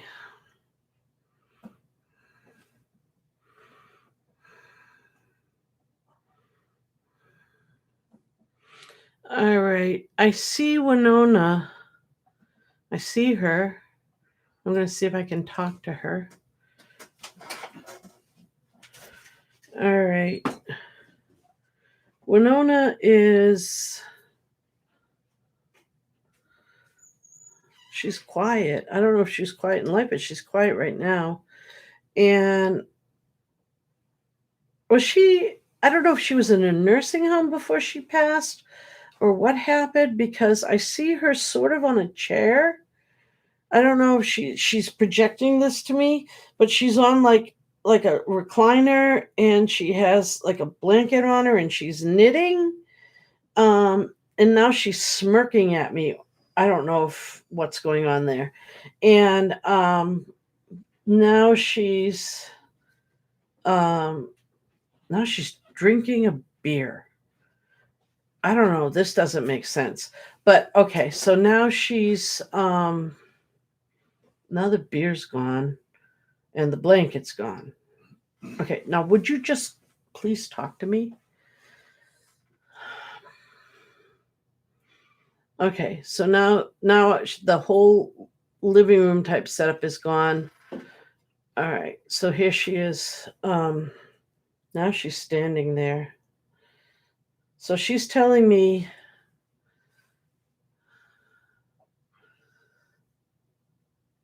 she's got like a house coat on or something. I don't know why. Now she's dressed regular. Now she's saying to me that she's saying to me, you know, it's pretty good over here. And she's saying, don't worry about her. And she's sorry that she was having a hard time. I guess at the end she was having a hard time, and she was sorry that, you know, she's sorry that it had to end that way, but life, you know, life throws curveballs and you got to deal with what you got. Um, but you were strong. You're a strong person. And she's, you know, she's really impressed. She didn't raise, um, she didn't raise a weakling or a pansy or anything. She raised somebody, and I didn't mean the word pansy in any derogatory way. Um, it was her word, and I don't think she meant it in any derogatory way. Because I know in some countries it's derogatory. She, she raised a winner. She raised a tough kid, and and she's really, you know, it's like, mm. And that's how and what she didn't do that. That's what I'm feeling like. That is feeling, and she's really proud. She's really, her love is so strong. I don't think she was a person who said I love you a lot. Maybe in the end, but maybe at the end she didn't have a chance to to say it, but or maybe she didn't know how, but literally didn't know how. I don't know. I'm getting the idea that maybe she was confused. I don't know. Anyway, she didn't have a chance to. She wasn't the type. I don't think she was the type. She's not presenting herself like she was the type, but she wants to let me. She wants me to let you know she really did love you. Okay. All right. Okay. Maybe turn a little bit this way to the mic, hon. Oh, am I curved again? I'm so sorry. So they can hear you. Okay. Teresa Mayes, Mayes. How can I determine who my spirit guides are? I want to thank them from the bottom of my heart. Well, if you want to determine it yourself, then one of the ways that's really good to do it, like I said before, is to try some automatic writing. And that would be, again, to take your automatic writing or automatic typing. And that would be to just let your hand start scribbling on a piece of paper. And it might take more than one piece of paper, but just let your hand go without paying attention, and see what it writes. Ask, spirit guide, can you let me know what your name is? And then just whatever comes out. Or you can, another way to do it is put your fingers on your keyboard and don't pay any attention and say, spirit guide, can you tell me what your name is? And just let your fingers do the walking and see what comes out. And just let them type crazy and see if anything in that crazy mess is a name. Another thing you can do, which is kind of neat, is you can put a tape recorder on and then put a radio on, tune your radio in your car or something if you can do that. A lot of radios don't allow you to do this anymore, is put your radio on white noise. So it's just going and see if anything in that white noise says a name. Like almost like a ghost box. But I wouldn't suggest putting white noise on to try to talk to a ghost, because that's what they used to do like 20, 25 years ago. And it's really not reliable. You'll be going in your sleep for days trying to listen to it back. And, there's so many newer, better ways to do that.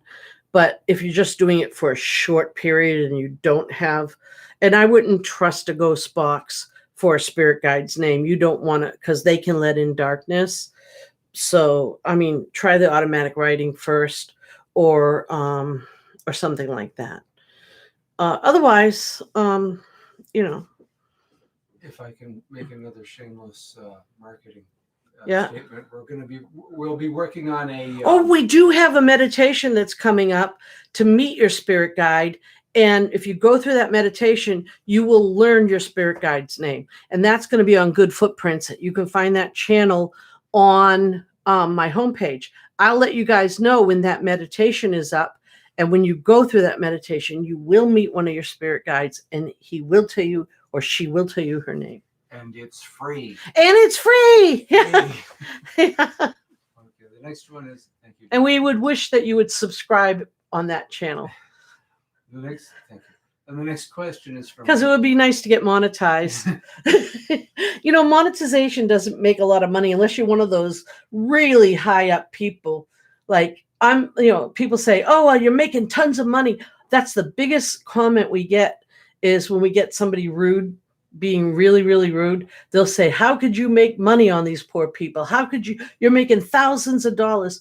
on average, I've had my channel for over 4 years, and generally, I've made on average now in over 4 years, I haven't made $1,000. So it's like I'm not rolling in dough on this channel. I don't really expect to roll in dough on this channel. I do it for you guys. I do it for the love of you guys and for the love of what I do. I make a whole lot more on my business. I don't have to do this to make money, but it's nice. And it would be nice if we got monetized on the other channel. So it'd be nice if we got subscribers. But so we don't feel like we're putting in this time for nothing, so that's a blatant, advertisement, if you will. But, it's not like YouTube makes you a ton of money. So, but, I love you guys. I really, really love you guys. This is so cool. Anyway. Next question is from Lisa D. Does my brother Larry have any messages for me, please?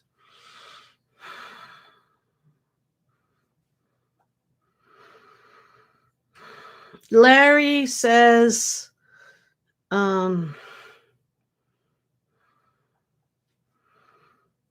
come on, Larry. I had the wrong Larry there for a minute. I got to get the right one. Hang on.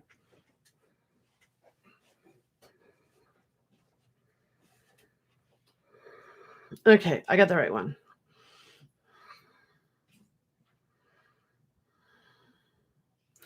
All right, Larry is telling me that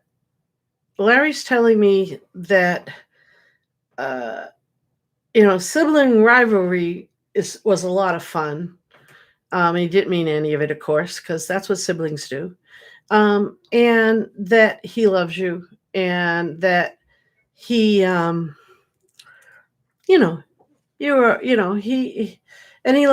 just wants you to know that, he's there. He's always there for you, for the family, and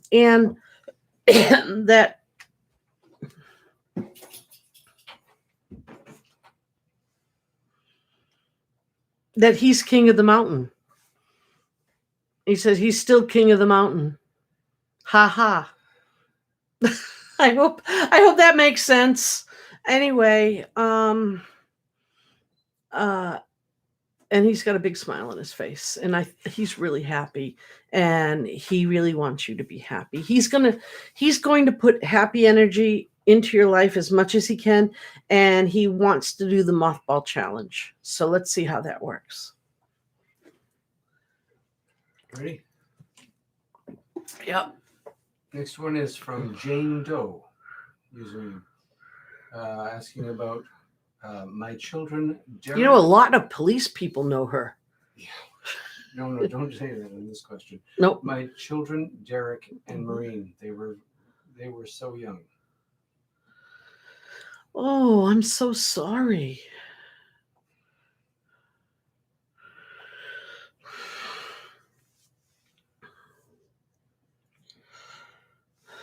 Angels are always with you.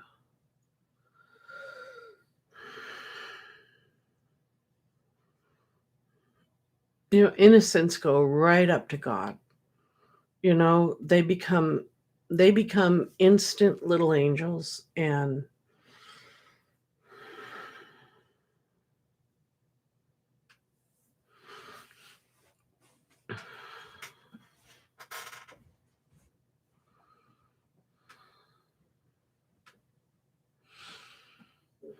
when I look for them, all I see is beautiful bright light. And when I see beautiful bright light, when I look for somebody, it's a wonderful, wonderful thing, because that means that there's a perfect transformation. It means that's a perfect transformation. That means that there is beautiful bright light around you. Beautiful bright light around you. There's beautiful bright light of protection and love around you, around others, others in their family. But also it means that that they are closer to God, closer to the God force than your average person in in heaven, if you will. And that is something that many people progress to, and that is something that some people just do faster or just do automatically. And it's a beautiful thing. And I think that you don't have to worry about them at all. And I know you feel sad, and but don't feel sad for them. And understand, if you can, when you're ready, that they are not lost, that you're the one who's lost, and that you can be found because they are helping you to be found. And your spirit guides are going to help you too, because they are with your spirit guides helping you. Okay? Han, for those who joined later, can you reiterate the mothball challenge? Oh, okay. The mothball challenge started earlier when one of our people here, one of our wonderful people, had a mother that came by. I believe it was her mother, and wanted to prove to her, because her mother hadn't been around, or she didn't feel her mother around. And her mother said that, I hope I got this story right. Her mother said that she was going to prove to her that, or was going to try and prove to her that she was really around. And so she was going to try to build up spirit energy, and it might take days or maybe a week more, maybe weeks, it doesn't matter. But they were going to try to build up spirit energy that could affect physicality. And they were going to try to do a couple of things: either affect something in their living room so that it would either move or look different. For example, if you're looking at something like a light lamp or a TV, you may look at it and think, or a remote control or something, look at it and then turn and then look again, and it doesn't seem like it's there, or it look like the lamp might be pink and then it looks blue or gold and it looks silver or something. And then you look back and it looks totally different, or totally a different color, or the remote looks like it's gone, but then it's back, like in a, like one of those, because or if they have energy, enough energy, they can move it, but something will change. Or you'll smell mothballs, a strong smell of mothballs, or at least a smell of mothballs. Or when you're outside, if you walk under a tree, something unusual will fall on you. Something, well, maybe not unusual, but like something like a pine cone, or a nut, or a stick, or something will fall on you. One of the spirits suggested that they'll drop bird poop on someone. We tried to tell them no, but a couple of them were like, yeah, I'll do that. So that's the mothball challenge. And we said, since a lot of people don't know about it that are on the general channel, I was just going to put up a video that said, anyone who's taken the mothball challenge, put your comments here. And then anyone who's taken the mothball challenge and it worked, put your comments here. And so we were just going to keep a running channel, running thing about the mothball challenge. I was going to put it under the community tab, so you guys can always find it just by going to the community tab. So that's the mothball challenge. Okay. All right. Next is Katie B. Uh-huh. Good morning. Good morning. It's good night here. She must be in Europe. Yeah, it's almost 1:00 here. Yeah. Okay. I would love to hear a message from my father, Peter, if possible. Many thanks. Okay.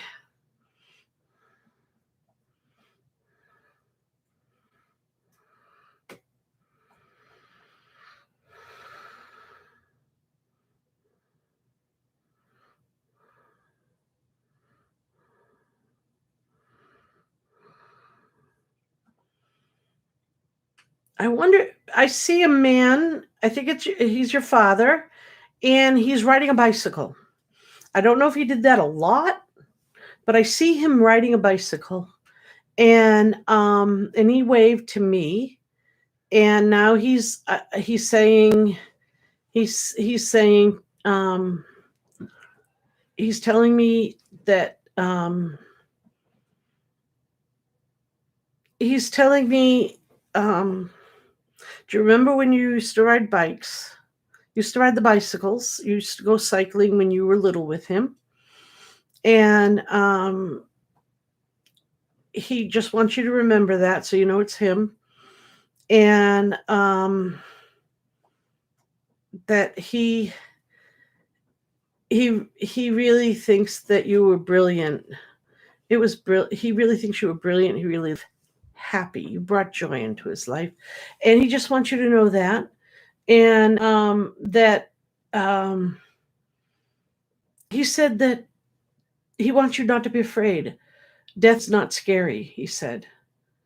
He said, just remember that. And when your time comes, and he says, don't rush. He says, don't worry. And it's not, it's not tomorrow. Um, you're going to be very happy in the next life. He just wants you to know that. He says he'll be there to embrace you and to love you, and everything is hunky dory or something like that.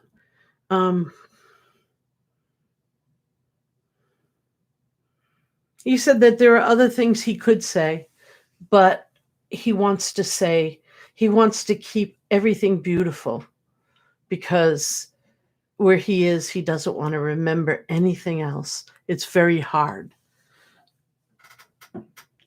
So that's what he's telling me. I hope that helped. This is from Candy Kane. Uh-huh. Does Joey have a message for me?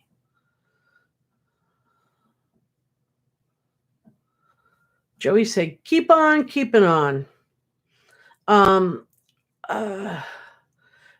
Joey said,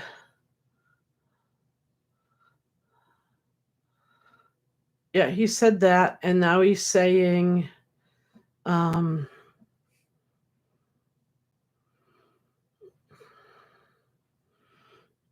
Joey's saying it's,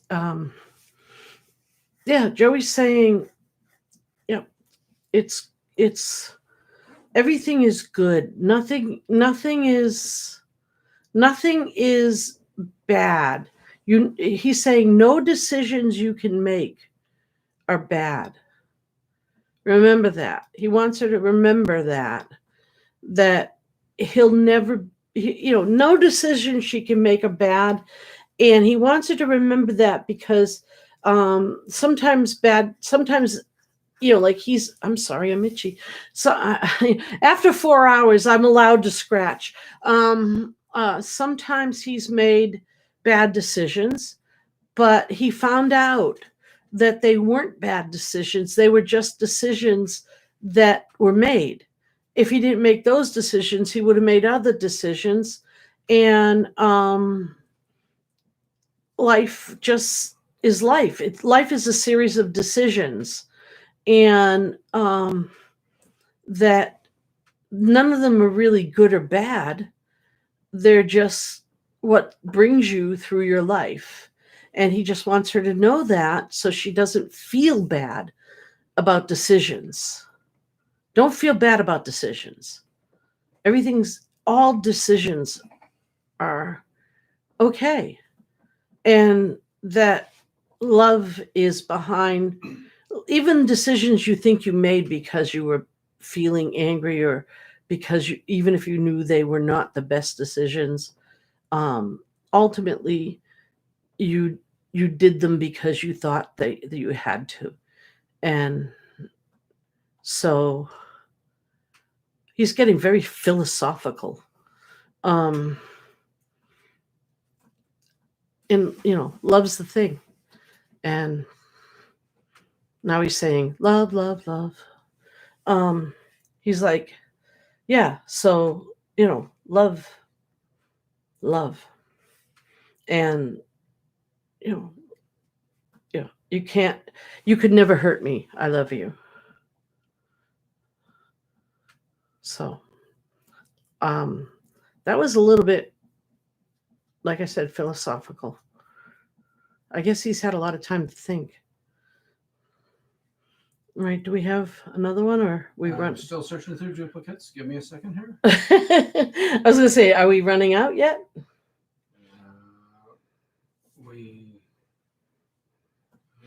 I mean, I love you guys. I really love you guys.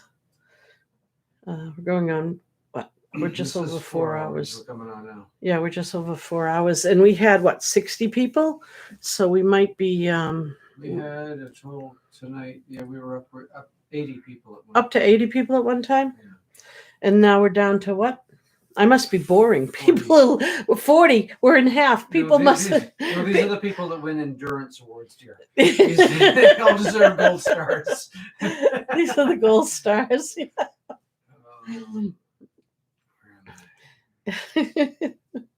Sorry, there's a lot. People are, some have asked the question. I guess I'm really good to get people to fall asleep at night.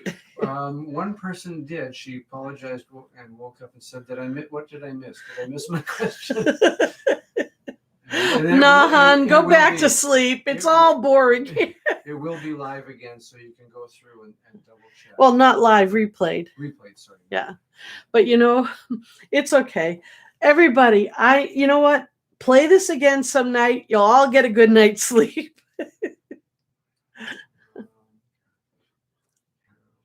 You're getting sleepy. I'm scrolling through the list. There's a lot of just inter-user chat. Yeah, maybe we should start calling it.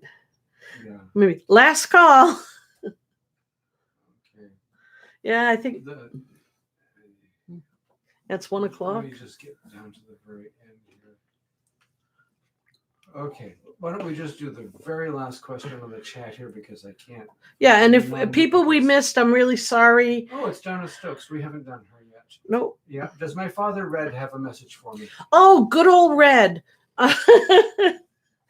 Yeah, I love old Red.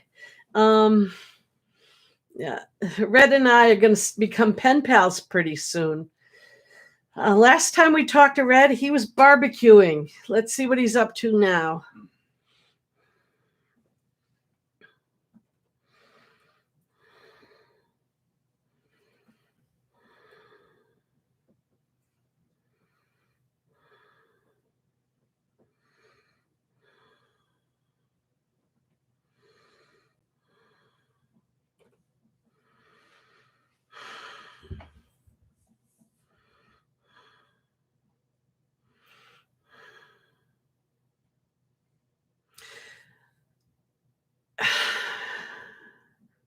He's saying, hey. He said, hey to me. He said, howdy to me. He said, nice to see you. He's saying that to me. And to you, I'm saying, oh, your daughter's here. She just wants to say hi and wants to know if anything's up with you, what you have to say, if you have anything to say to her.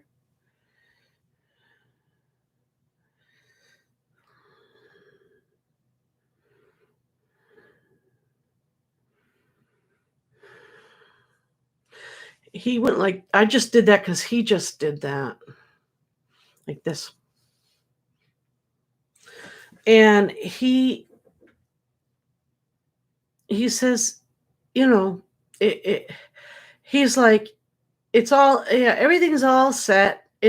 Don't worry, everything's all set, and he's like, and I don't know exactly what that means, but he's like, don't worry, everything's all set. And, and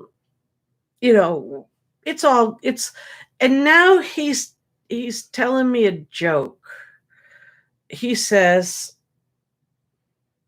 oh God, I don't even know if I want to repeat this. He said he's been thinking about if I'd come back because he wanted to tell me a joke about his heaven joke. Okay. Here's his heaven joke. Okay. He said 3 guys went into heaven, 3 married men. Okay, go slow. You guys probably all heard this if a dead guy's telling me this, right? Because I mean, how long ago was this joke circulate? All right. How long has this joke been circulating? He said, first guy, the St. Peter stops him, and he says, "How long?" He says, "How long you've been married?" He says, 20 years. He says, "How many times have you cheated on your wife?" He says, 5 times. He says, "Well, then you're going to get an old Pinto car drive around." And he went, "Oh," and he let him in. And he said to the next guy, "How long have you been married to your wife?" He said, 20 years. "How many times have you cheated on your wife?" He said, "Just 2 times." And the guy says, "Well, then you get this old Ford, this Ford truck." And the guy says, "Not so bad." And he goes driving in. And then he says to the next guy, he says, "How long you've been married?" He says, 20 years. He says, "How many times have you cheated on your wife?" And he says, "Never, never, ever." He says, "Okay, you get this Mercedes Benz." And then they're all driving around heaven, and all 3 of them crash at an intersection. And all the guys came out, and he said, "What happened?" And the guy in the Mercedes said, "I'm sorry, guys, but I just saw my wife go by on a skateboard."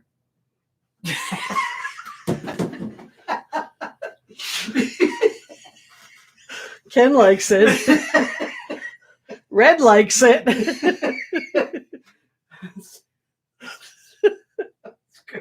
Well, I guess, bum. Thanks, Red.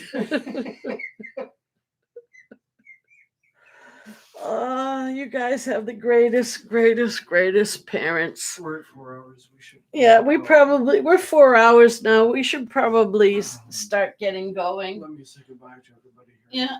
Okay. Are you all set? Yeah, I guess, guys, I would really love to go. I said I'd keep going till we answered all the questions, but I am absolutely wiped out. And now I have spirits telling me really bad jokes. See, he's on the camera. Hi, He didn't want to be seen before. Now he's on. Thank you, everyone. This is my sweetheart, Ken. Okay. Oh. All right. Okay. Love you guys. Thank you for coming. Give me a second. Good night, all. Love to all. Okay, there we go. Yeah, good night. Bye. And wait for it. Still going. And just sit and smile. Still going.